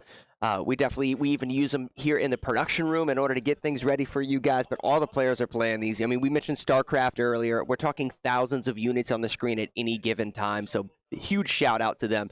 Nonetheless, we're getting ready to move into Need for Speed, which is, I would say, probably my favorite racing game that we have on the wheel. Oh, it's such a fun game. It's such a fun game. It's such a fun game. It's so different than any of the other racers, but also it's another one of those low skill floor games where I feel like once you play it, once you see the abilities, boom, you got the general idea. Oh, absolutely. But as you get better, you see people bumping civilian cars, drifting. We almost saw a perfect 180 into baiting of the cops to get away there last night. That shows you that there's a lot of depth and strategy to this. Yeah, there's a lot of depth and strategy. And before we get into that depth and strategy for Need for Speed, take a look at those SurfThing's computers that we just talked about. If he loses this now, I don't even know. All right, calm down, TOG. You just lost to him. Calm down. Stay focused, bro. Stay focused. Going great on his trail. Right now, hunting down that kill from the bandits. Oh, and there and that one goes in there, taking this one away. It's 5-2. The first half is really starting to go their way. Yes, it is. Definitely is. This could be a runaway, like you're saying. All right, and we are back. We're still just about ready. We're getting everything set up and all put together, but we have to get ready. Need for Speed is an interesting game. Yeah. Because, oh, God damn. Look, I'm just going to let you. One of the players here is loaded onto the PC. Yep. Oh, no. We just got word from the floor that Paku's not using the steering wheel. Now, I will say this game is like super fast-paced, right? You have abilities. This is not a simulation racer. We play a game type called Most Wanted. So you have racers and you have cops. The cops basically are trying to destroy the cars of the racers. The racers are trying to get away. The way they do so, similar to the way that the Most Wanted system in Grand Theft Auto works, there is a radius, a cop radius, essentially, on the minimap. If you can get outside that radius for an allocated amount of time, you escape, in a sense, right? So how do you avoid the cops? How do the cops take down the racers? Well, each of them will have 4 abilities that are essentially 4 different directionals, or a D-pad directional, right in the bottom left-hand corner of your screen. This includes calling in for backup, a helicopter, essentially flying in for backup on the side of the cops. You have an EMP, where you can shoot the cars in front of you with an EMP, basically damaging them, causing them to slam on the brakes. You have a spike strip. So if you race in front of your opponent's car and then drop that spike strip behind you, you can cause them to crash. And then you also have jammers. Jammers act as an ability to defend yourself against the EMPs. So if a cop is on your 6 o'clock, he's trying to EMP you, you can hit that jammer and stop him from EMPing you. It becomes really interesting because it also is a resource management game. Yeah. So the most wanted, the person designated to get away, the VIP, so to speak, is given less resources. They don't have as many jammers. They don't have as much turbo as the other of their teammates. So you kind of have to protect them and make sure that they can keep their resources for when they absolutely need it. And it looks like, is somebody going to be driving a Bentley police car? Okay, so it looks like KLiK are on racers, and him is the most wanted racer. So what you're going to see here, guys, even though this is a 4-on-4, the other racers that aren't the most wanted are going to try to protect him at all, quite literally him. They're going to try to protect him at all costs. The cops are just trying to stay alive, get to him, and take him down. That's what you're going to be watching unfold on your screen. This is high-pace, high-octane, fast action. This is also available to download if you guys have Game Pass at home. Xbox Game Pass actually has this game available, so give it a download. Super fun party game, but also very, very competitive. Yes, and so we will see here. They're playing some of the fastest cars in the game as well. We saw all the cops seemingly in Lamborghini Murcielagos as him trying to get away here. And the immediate boosting, using all of his speed to get up to towards this max speed of 200 miles per hour. He wants as much distance as he can as he approaches the highway. Now, this is the funnier part. This is generally benefiting, I want to say, the racers. You have a lot more straight lines, but you can see Big Bad MJ's already on his tail. Wow, this is he's already caught up. You know, the fact that he's already on him is very impressive. Now, because this is very early in the game, the cops don't necessarily have their abilities yet, guys. That's just something to note. MJ kind of taking a little bit of damage here. He's got to be careful. Paku trying to catch up. Now, something to note, this particular map in general is sort of like a mountainside, sort of coastal map, if you will. So you're going to see these wide highway strips, right? These big roads that they're driving on, which makes it easier to see sort of turns that are coming up on your map. You had mentioned a strategy yesterday, how if your coach can communicate to you when a turn is coming up, it actually can help some of the racers on your team, because they're constantly trying to make sure that they don't go into turns too hard, because they may end up crashing as a result of that. Now, last week we saw Pop playing on the side of racers, trying to get away, but now he's on the side of the officers, and it looks like he's honed in on his prey. 2 officers. I see 3 officers. There's no teammates here. Where is him's help? Yeah, no, Pop actually got ahead right there, not knowing that he was jammed. He's trying to lay a spike strip. He lays the spike strip. I think he hit his team. I think he actually hit his team. Yep. It looks like him is going to pull out in front of him. So Pop had the right idea there, but he positioned himself when he was actually jammed. That's that jam ability that we had just mentioned. Those are in the bottom left-hand corner of your screen. Now, him does have a jam left in terms of his kit that's still available. He's got to be careful here. Oh, he got EMP'd. Lost control of his car and is now trying to stay up front. But these other officers are coming up to help. It looks like one of the officers is out of the race, unfortunately. Yeah, one of the officers is outside the race, but check the rear view mirror at the top of your screen. You're watching Global right now. Global trying to help his teammate as much as possible. They're doing a great job at protecting him, who is currently in front of Global right here. You can see in the center of your screen. He's got an EMP coming in. He's got to be careful. Oh, wow. Did he dodge it? I think he dodged it. He also had a jam, and he didn't even use it. There we go. I think he realized Now he he had did. enough space to make sure that he could safely get out. Yeah. But once again, the cops are persistent. They're up here with him. I want to see more help. Yes, there's a player in range. I'm trying to get to you. But he has turbo. Yeah. I mean, he's going for the EMP. Let's see if he lands it. Pop. This is Pop about to get EMP, and he does, but he gets a cheeky little hit. He gets a cheeky hit on someone. Oh, but he goes out. Pop has now been crashed as a result of that EMP. It's super important there. What they did was they forced Pop to go straight and then turn. Pop trying to turn, unfortunately, met up with the road, but it looks like another cop is here. They're all persistent. They're willing to keep fighting. Oh, that's another wreck. That's another officer down. Yep, spike strip hit right there. Interesting. All right, so him is actually looking really good. And with regards to the abilities that he does have at his disposal, he has a turbocharge, okay, and he also has 2 jams left. So he's sitting pretty good right now in the lead. Well, things are starting to cool down, and when that happens, it means that he's escaping. Yeah. And he's just got to get a little bit further. That's another cop. There's one last Ghost member alive, racing to get back in it. It is Pop. He's dodging by. He's weaving. He's just trying to get back in range and to keep him possible to be caught taking this wide turn. He's got to get around this every single one of these turns. He'll be able to keep him in range and slow him from getting away. But the moment he gets a straightaway, I have to believe that him is going to pop a turbo and try to get out of here.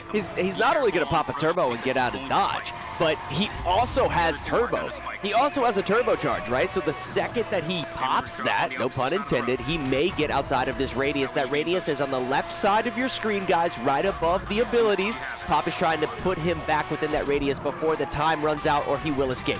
But the scariest part is Pop's health. One more hit. Oh, that's gonna do it. And the spike strip slides just enough. Pop tried to hug the rail. He tried to find a victory, and he was unable to. Really impressive gameplay coming out of KLiK on so many of these games. Listen, Ghost had some momentum going into halftime. They needed to maintain that coming out of it. They got Lethal League Blaze. I was sort of feeling as if, you know what, they might have found a new groove, if you will. KLiK sort of shut that down with some of these fighters. Now a racing game. What does Ghost have to do, do you feel like? I mean, to be honest with you, it sort of seems like they need some lucky rolls on the wheel. So I'm going to go there because what I want to see is more of those sports games. The racers, they're still looking solid in, so I wouldn't be mad. I think what's left on the wheel, F1, maybe Pac win F1 could be another one.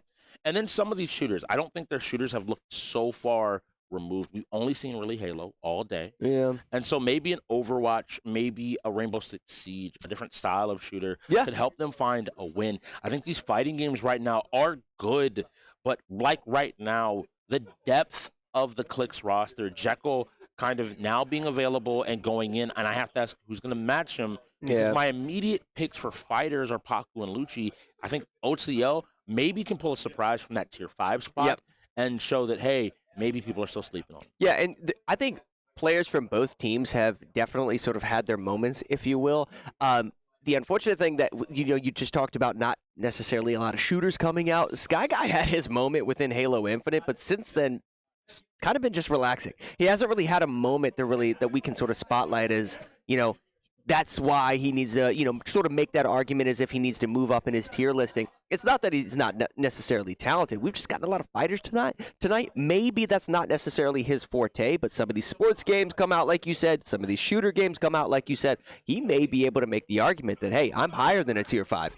Yeah, and that's what I think everybody has to be shooting for. Yeah. A lot of people don't realize next season, everybody will be free agents again. Yes. So this season, these games are your resume.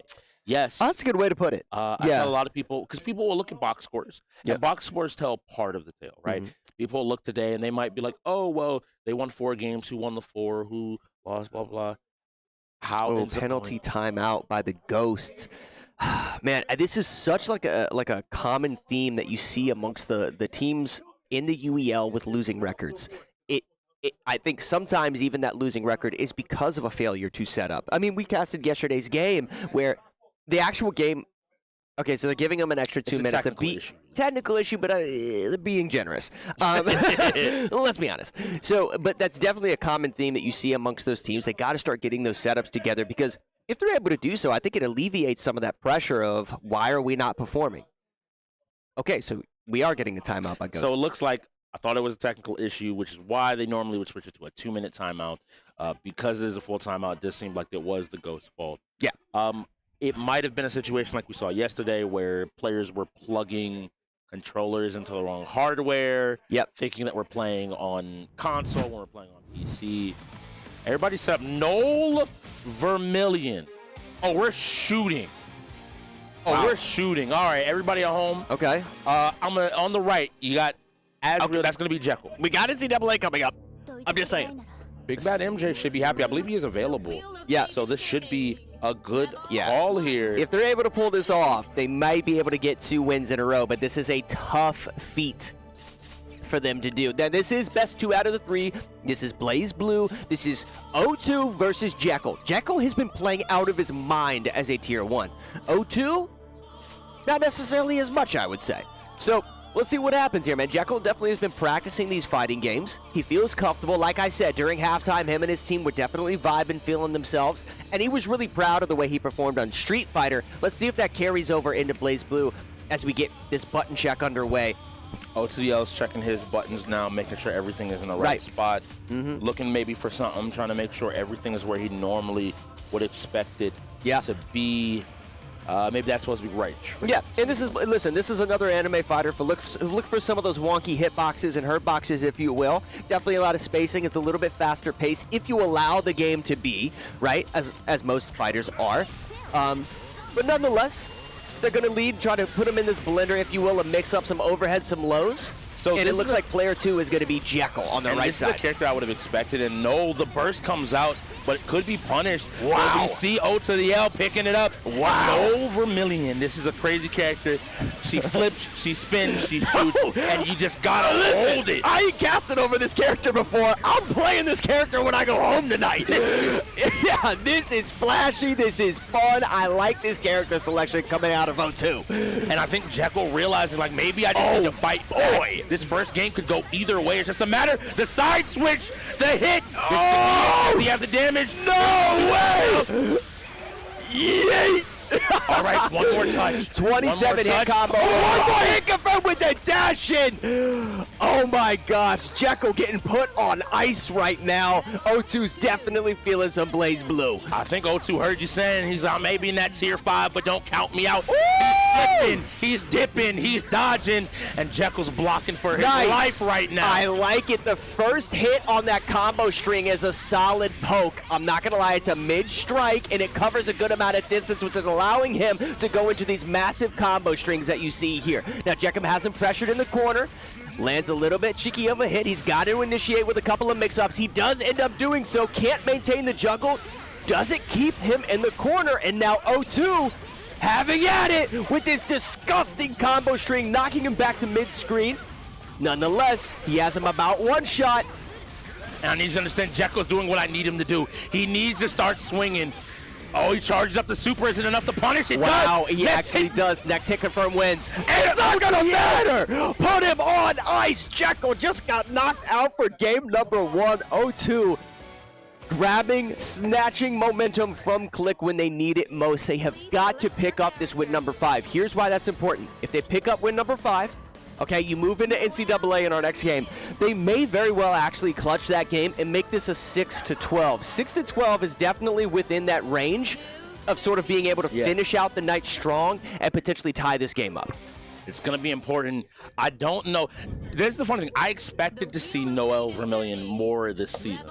Yeah, she's a character that's frustrating to fight. And Jekyll swapping characters, maybe meeting some of that frustration with frustration of his own. No. But this might not be the move because O to the L's picking up where he left off. Say it ain't so. O2 just definitely feeling himself on this character. Absolutely picking up where he left off with a level of precision. Look at these stagger input combos, man. Maintaining that pressure, massive damage, 23, 24 hits. He's going to basically stay right on top of him, does a jump in into a simple combo string. Now, something to note with that combo string, it actually creates pushback, which is why he reinitiates and is going to probably just chip him out. That's one round down, one more to go. Jekyll with a bit of a smile on his face in the top right-hand corner. He's trying. He knows he's fighting for the game now. He's willing just to play and to go in, but OTL is sitting out, is saying, this is my time, this is my chance. Jekyll's finally found his momentum. He's put him all the way across the screen. If you can't get to me, you can't touch me. This is the zoning that I talked about in some of these anime fighters. Jekyll doing it to the fullest. 17 hit combo with a zoning tool. This is absolute insanity. Jekyll not out of it yet. He says, I'm not on ice. I'm just getting warmed up. Here we go. Let's see if he can pull it off. If O2 wins this round, that's going to take it for the Ghost. He needs to maintain that pressure. Do not give Jekyll the time of day in order to get out his zoning. You have to suffocate his defenses. You've got to stay on top of him just like this. Nice burst. I like it. Just stay in. Just stay in. Keep the pressure up. Yep, he needs to mix it up. He was initiated with a low strike. Now he needs to initiate with either a jump in or an overhead. Oh, a jump in or an overhead. We just talked about it. Keep that pressure going, brother. And Jekyll's running. He's trying to get some space. He's trying to get a second to breathe, to catch his breath. He can't do it. We hit him with the gratata. Shot. And here we go. And now I need y'all to understand, in this moment, every hit, one more is all that needs to happen. He's jumping, he's looking, but Jekyll might have found it. He might have pushed him far enough to jump. He's right. That's it. Say his name. Say his name. Oh my goodness. Takes Blaze Blue. O2 getting clinical on the arena floor right now in Blaze Blue. What was the name of that character? Noel Vermillion. Noel Vermillion. We're going to be practicing that character tonight. Oh my gosh, the blicky sticks on that character were phenomenal. I love the combo strings, the hot pocket on the hip. Come on. Jekyll's not feeling as good about that one as he did Street Fighter, that's for sure. Yeah, it's one of those things that I looked at and I was like, for me, I'm like, how much experience do you have against the character? If you've played Blaze Blue, then at some point, you have met a friend that has done this, but I need to hear from the floor, so I'm sending it out to AV2 Slim. Bro, let me tell you guys right now, I spoke to O to the L right after that game. You know what he told me? What's that? Noel Vermillion sucks. I'm out. So I wasn't going to say it. She might be at the bottom of the tier list. I wasn't going to say it. No. But that just... Look, are you carried by the character or do you carry the character? Sometimes it's about the matchup, man. You know, sometimes there's certain character matchups that are just advantageous because it sort of counters the toolkit of the opposing character. That's really what it seems like. That character was very close range, right? Jekyll's character had a ton of zoning tools. I mean, what was it, a 17-hit zoning combo? Yes. I've never even seen that before. Yeah, no, that disgusting. Clinical. Anyway, but the fact that he is very much a zoning character, if you're able to stay in Jekyll's face and maintain that pressure, is it that sort of the counter, right? Jekyll kind of, funnily enough, had to be willing to, we saw him do it once or twice, DP more in that matchup, right? Just to get him off. But the issue is if OTL ever is like, you're going to DP, I'm going to block, you eat a full combo, and you're in this position of, do you take the risk? Are you willing to gamble the game? And beyond that, I'm being legitimate. If you have not fought that character, legitimately it feels like she is just shooting every direction all the time. Well, definitely a couple tools that are maybe a little underrated. There was a combo string that initiates with a lunging mid, which can be sort of hard to gauge the footsie's distance on that, and sort of sometimes you mistaken your opportunity or window of opportunity to attack your opponent, and all of a sudden you just got hit by a mid, right? So there was that. On top of the fact that because of the flashiness of the pistols, if you will, sometimes it's hard to gauge when that combo string sort of gets canceled because there's so many effects that are happening on your screen. So fast-paced action allows for a blender mix-up, and I think Jekyll got caught within that. I want to highlight, because people will say, well, like, oh, well, OTL was playing Noel, and that was the thing. Towards the end of that set, we saw what happened when Jekyll figured out the zoning. Yeah, he downloaded him a little bit. OTL had to find his moments to jump in, and he found those gaps to get close enough to play to his win condition. Yeah. He realized he needed to go in faster. He needed to get there. A lot of impression there. And I wanted it. I wanted to see it, and we got it. Big Bad MJ and Pop. Yeah. Once again, And it's going to be and Sky Guy. Yeah, if Pop actually excels within this game as well, like just the sports category in general seems to be his forte, a very, very strong player that we might see jumping up in the tier listing if he's able to sort of, I guess, start transitioning that skill to those other genres. I would love to see that, just because when he plays it, there is a sense of flashiness about it. It makes it easier to sort of root for him, if you will, just because of the way he plays is fun to watch. Pop is amazing. Yeah. All of the sports games and his ability to play off of people, coach people. But I'm going to give a state. One of the best players in this league at these American football games has been Big Bad MJ. Really? He came into the league. Quarterback, you think? A lot of stuff. Okay. I would love to see him on it, but more importantly, he's backed it up. He's got his opportunity to play. First game, everybody's like, he lost. That's a rookie thing. First time maybe you get in, but he figured it out and was able to consistently find a win after win. Now, you want some different teams. All right, we got Georgia. We got Georgia and Alabama, and we got Rainbow Six Siege coming up next. Oh, my goodness, we're in for a treat. We're in for a treat. That was the other game I wanted to see, back to back. Him All right, here we go. Big Bad MJ on quarterback of each side. Yeah, now Ghosts are playing Georgia, and KLiK are on Alabama. Going to kick it off with the run game. A flag on the field that was probably holding on number 55 right there. It is. So they're going to get drawn back a little bit. And you were right, MJ is playing quarterback, and on KLiK side, him is playing quarterback. So Him let's had see a what little bit happens. of a rough start, I feel like, in this game, but has picked it up over the course of the season. Yeah, Playing better and better. So I'm excited to see what he's able to do. He's been playing some really nice football. Even I know MJ specifically said, like, no, I know KLiK is. I know that him is good at the game. I know he understands it. So I'm not taking him lightly. So we'll have to see here. 1st and 19 is a big gain to have to make up from, especially with that penalty. So wow.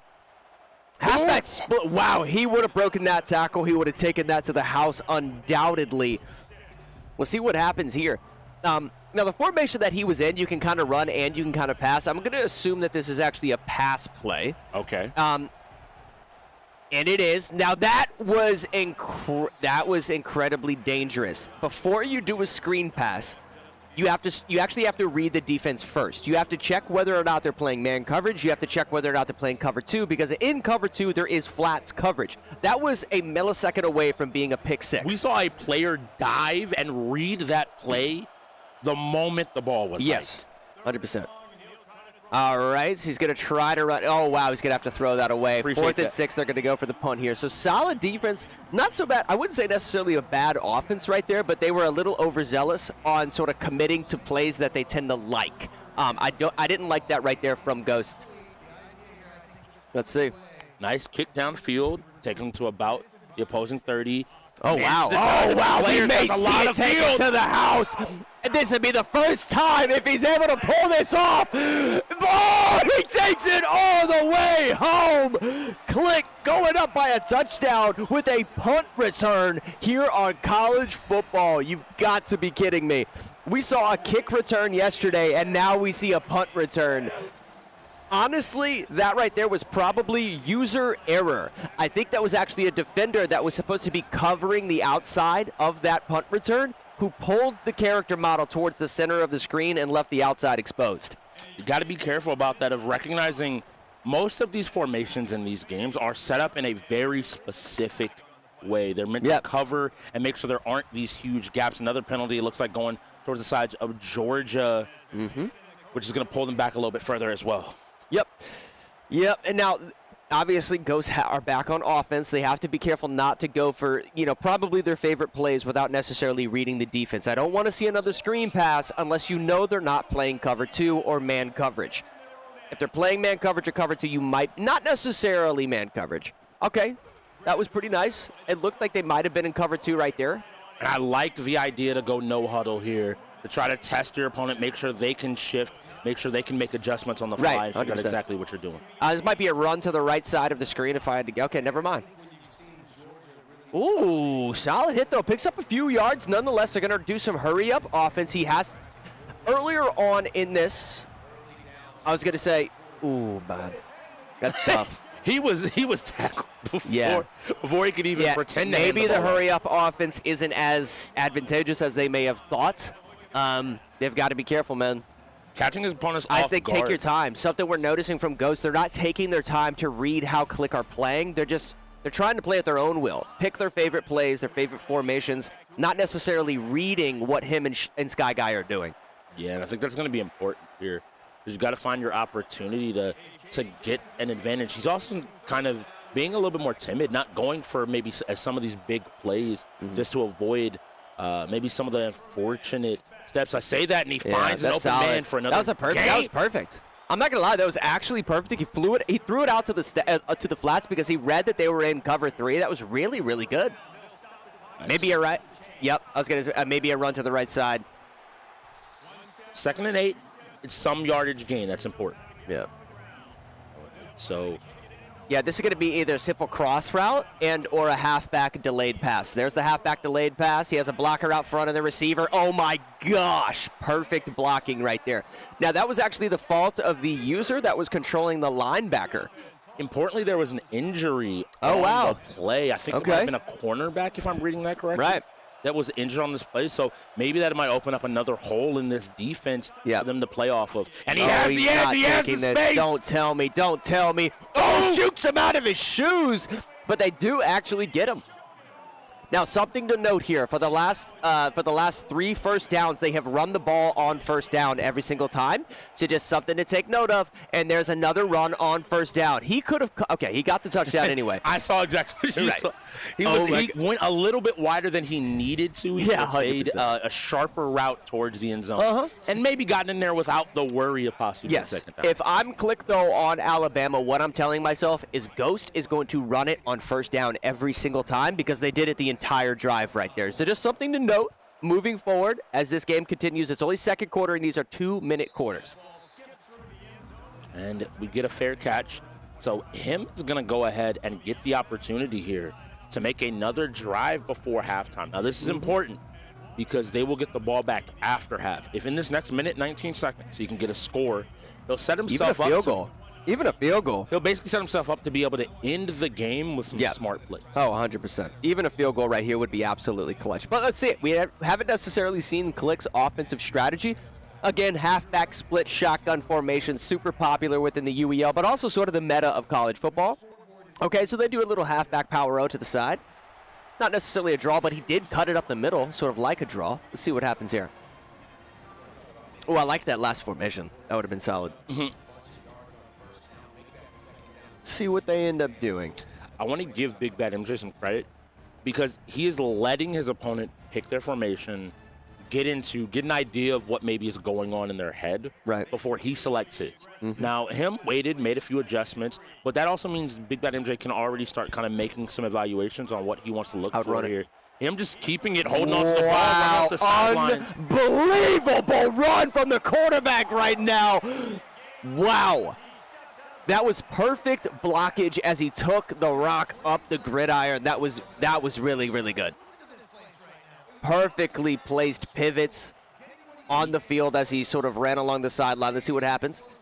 It is first down, so watch out for a run, although it does seem like he's actually changing the actual pass patterns of his receivers. Watch out for something in the back left-hand corner of the end zone on a potential flag route. Nope, they're going to run it.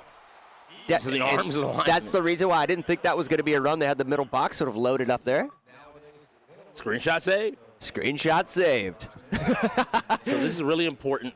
I want to see how much time is left on this clock. 30 seconds. So you have the ability to still get the score. You're already within the 20 of your opponents. So this is a good position for them just to basically be able to guarantee they're going to get some points going for the second. Right. All right, so the 2nd and 13, they're definitely going to be a pass. Altering, sort of audibling some of these routes. It's either going to be a post or a flag route. Oh, wow, just goes for a little halfback dump off. Not as good as you may think. Nonetheless, they are within field goal range, and that was sort of their goal coming into this. Now, they have a timeout, so, they can go for it right here. I think he wants that touchdown. He doesn't want to settle. Yeah, he is going to scramble out to the left side and try to throw it on a post route or a slant to either the middle or the left side of the end zone as he rolls out there. Yep, there he is. Here he comes, but he can't. He had it locked down. He wanted to scramble out to that side, but the lineman was actually able to keep the edge, which shut it down. Now, the smart option here is now, I want to tell people, take the smart option. Kick the field goal. I want the fun option. Take the risk. Take the gamble. You can make it. I believe. Ooh. Oh, my gosh. He missed it. He missed it, Strix. He missed the field goal. You had one job. You had one job, and it was to get the 3 points. And you couldn't do it. That is that's quite unfortunate. Listen, if you're out here missing 30-yard field goals, maybe practice more. That's all I'm saying. Oh my God! Oh! There's no way if he takes us to the house, I'm never playing college football again. There is no way. Ghosts are feeling themselves. They're looking to get their 6th win tonight. I want to highlight. Oh my gosh! The defender beat the lineman. Yep. He cut in and then back out. And he still had the speed to turn the corner and get all the way in. Shattered his ankles like the thinnest window you've ever seen on the face of this planet. They're gone. Oh, but that's a rough kick. That is a rough kick. Don't listen. Listen, don't let up. Keep your foot on the gas. Okay, wanted to make sure. Okay, halftime. Okay. Oh, okay. I was a little worried. I like, thought that was halftime, brother. I was a little bit concerned. I'm like, whoa. Yeah, okay. It was intentional. Okay. Yep. So I'm like, he's been placing these exactly where he wants to into the corner every single time. Where did this random weak kick come up the middle? So what do you want to see out of him here in this second half? What needs to change for them to find their winning, take control of the game back? Well, number one, they have to maintain fundamentals. They're only down by a score. Okay, they're only down by a score. And so technically, it's they could score a touchdown and then get a 2-point conversion. Solid run right there. Listen, if they want to stick to the pattern of running it on first down continually, they can drain this clock, get the touchdown, tie it up, or probably go for a 2-point conversion. A little bit of miscommunication. Wasn't ready for the run and play there. Goodness gracious. Still manages to EA get 6 Sports, yards. if you don't fix the physics of your game. What do you mean? He will obviously take a ball and then immediately come to a dead stop. How? Okay. I don't feel it. Listen. Somebody's running full speed and just, nope, we're done. Now, third and 6, he needs to get this conversion, having to go for it this early into the third quarter. Yeah. If he doesn't convert. Yeah, I would do probably sort of a 5-yard out with my halfback and then scramble to the right side and get something on the edge. Yep, get something on the edge just like you're seeing right here. Oh, wow, that was such good user control to the receiver. Guys, what he did right there is he manually selected the receiver and sent him up the field. It was just a bad pass. Wow. That was so close. I unfortunately disagree with this. Yeah. I don't think you can kick it away here. Well, let's see what happens. If Pop and Big Bad MJ are smart, him never touches this ball again. There are 3 minutes left in this game. Yeah. A few first downs and this game should be over. Yeah. Well, here's the other thing. They haven't been playing the flats whatsoever. They're going to continue to run it on first down every time. But they haven't been playing a cover 2 and or any type of flats coverage this entire time. So I'm sending my halfback on delayed pass routes, bubble routes, screen passes, little things like that to just pick up 5 or 6 yards at a time and to get a first down and just run the clock out. That's exactly what I'm doing. And you're probably going to see a screen of some sort on the left side. Yep, exactly. That's a lot of distance. Yeah. Luckily, this player's not too fast, but he's still able to make a pretty big gain. I want them to. There we go. They're playing too fast. Yeah. I'm being very I love that they're continuing to put the pressure on, but they're playing so fast. You now have 2 minutes.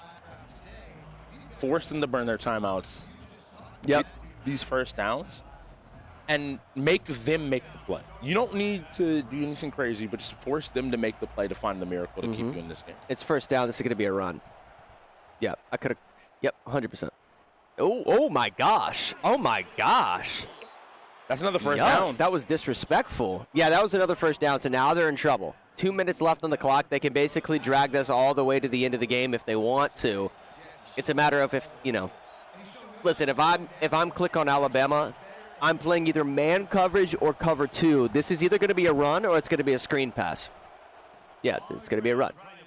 Oh, my God. His jukes have been immaculate today. The jukes are just next level. He's taking ankles. Because I also like that you can tell he's comfortable because he's not preemptively doing it. Yeah. He's letting the defender commit before he's changing his direction, so that he doesn't end up just getting caught because he's, oh, I'm going to juke right now. Juke, 2-way. 100%. All right, let's see. Oh, going. Wow, this is interesting. I like this. Changing it up a little bit. They don't know which direction the ball's going to be run. No, don't let them do it. Oh, low. I mean, those of you at home, I'm looking over at Strix right now. And the level of what the? Call an ambulance. But not for me. Wow, Ghost taking the lead here by 2 scores. This game is all but over right now. But listen, KLiK still have a chance to win. They have to score a touchdown and then get an onside kick for another touchdown. So it's still possible. It's just incredibly difficult. Shout out to EA Sports for having the ability for these players to clip their player models into other player models without a tackle animation being able to occur. Yeah, listen. EA always finds a way. I don't know how. It's always EA. 100%. Listen, if you're going to be the only NFL football game, you would think that the tackle animations could be solid. But why? I don't have any competition. Exactly.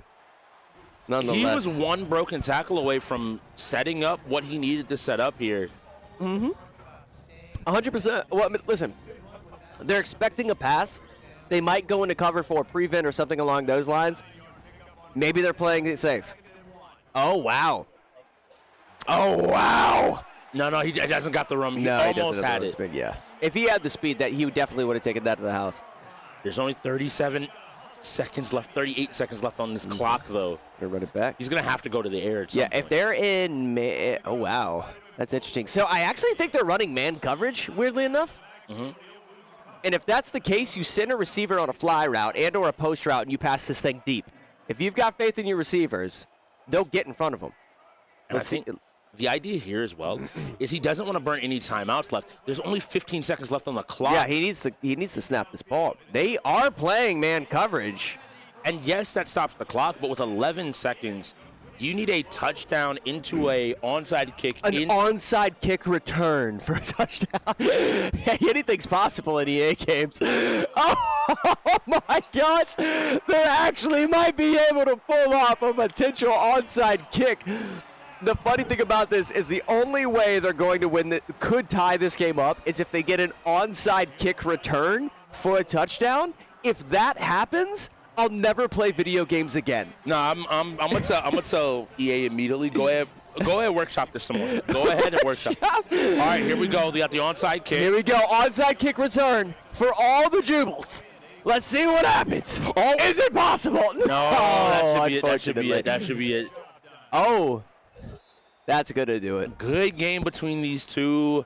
I wanted to see this today.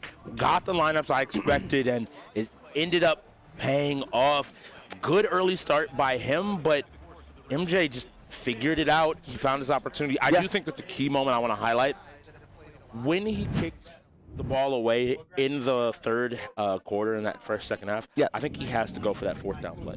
You have to take the risk there because if you give him control of the ball, you have to guarantee you are stopping him to 4 downs with limited gain whatsoever. Right. Well, I just love the fact that Ghosts have been able to actually rack up 6 wins. Listen, they're a 2-4 team. They're a 2-4 team. Now they've got 6 wins. Now, as we get later on into the night, there's 42 minutes left of in-game time.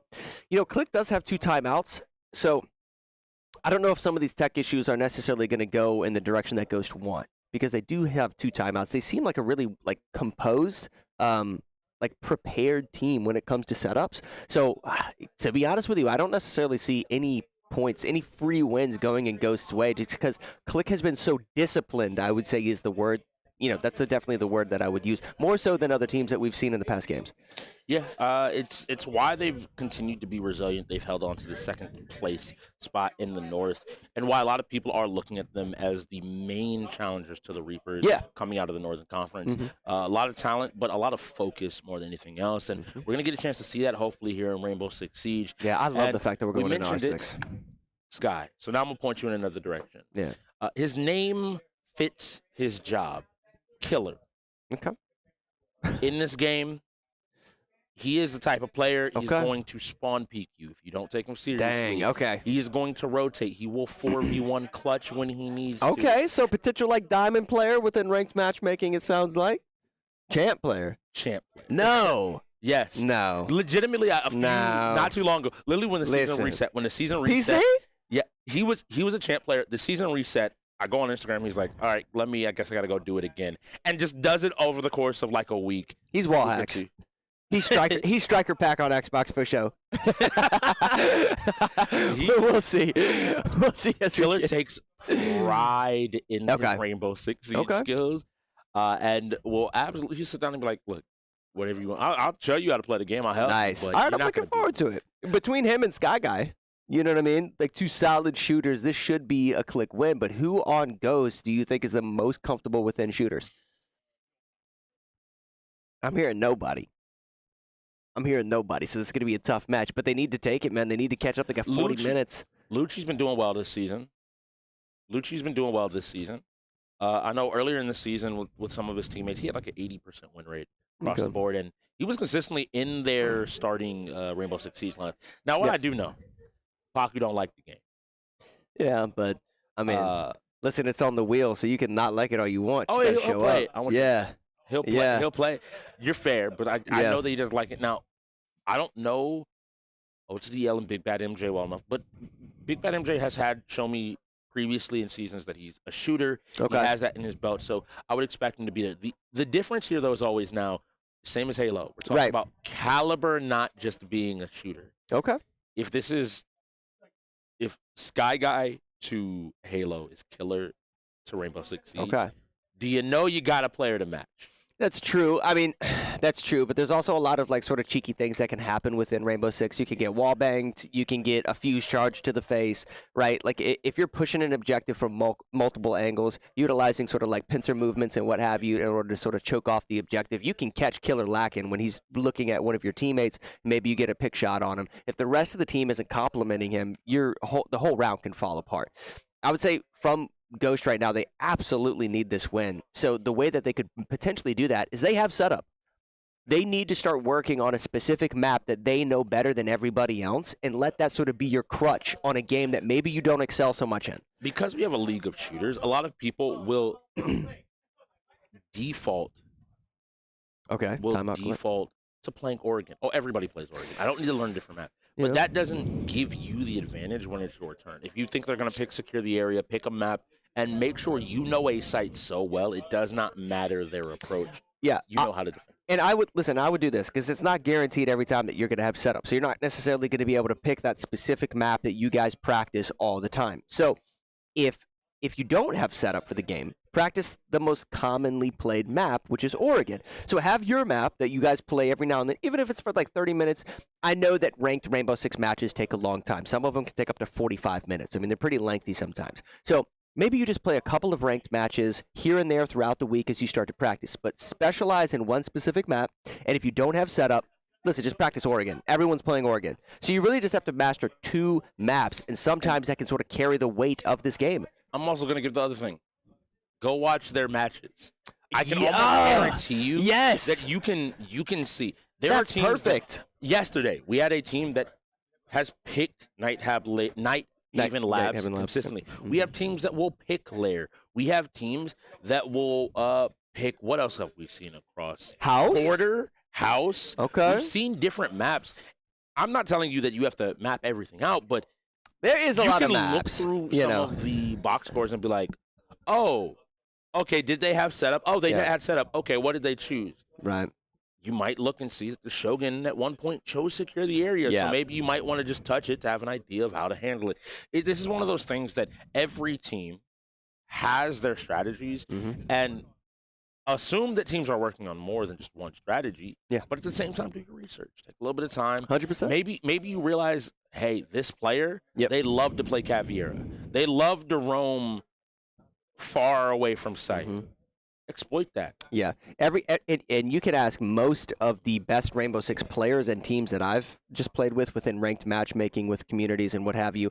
Everybody in every team has specific maps that they specialize in. And that can sort of be your crutch, like I talked about, like within this game. Specialize in your own, get used to Oregon. But also just watch over the matches of your competitors so that you at least know a little bit of what you can expect them to do against you.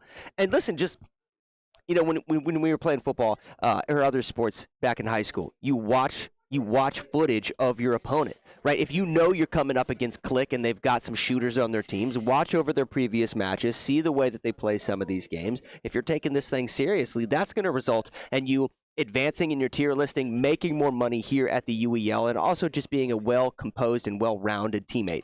I think there's a lot of skill in this league, but I have a criticism that I have leveled against teammates. I have multiple seasons and players in this league. We have talented shooters in this league, but too many of them put themselves in situations they have to shoot their way out of. Yeah. Stop doing that. Yeah. There's no reason in a game like Rainbow Six Siege that if you can flick and kill 4 people in an instant, that you couldn't learn how to set up a site so that those 4 people never get close to you. Yeah, 100%, yeah. Take that time for all the games. Again, you're talented. I'm not undercutting your ability, but when you run into a shooter that is of equal skill, that's willing to put the strategy, the time in to find interesting ways to play the game, you may find yourself in a position where just diffing them doesn't work anymore. Yeah, that's true. That's true. There's a lot, and I understand that there is definitely a high ceiling of skill, and it is a little daunting coming into Rainbow Six Siege because there is so many maps and there's so many operators, so many strategies. I think the goal when this game actually came out, the developers at Ubisoft actually mentioned that they wanted 100 operators in the game. And everyone at the time was like, that's crazy. There's no way. It would be so unbalanced. I think we're sitting around like 68, 70 plus operators at this point. So the idea of 100 being in the game is actually kind of realistic. So I understand that there's a lot to learn. But at the same time, you've got to be willing to jump in to just play quick play matchmaking, a little bit of ranked here and there, understand the fundamentals of just basic Rainbow Six Siege. You have to have wall denial. You have to have hard breach. I would say there's hard breach, or how do I say that? Wall denial counters, right? Like if you're running a Twitch or you're running a Thatcher, being able to make sure that that bandit can't get his charges down, that you can knock out that mute charge in order for your hard breacher to get through the wall. These are all fundamental things that if you don't necessarily know how to play Rainbow Six Siege, you can complement the rest of your team. Create a solid composition and start to gel with everybody else. Communicate, work together, practice. Yeah. It's one of those things. Yes, we here in the UEL, and if you are at home interested in doing so, are playing games. We're playing games, we're making money. But funnily enough, to really become that professional, you have to be looking on how to be the best player you can be at all times. There's so many things to cover all the genres on this wheel. And I want to even highlight, if someone's like, well, how do I get 30? Oh, we're playing 4v4 We're playing Siege. 4v4 Siege. Ooh, Okay, 4v4 Siege is fine, actually. I've actually seen tournaments play with 4v4 nice. Siege. Yeah, so it's not that bad. I think it actually simplifies things because you have less of a wild card. You've got to get hard breach. You've got to get a counter to wall denial, right, like we just talked about. So that only necessarily leaves 2 other fraggers that may pick sort of a wild card option. What I'm going to be on the lookout for here is, number one, I don't want players playing a specific operator that they don't know how to play. I swear to you, if I see someone playing Mira that doesn't know how to play Mira, basically making it that much easier for players to actually shoot into the objective, hate seeing things like that. So if you don't know how to play an operator, just tell your teammates. The other thing is playing operators that don't do anything. So on that note, I want to highlight something very specific. Learn roles. Yes. First. So if I'm telling you right now, I'm going to use hard breach as an example. On attack as hard breach, I want you to learn Thermite, learn Hibana, and learn Ace. That gives you 3 different characters that fulfill the same role slightly differently. And if there's a situation where maybe one works better, like here we see a very limited roster lineup, right? Yes. Of options to be able to go in and to play and to elect to kind of compete with. Limited roster, but I mean, all of them are pretty much meta operators. I mean, all of them have fairly decent weapons at their disposal. Some of them have a little bit more kick than others, but nonetheless, I mean, Ying, meta operator. Jackal has incredible weapons at his disposal, as well as probably one of the most popular bans within ranked matchmaking. You got Dokkaebi, great weapons, great utility, and you've got Thermite. Right? You can't ask for much more. If you don't know how to play these 4 characters, then you haven't been playing a lot of Rainbow Six. The Jackal pick in particular tells me that some people have been playing more recently, because in the most recent patches he got buffed so that he no longer gets his vision clouded when he's shot at. So he's able to use his ability a little bit more aggressively without worry of it hurting his ability to fight back if he does get into Understand. So this should be fun. So this is a standard spot bank. I love to see. This is not a map that we always see here in the UEL. It's something different. But this is a site that is fairly common on bank for people to go ahead and Right. Nice. And it looks like this is going to be taking place in the CEO office on the top floor of this bank. It should be interesting to see how they go about pushing this. One of the more popular ways to sort of breach into this objective. Oh, Paku has to be careful that there's not a run out on the right side. He has to be careful sort of coming up here. It did look like he had a teammate covering it, so it should be good. Now, I'd like to see them sort of push from the back alley. Skylights aren't going to do a whole lot for you. In fact, it probably leave you more vulnerable than anything. But they need to sort of push this back alley and sort of patio area on the back side of the CEO if they want to be serious about pushing into this objective. They have to lock down the outer hallways of the objective and sort of breach those walls, if you will, if they want to get anywhere remotely close to this objective.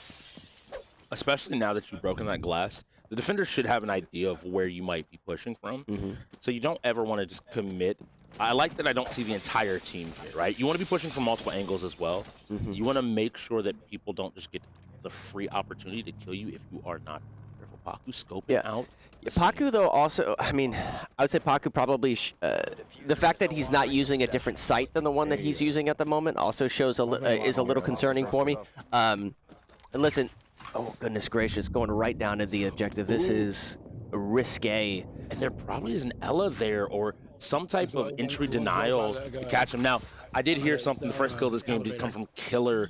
Specifically, he's playing Vigil with the Boss G shotgun, able to do a ton of damage. Now, importantly, I'm noticing Paku's not using the Boss G. Instead, using Dokubi's DMR. And that's fine. It's just a matter of using the ACOG sight. He's got to be able to put the ACOG sight on that weapon. I believe it still is available for that weapon. He's just not necessarily using it. It's going to allow him to get a lot more precision with his shots. But we'll see. Oh, see, they already identified him. That is the Boss G. This is a shotgun. You may be, you know, feel bad for not thinking so. And that was KLiK. It has range. KLiK is, he knows he's not just going to play what's strong because it's quote-unquote the best. He knows how to utilize it to its fullest effect. Yeah, and we'll see if we can get a separate perspective, potentially maybe O2, maybe Pop, maybe MJ. Which specific player do you think is the best shooter? I would love to see the attackers again, but I want to see from KLiK's perspective if possible. Yeah, if we could see KLiK, that would be so great. that we can kind of see how he approaches the attack on this map. You know, very clearly having an idea. So he's running. Oh, he is running Ash, which is as toxic as it gets. They're not even running a hard breacher, so they have confidence that they're going to be able to get in this objective no problem. Just that alone is an indication as to how quick this round is going to unfold and go in the favor of the KLiK. We have to see here. He's checking. Now, this is something that also requires a lot of knowledge, right? He notices. He notices that his teammates are checked down. They're going different locations, saving time to be able to find where the bomb is. And I expect he's going to want to hide this drone to make sure he can get the maximum amount of information from wherever he might want to be pushing in. Yeah, and something tells me right here the reason he's placing that is he's going to drop onto the back patio and he's going to ash his way very quickly into this hallway. He wants to leave this camera somewhere so that he has a little bit of intel as to how he can rush the objective. So he's going to swap back to this camera very quickly after the round starts, and then he's going to rush into this hallway and play super aggressively. On the right side. He pops back on. Okay, so maybe not, though. Typically speaking, we see Ash players playing a lot more fast-paced.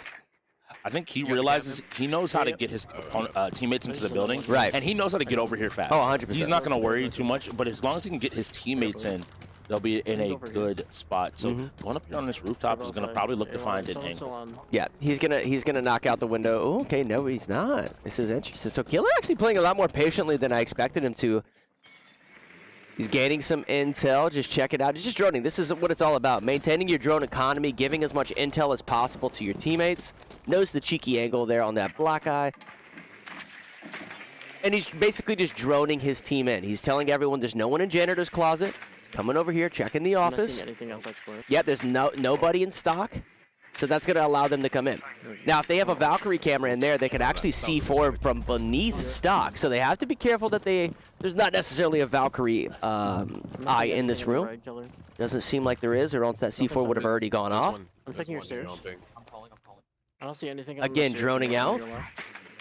There's one here on ping. Wow, look at that. The level of communication, the precision of them is exceptional. He's got to be careful of elevator. There's no one pushing him elevator and or that corner, that 90-degree corner right there. They're feeling very confident, slowly sort of pushing into the janitor's closet, trying to wall bang one of these players. They could potentially bring in a drone there and then soft ping somebody with the drone, potentially picking up a wall bang. Here we go. That might be exactly what we see. He's taking the drone in here to conference room. Doesn't necessarily see anybody. One outside stairs. Wait, did they not reinforce the objective wall? They reinforced the closet, but unfortunately not the objective wall. Yeah, that just comes down to inexperience on the side of Ghost. They've got to be willing to reinforce the objective wall. They're in huge trouble there. They're going to start collapsing into this objective. They're just droning to see if anyone's playing this 90 at elevator, and there doesn't seem to be anybody there. Potential roamers, though, coming out from the side. Yes, the Jackal has a Q, has a ping on a potential roamer. They have the stairways basically shut down. Killer's pushing up here to this banana, if you will. Opening up OBJ. He's got to reload first. All right, here he comes. So this is what I was saying. With them not doing that, it makes me surprised because it felt like they were all going to be held up on point, trying to stop the possible press. There's only 20 seconds. There's only 2 left, though. They have to find these last they're pushing kills. it. No problem. Look at him pre-firing the actual couch, realizing that he can shoot through it. High-level play coming out there by Killer. He gets the call out that they're actually top square, and it's not going to matter. KLiK takes that easy peasy, and we do play a best-of-3 here at the UEL, so Rainbow Six is over. Again, I think solid play there. I think with a little bit more time to go, so we'll be able to figure it out. But we saw what really good team play looks like. Yeah, 100%.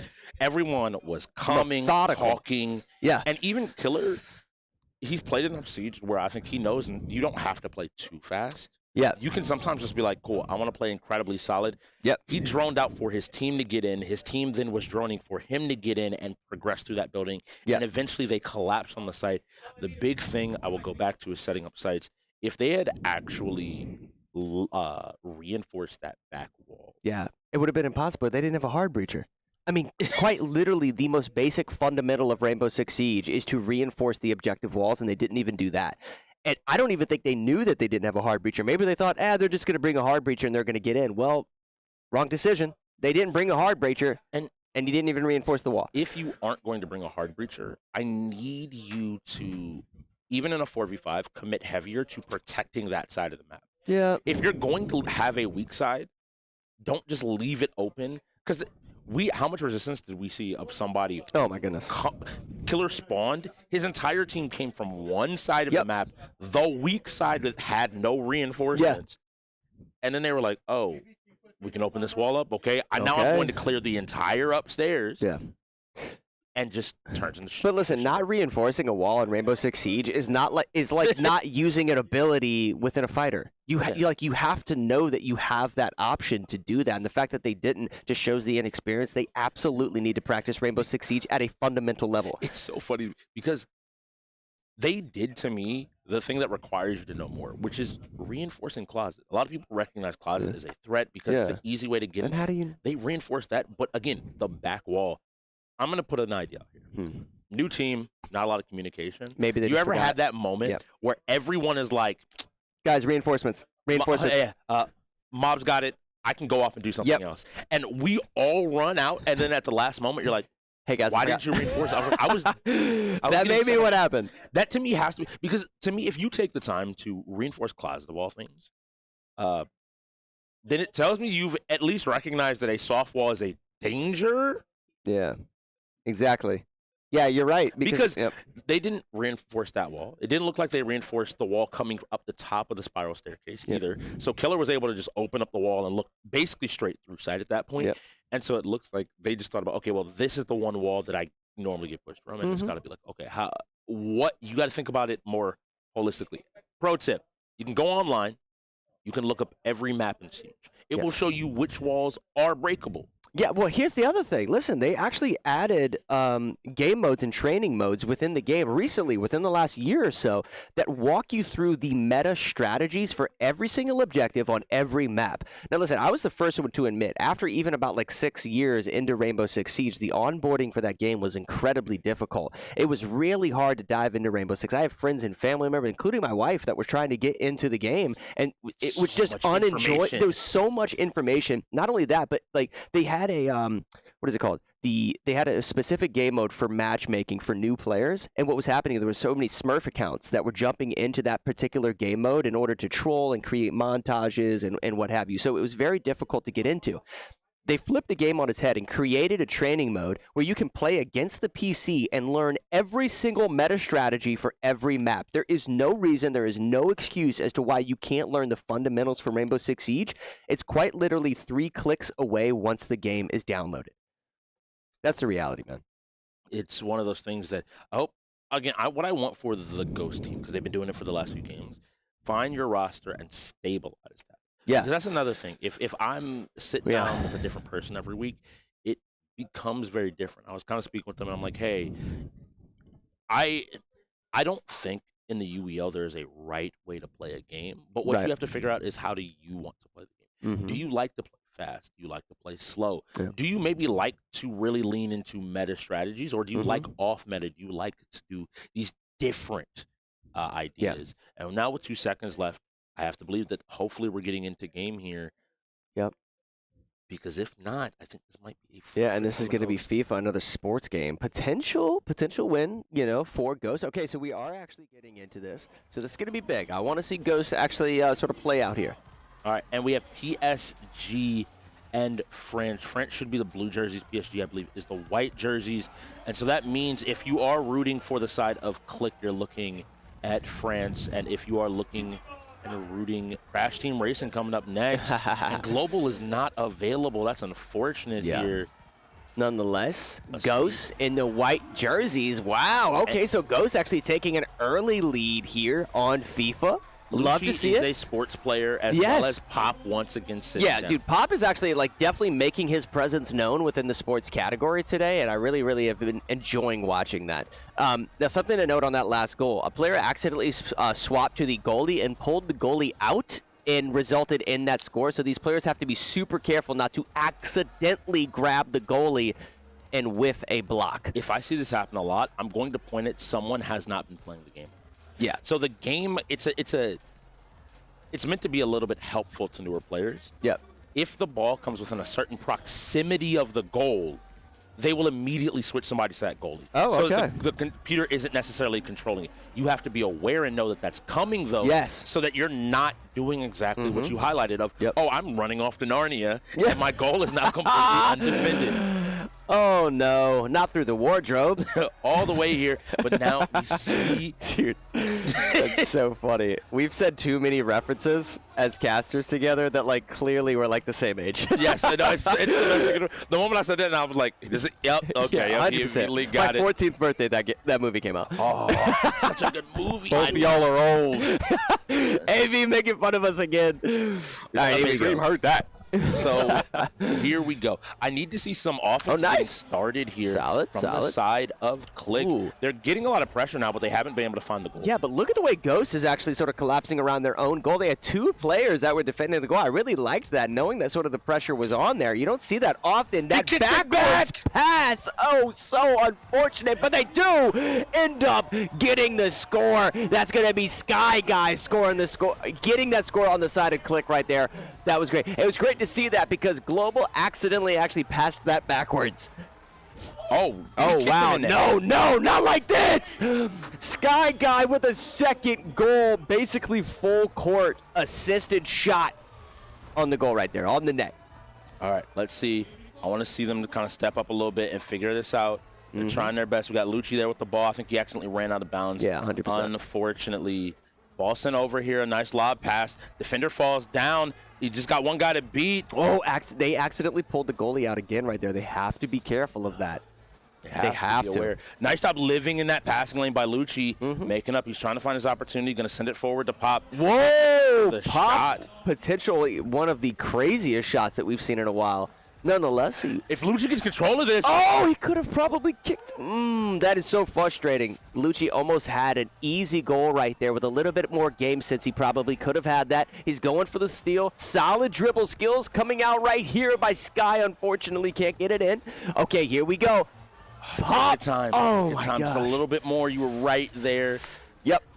So Pop, easy way to remember it, guys. Pop is on purple. Pop is on purple. And Lucci is on yellow. Those are the white jerseys. Pop with some solid defense right here. Solid defense coming out of Pop. Great understanding of how the game operates, his ability to steal and then dribble down this court here. Yep. Now let's see. Picks the ball up. Wow. I mean, would have been one of the crazier goals. Wide left, though, nonetheless. Oh, Pop with the steal. Simple shot on the goal if he can get it. I wanted one more pass there. I wanted one more pass. Lucci had the open shot. If you were just able to connect with him. This game is a lot about passing. With 14 seconds left, though, they have to find another goal. They're going to have to keep playing aggressive. That might open them up to a third point, but it doesn't even look like they're going to give them the opportunity. 7 seconds left. They got to find a play. Where's the ball going? It goes back. Oh, Pop trying to maintain a little bit of that pressure. They're just basically trying to run the clock out at the moment. Pop playing his best defense as he can. Let's see what happens. They 3 seconds. 2. Okay, 2, 1. 1. Oh, my goodness. Pop almost clutches it. Now, something just to note there, I completely understand that Pop has a basic understanding of this game's fundamentals. He's clearly a very good sports player, but he wasn't passing enough throughout that. I don't know if that's necessarily an understanding that he had between him and Lucci that he didn't want to necessarily pass. Nonetheless, though, it would have been nice to see Pop pass him more. I do think it was an understanding, and I only think about that because Lucci had that open shot on a goal. Right. That he tried to force a pass in. Yeah. And that feels like one side kind of choosing to lead the dance. Right. That makes sense. Yeah. And you have to have a point where you also have to look at your teammate and be like, look, if you think you have a good shot, right, I need you just to take it. I can't tell you to take it. We need to do that. Because all it came down to is 1 or 2 decisions. Global and Sky have played together a lot more, and I think that shows in their skill there. Yeah. Now, going into CTR, this is a different game, so I'm wondering a different racing game, I should specifically say. Yeah, this one's way different. Listen, I always talk about, like, our racing genre of games, guys, has such a variety within it, and this is Crash Team Racing, which operates as the most arcade racer of the arcade racers, right? It's basically Mario Kart on steroids. There's a ton of drifting. Like, if you thought drifting was sort of a meta mechanic within Mario Kart 8 or Mario Kart 8 Deluxe, essentially all you're going to be seeing on the screen is constant drifting and maintaining basically a boosted speed while they're drifting. I'd say the only other game that probably is more drifting than this would be, what is it called? Kart Racer, I think is what it's called. Kart Racer, which is a super popular game in Korea. They have an awesome esports league, actually, out of Korea, specifically for that game. It is on Steam, I believe. Yeah, it is. It is. It's on Xbox and PlayStation, I believe. It's a really, really fun game. But nonetheless, this is drifting to the max. Yes, it's going to be really interesting because I know from KLiK's perspective, they would want global input. Global. This is one of his specialties. Jekyll has been ducking this game for a good minute, but he's also a solid player in his own right. Yeah, as someone that was on his team last season where he was like, yeah, I'm okay, and then he came in, I'm like, okay, you're better than okay. You understand the mechanic. Clearly, you just probably need to put more time in to learn every single map perfectly. Yeah. But you have that skill. Oh, he's going in? Okay, Jekyll's going in. Thank you. Maybe Thank he you, has Sky. practice. Don't let him duck the game. Okay. But on the other side, 2 veterans coming from the side of the Ghost in Lucci Sama in that tier 1 and Paku. This is going to be, I think, the first time today where we exclusively get to see tier 1 and tier 2 go head to head. All 4 players will be playing in one race. The winner of that race will take the point for their team. Now, it is Ghost setup, most importantly, which means they get to pick the map in question. Oh, that's good. That's good. So that could give them a little bit of an edge, especially depending on the map they use. And this is going to be sort of a 4-player split screen that you guys are getting ready to see on the during the gameplay here. And one team will be on the top and one team will be on the bottom. As soon as we get those details, we will let you guys know. So while we wait for this game, got 2 more minutes while I get everything set up. I'm going to take it back once again, make us feel a little bit old. Were you a screen looker? Yeah, I was screen gazing all day. People don't. Everybody's like, no one screen. I'm like, look, in these 4-player multiplayer games, if you do anything so much as blink, you see the other person's screen. I'm not necessarily staring at what you're doing because I have to play, but every so often I'm like, Oh, what item did he just pick up? Oh, Yeah, blue shell? 100%. Oh, no. It's a part blue of it, orb. man. You And got to that's do what I it, whether love it's about this. Mario Kart or we were talking about GoldenEye, you know, being able to see where the players are on GoldenEye. You've got to screen gaze. Come on now. I love it in this game as well because now I'm more like, what item did my teammate? Did you ever tape some cardboard in the middle of the screen I've and your had that brothers were where- standing yeah. up and you were sitting? Everybody had their own way of like, you're Yeah. not gonna look at my screen. That's cheating. You lean back and just look at it real quick. Yeah. Everybody's just, it's always a little You bit. had to do what you had to do. Can you, dude? How far have we come in gaming? It's so funny. It's insane. 'Cause- Kids now are playing like Fortnite and PUBG on their phones. And not just that, It's like insane.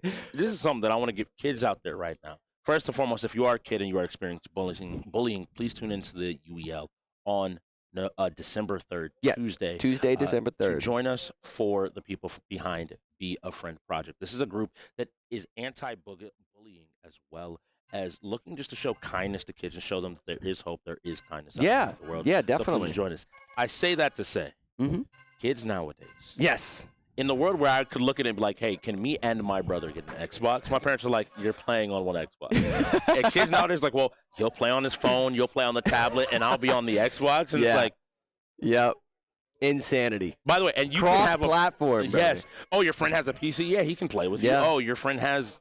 It's a beautiful time to be gaming, that's for sure. Beautiful. So we'll get these Okay. different placements. So I can tell you in the bottom right and top right, so the right side of your screen. Okay, there we is go. the side of the Ghost. Got The you. left side will be the side of the KLiK. So let's see who's going to jump out here. Top left is doing a great job, and that might just be him of jumping out early to a victory. But top right, that being Lucci, isn't letting this go with no problem, and Lucci's taking the lead. Now, you did mention Jekyll. Jekyll's in the bottom left-hand corner, struggling hard to maintain any sort of boost momentum. Nonetheless, he is in second. Now, I want to give He a is in shout- second. He's actually pulling up on first place right now, sort of jabbing back and forth, trying his best. Lucci's holding on. I see. They're all fighting. This is one of the closest games of CTR we have ever had. Usually by now somebody is way in the lead and is basically just running away with it, no pun intended.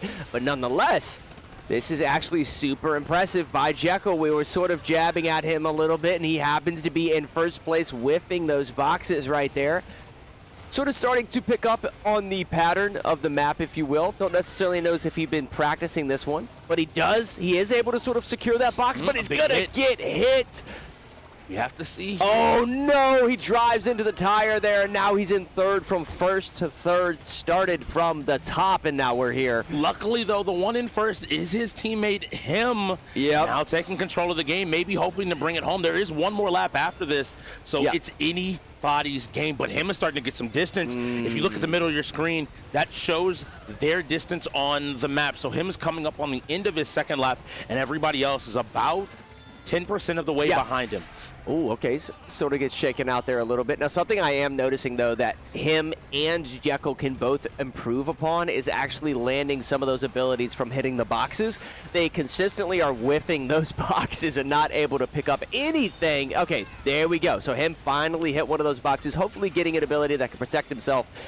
Okay, he drops that behind him, and now he's starting to push upfield. I think you mentioned it. I think we're starting to see him literally pull away from the pack. He's halfway done with this final lap, and no one is even in his time zone, zip code. Yep. Yeah, he's coming to the end. Another 5 seconds or so here, and he's coming to the finish line. He's on the final stretch. He basically just has to make this turn, and that's going to do it. Wow, KLiK securing their 15th win of tonight. They feel good. I don't necessarily think Crash Team Racing is their most confident game, so the fact that they got a win in it, I think they feel really good. Yeah, I think it was a really good time, a really good showing. And another sports game today, I have to believe that this is going to be Big Bad MJ, O to the L, and then Pop going in. Oh, NHL, yeah. Oh, 100%. for the NHL is a lot of fun. We play 3v3, right? Yeah, we play 3v3 NHL, so it's a little bit different. Something to note before we get into this is the actual pucks that are in play aren't just regular default normal pucks. Sometimes there'll be a money puck, which, if scored, will actually give your team additional points, 2 to 3 points. And then there's also an ice puck that if you score an ice puck, it takes points away from your opponent. 2 to 3, once again. Yeah, so it 3. makes it anybody's game. It is the first to 5 points or the most points after 2 periods of play. If they're tied, we'll go into the third period to determine our winner. And listen, we've seen some really good NHL matches. We actually saw one yesterday that went into a third period. That was a ton of fun to watch. So hold on to your seats. We got 13 minutes of in-game time left, and it's going to be fun to get into this so one. stressful. That game was so stressful. Now, I do want to highlight that we haven't had any forfeits today, so I want to give a big kudos to both these teams. Knock on a little bit of wood just because we do have 15 minutes left, and I don't want to. That's true, but at least it's not a situation where it's like, hey, you could get back in this thing. You know, Ghosts have 6 wins today, you know, so they don't necessarily walk away with this with their chins down, but at the same time, they've got a lot of areas, a lot of genres to improve upon. I think that I look at games like this, especially inter-conference games. Yeah.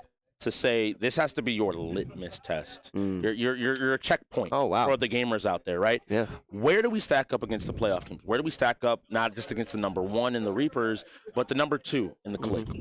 Where are we right now? And it looks like, hey, we took 6 games. I like how you say litmus tests, like as if they're bots. Like you're trying to prove they're human. You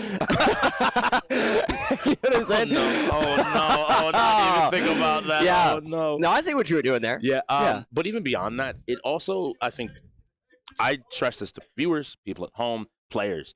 Box scores don't define games. Yeah. If you look back, there are plenty of games that we could have said, a little bit of cleanup. FC could have gone the other way. What other games? There was some blowouts, but the blowouts that have occurred were shooters, just all the shooters. Street Fighter, our second game of the day, came down to a literal hit. Tekken, it still came down to it still came down to, like, yes, there were 2 people left, but I feel like they just kind of started to run out of gas. They're solid at fighters. I mean, the fighter category in general, they're solid at fighters. But goes to solid at fighters, they're solid at sports games. Outside of that, I don't necessarily see them excelling in strategy. Clearly, they need to work on shooters.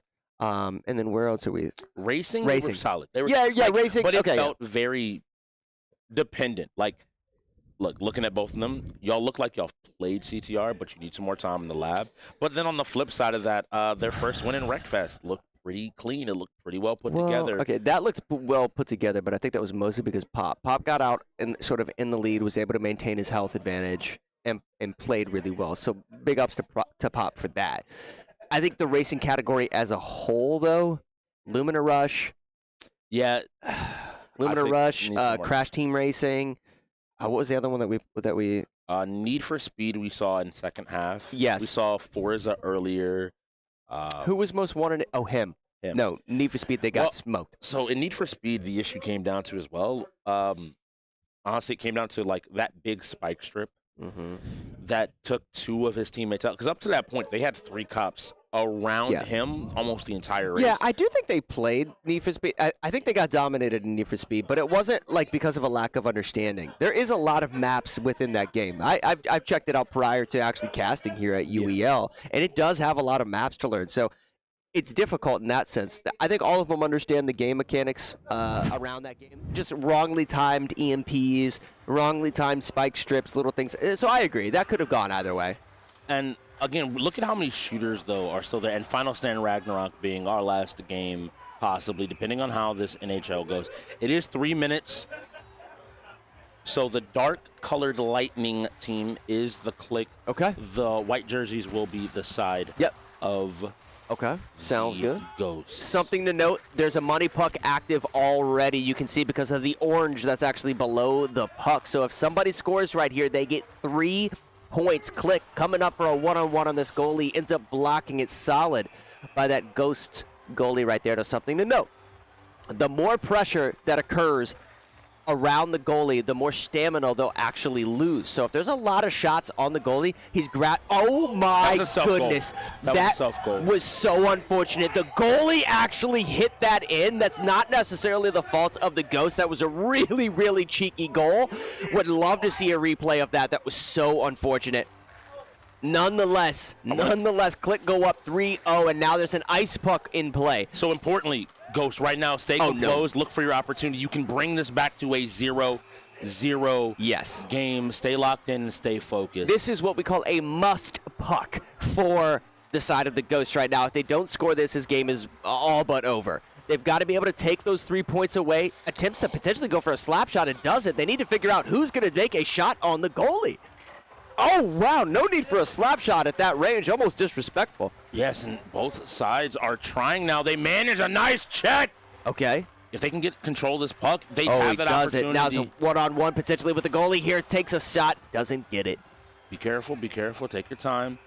It's all right. They need this ice puck. They can re-equalize the game. There's another money puck right behind it. Yeah, they need to go for some type of poke check in order for them to sort of maintain their momentum up the ice and then also play with the teammates. You've got to get passes off. If they don't, like right now, he could probably pass to one of his teammates for a potential shot. He tried it. And so on those colors, for people that are wondering, this light blue player is Killer. He's trying to look for his teammate. He sends it around behind the goal, and now it is picked up by Pop. Green player there being OTL. Just going to hold nice it. job holding on to the puck. Yeah, I like 100%, that. I like that. I like that. So we'll see what happens here. They're on defense.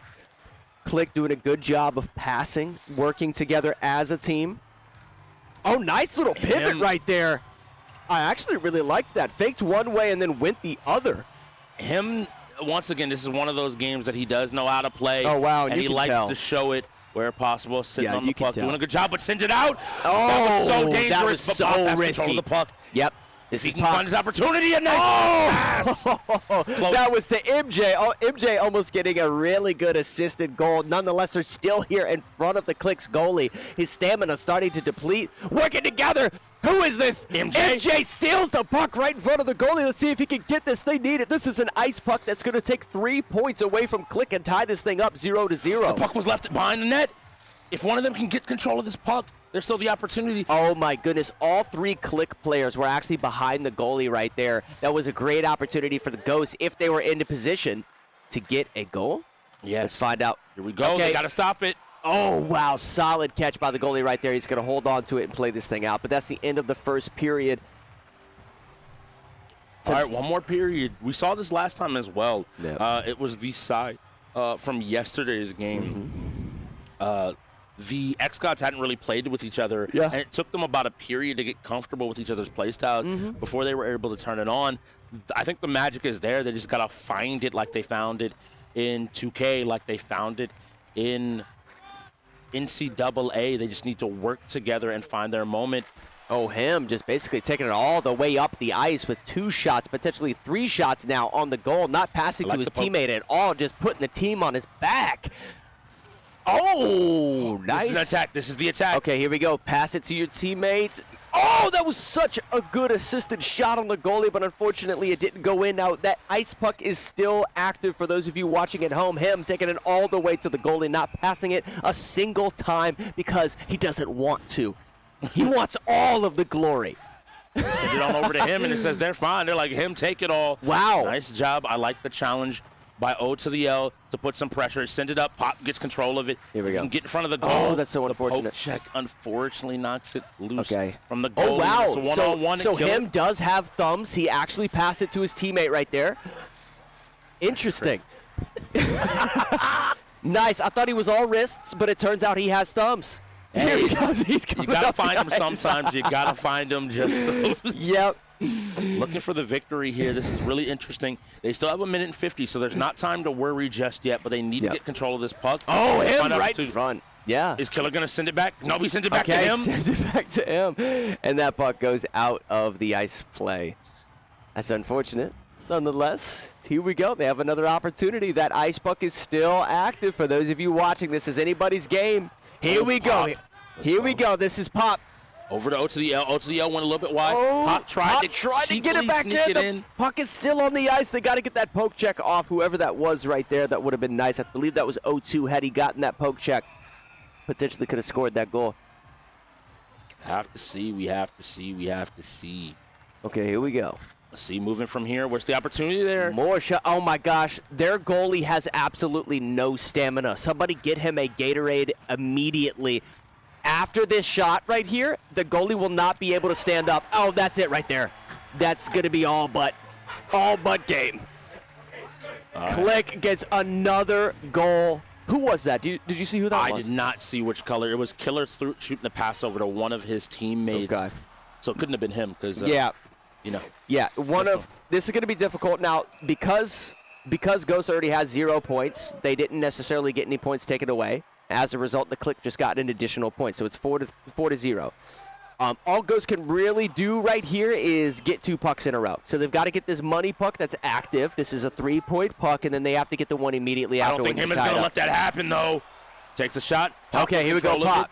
Pop's in control, potentially with an assisted shot if he can right here. Oh, that was absolutely filthy. Clean up on aisle 3. Somebody grab the Windex. That was absolute hit the filth. spin between 3 defenders. Oh, my gosh. Hold that right quick. Now, I will say this. Props to his teammate that actually sort of interrupted the goalie there. It was a no-goal. It was a no-goal?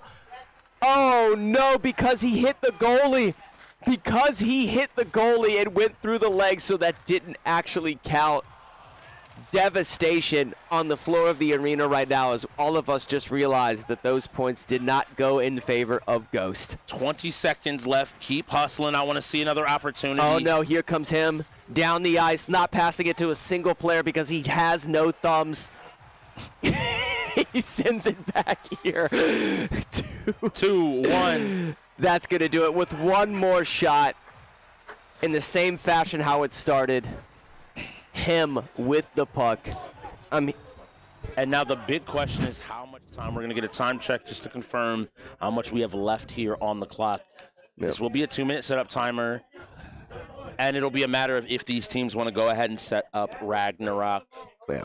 And that was tough, man. That was tough. It would have been nice to end on a sort of positive note, even if they wouldn't have got necessarily the 4th point. I want to highlight that because this is something that is important, I think, to say about that.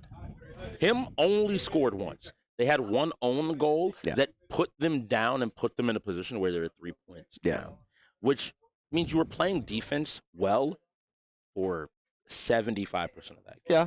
That's true. I don't necessarily think that was like a strong performance out of KLiK. Yeah, I agree. Because, we were sort of poking fun at it right there. But whether it's a matter of, listen, him's just really confident. But if you were to rewind to yesterday, it was Bubbles and Bosif. Bubbles and Bosif were playing in tandem with one another, basically just dancing on the ice with one another, getting tons of assisted shots on the goal. So KLiK has to start recognizing that they can't just be one player. Final Stand Ragnarok won't be our last game. KLiK forfeit timeout to play whatever rolls next. So depending on the game, they might go ahead and see what is on the clock. And I agree with you. I think for the sports category, if somebody wanted me, how do you get better at the sports category in a short period of time? Yeah. Every single one of these sports games, maybe this does not apply to Lethal League Blaze, and even still I think it does. Okay.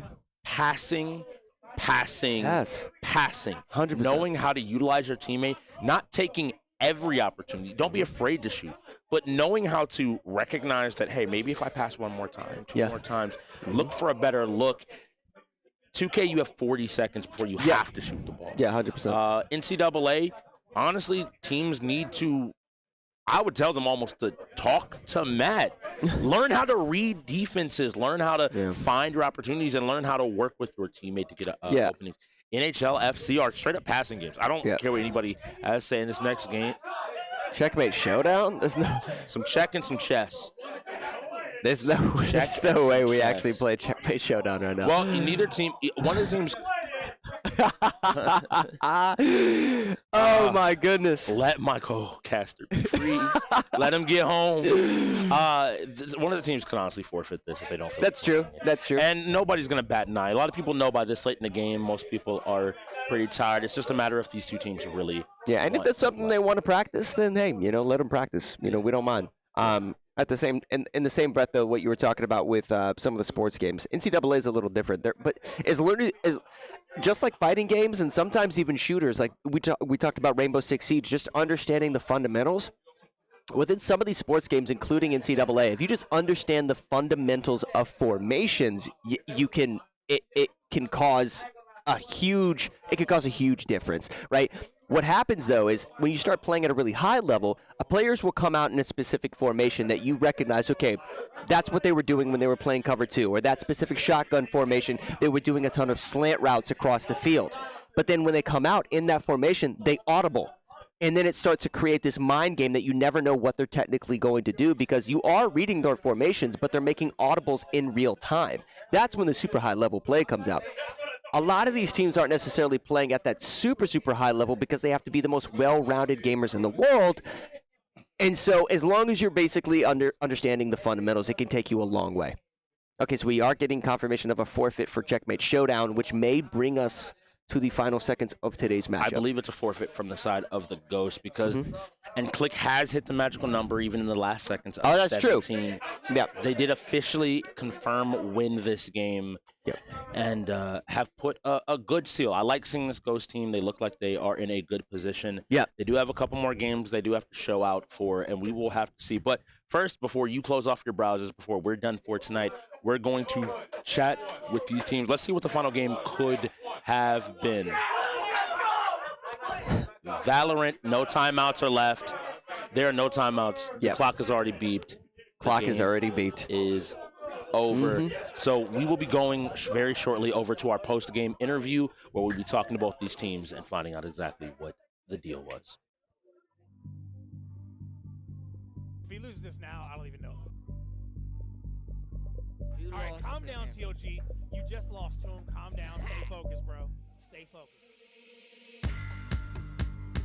Going great on his trail. Right now, hunting down from the bandits. And there Ken, and that one goes in there, taking this one away. It's 5-2. The first half is really starting to go their way. Yes, it is. Definitely is. This could be a runaway, like you're saying.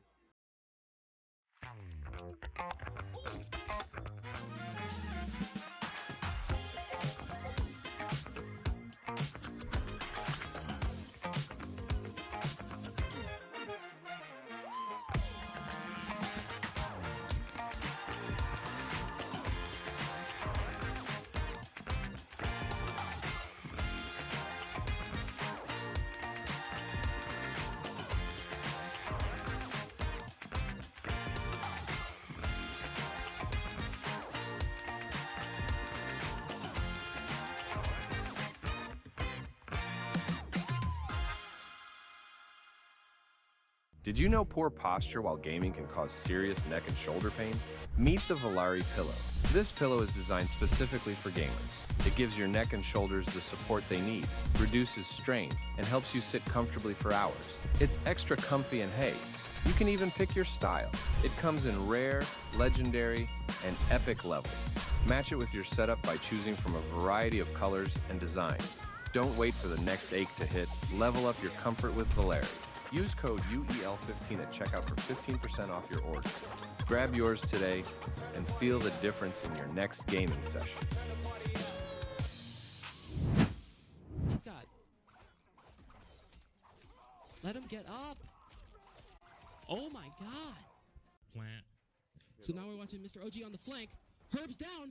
Ooh, him's down too.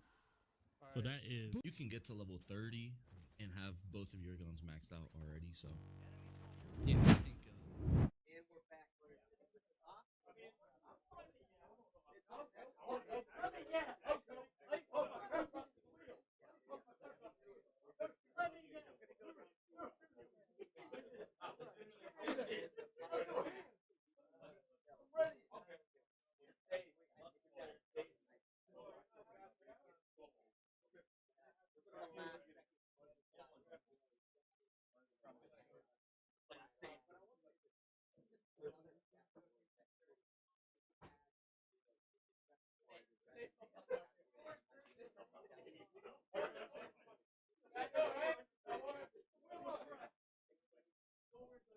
Well, I've been practicing racing. Most of the racing I can try to get into. It's just sometimes we have guys that it's a 5v5 or 2v2. If we don't have that matchup like practice time, it's hard to try to talk to it. And like Need for Speed, it was a missed call out. I had said Spike, but I didn't say it loud enough to let them know. And then I took a couple guys out on that. But so. specific moment that you're talking about. So it's cool to actually see you sort of recognize that as an area to improve on. Now, Paku, there was a couple of shooters that we felt like you were a little uncomfortable with. Is Rainbow Six specifically something that like you recognize as that you want to improve upon? Is it something that you enjoy playing, that you can see yourself improving? Is the shooting genre sort of, I would say, like your biggest struggle as a player? Or is it something that, you know, what would you say is your biggest like genre that you want to improve upon? I definitely consider it as one of my shortcomings. I wouldn't say it's like something I'm super uncomfortable with or I don't like. I play CS2 on my free time. Oh, understandable. Got you. So Rainbow Six is pretty similar.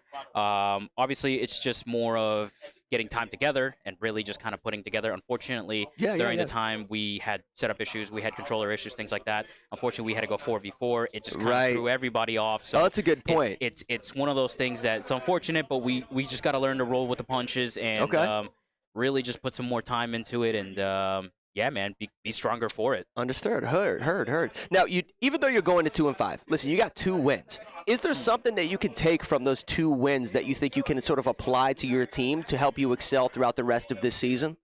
A lot.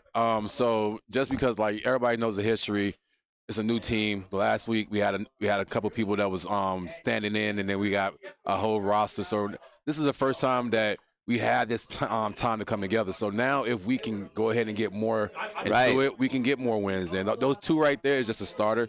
You know? So sort of find that synergy and sort of find that rhythm, if you will. I like that. So listen, guys, I want to thank you for sitting down with me. And it was a pleasure watching over your match today. Best of luck for the rest of your games, man. Get that 3rd win. All right, Thank you so much. Yeah, man. Thanks for having us. If he loses this now, I don't even know. All right, calm down, TOG. You just lost to him. Calm down. Stay focused, bro. Stay focused. Going great on his trail. Right now, hunting down from the bandits. And that one goes in there, taking this one away. It's 5-2. The first half is really starting to go their way. Yes, it is. Definitely. This could be a run. Did you know poor posture while gaming can cause serious neck and shoulder pain? Meet the Volare Pillow. This pillow is designed specifically for gamers. It gives your neck and shoulders the support they need, reduces strain, and helps you sit comfortably for hours. It's extra comfy and hey, you can even pick your style. It comes in rare, legendary, and epic levels. Match it with your setup by choosing from a variety of colors and designs.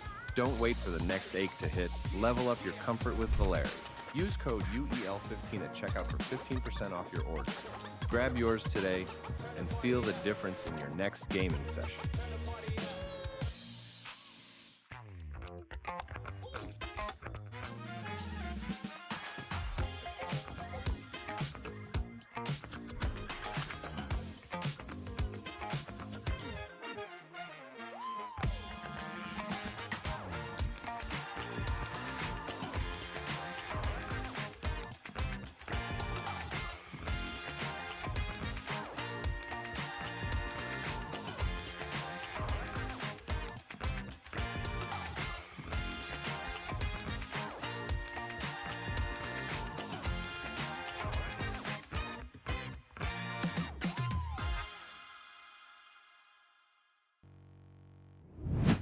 I am joined by the Las Vegas KLiK, victorious today. I believe this also confirms y'all's playoff spot. Yes, this based on who else we have in the conference, it's going to be us and the Reapers, and then Ghost Paladins are fighting out for the end. So yeah, this win secured us for the playoffs. Yeah. So again, we once again see a slightly different lineup. It's still part of y'all's core. How were y'all feeling today? I feel like the energy was good. I feel like y'all were communicating well. How was it from y'all's perspective today?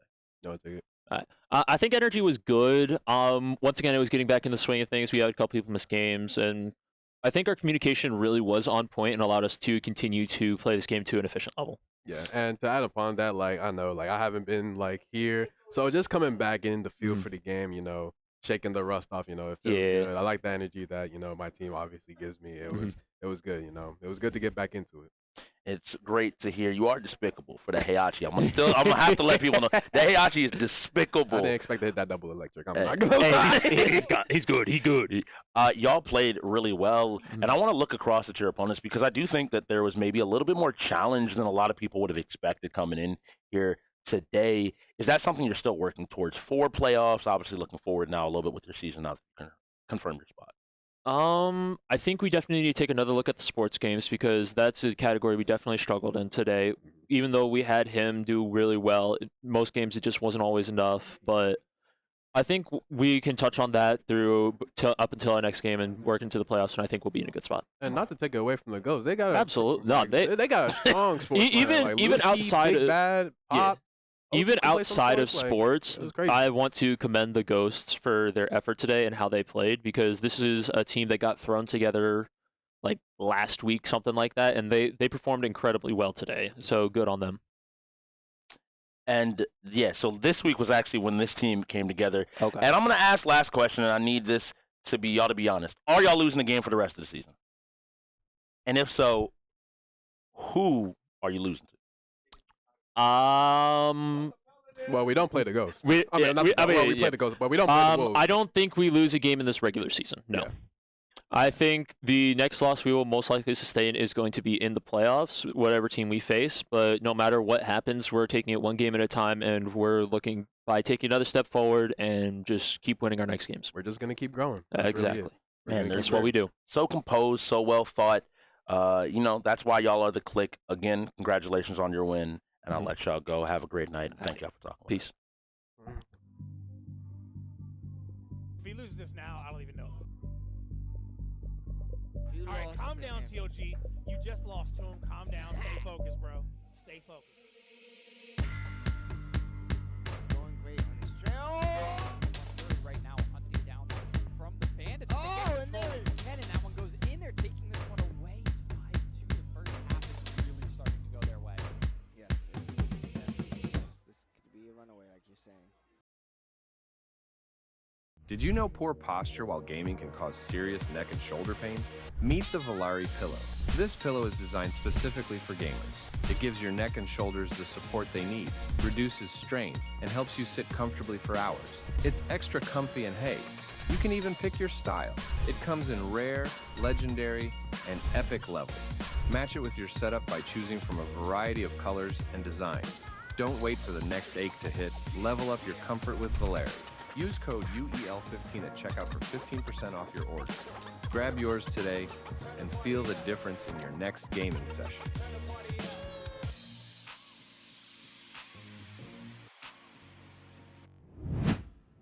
And that's going to do it for our Week 11 matchup between Ghost and KLiK. KLiK going to leave this matchup 5-3, Ghosts going down to 3-5. They reached the magic number of 17, but it didn't make much of a difference because time was running out. One thing to mention, guys, before we do get out of here, December 3rd, Tuesday, December 3rd, we have a fundraiser event for the Be a Friend project where we try to spread a little bit of kindness to the youth in order to prevent bullying out there. What a great sort of avenue to do it, none other than obviously video games that we're playing here at the UEL, 33 different games. So regardless of your age, spread some positive vibes out there. Come hang out with us on December 3rd. And now you don't have to wait till December 3rd to see us again. You can see us this Sunday at 2 p.m. when the Blaze and Cyclone play. The Blaze are also fighting for their playoff lives in the Southern Conference, so every single one of these games will matter. So tune in, catch the different genres, catch the different players, and continue to support the UEL. This is the ultimate in Gamers League where gamers go pro.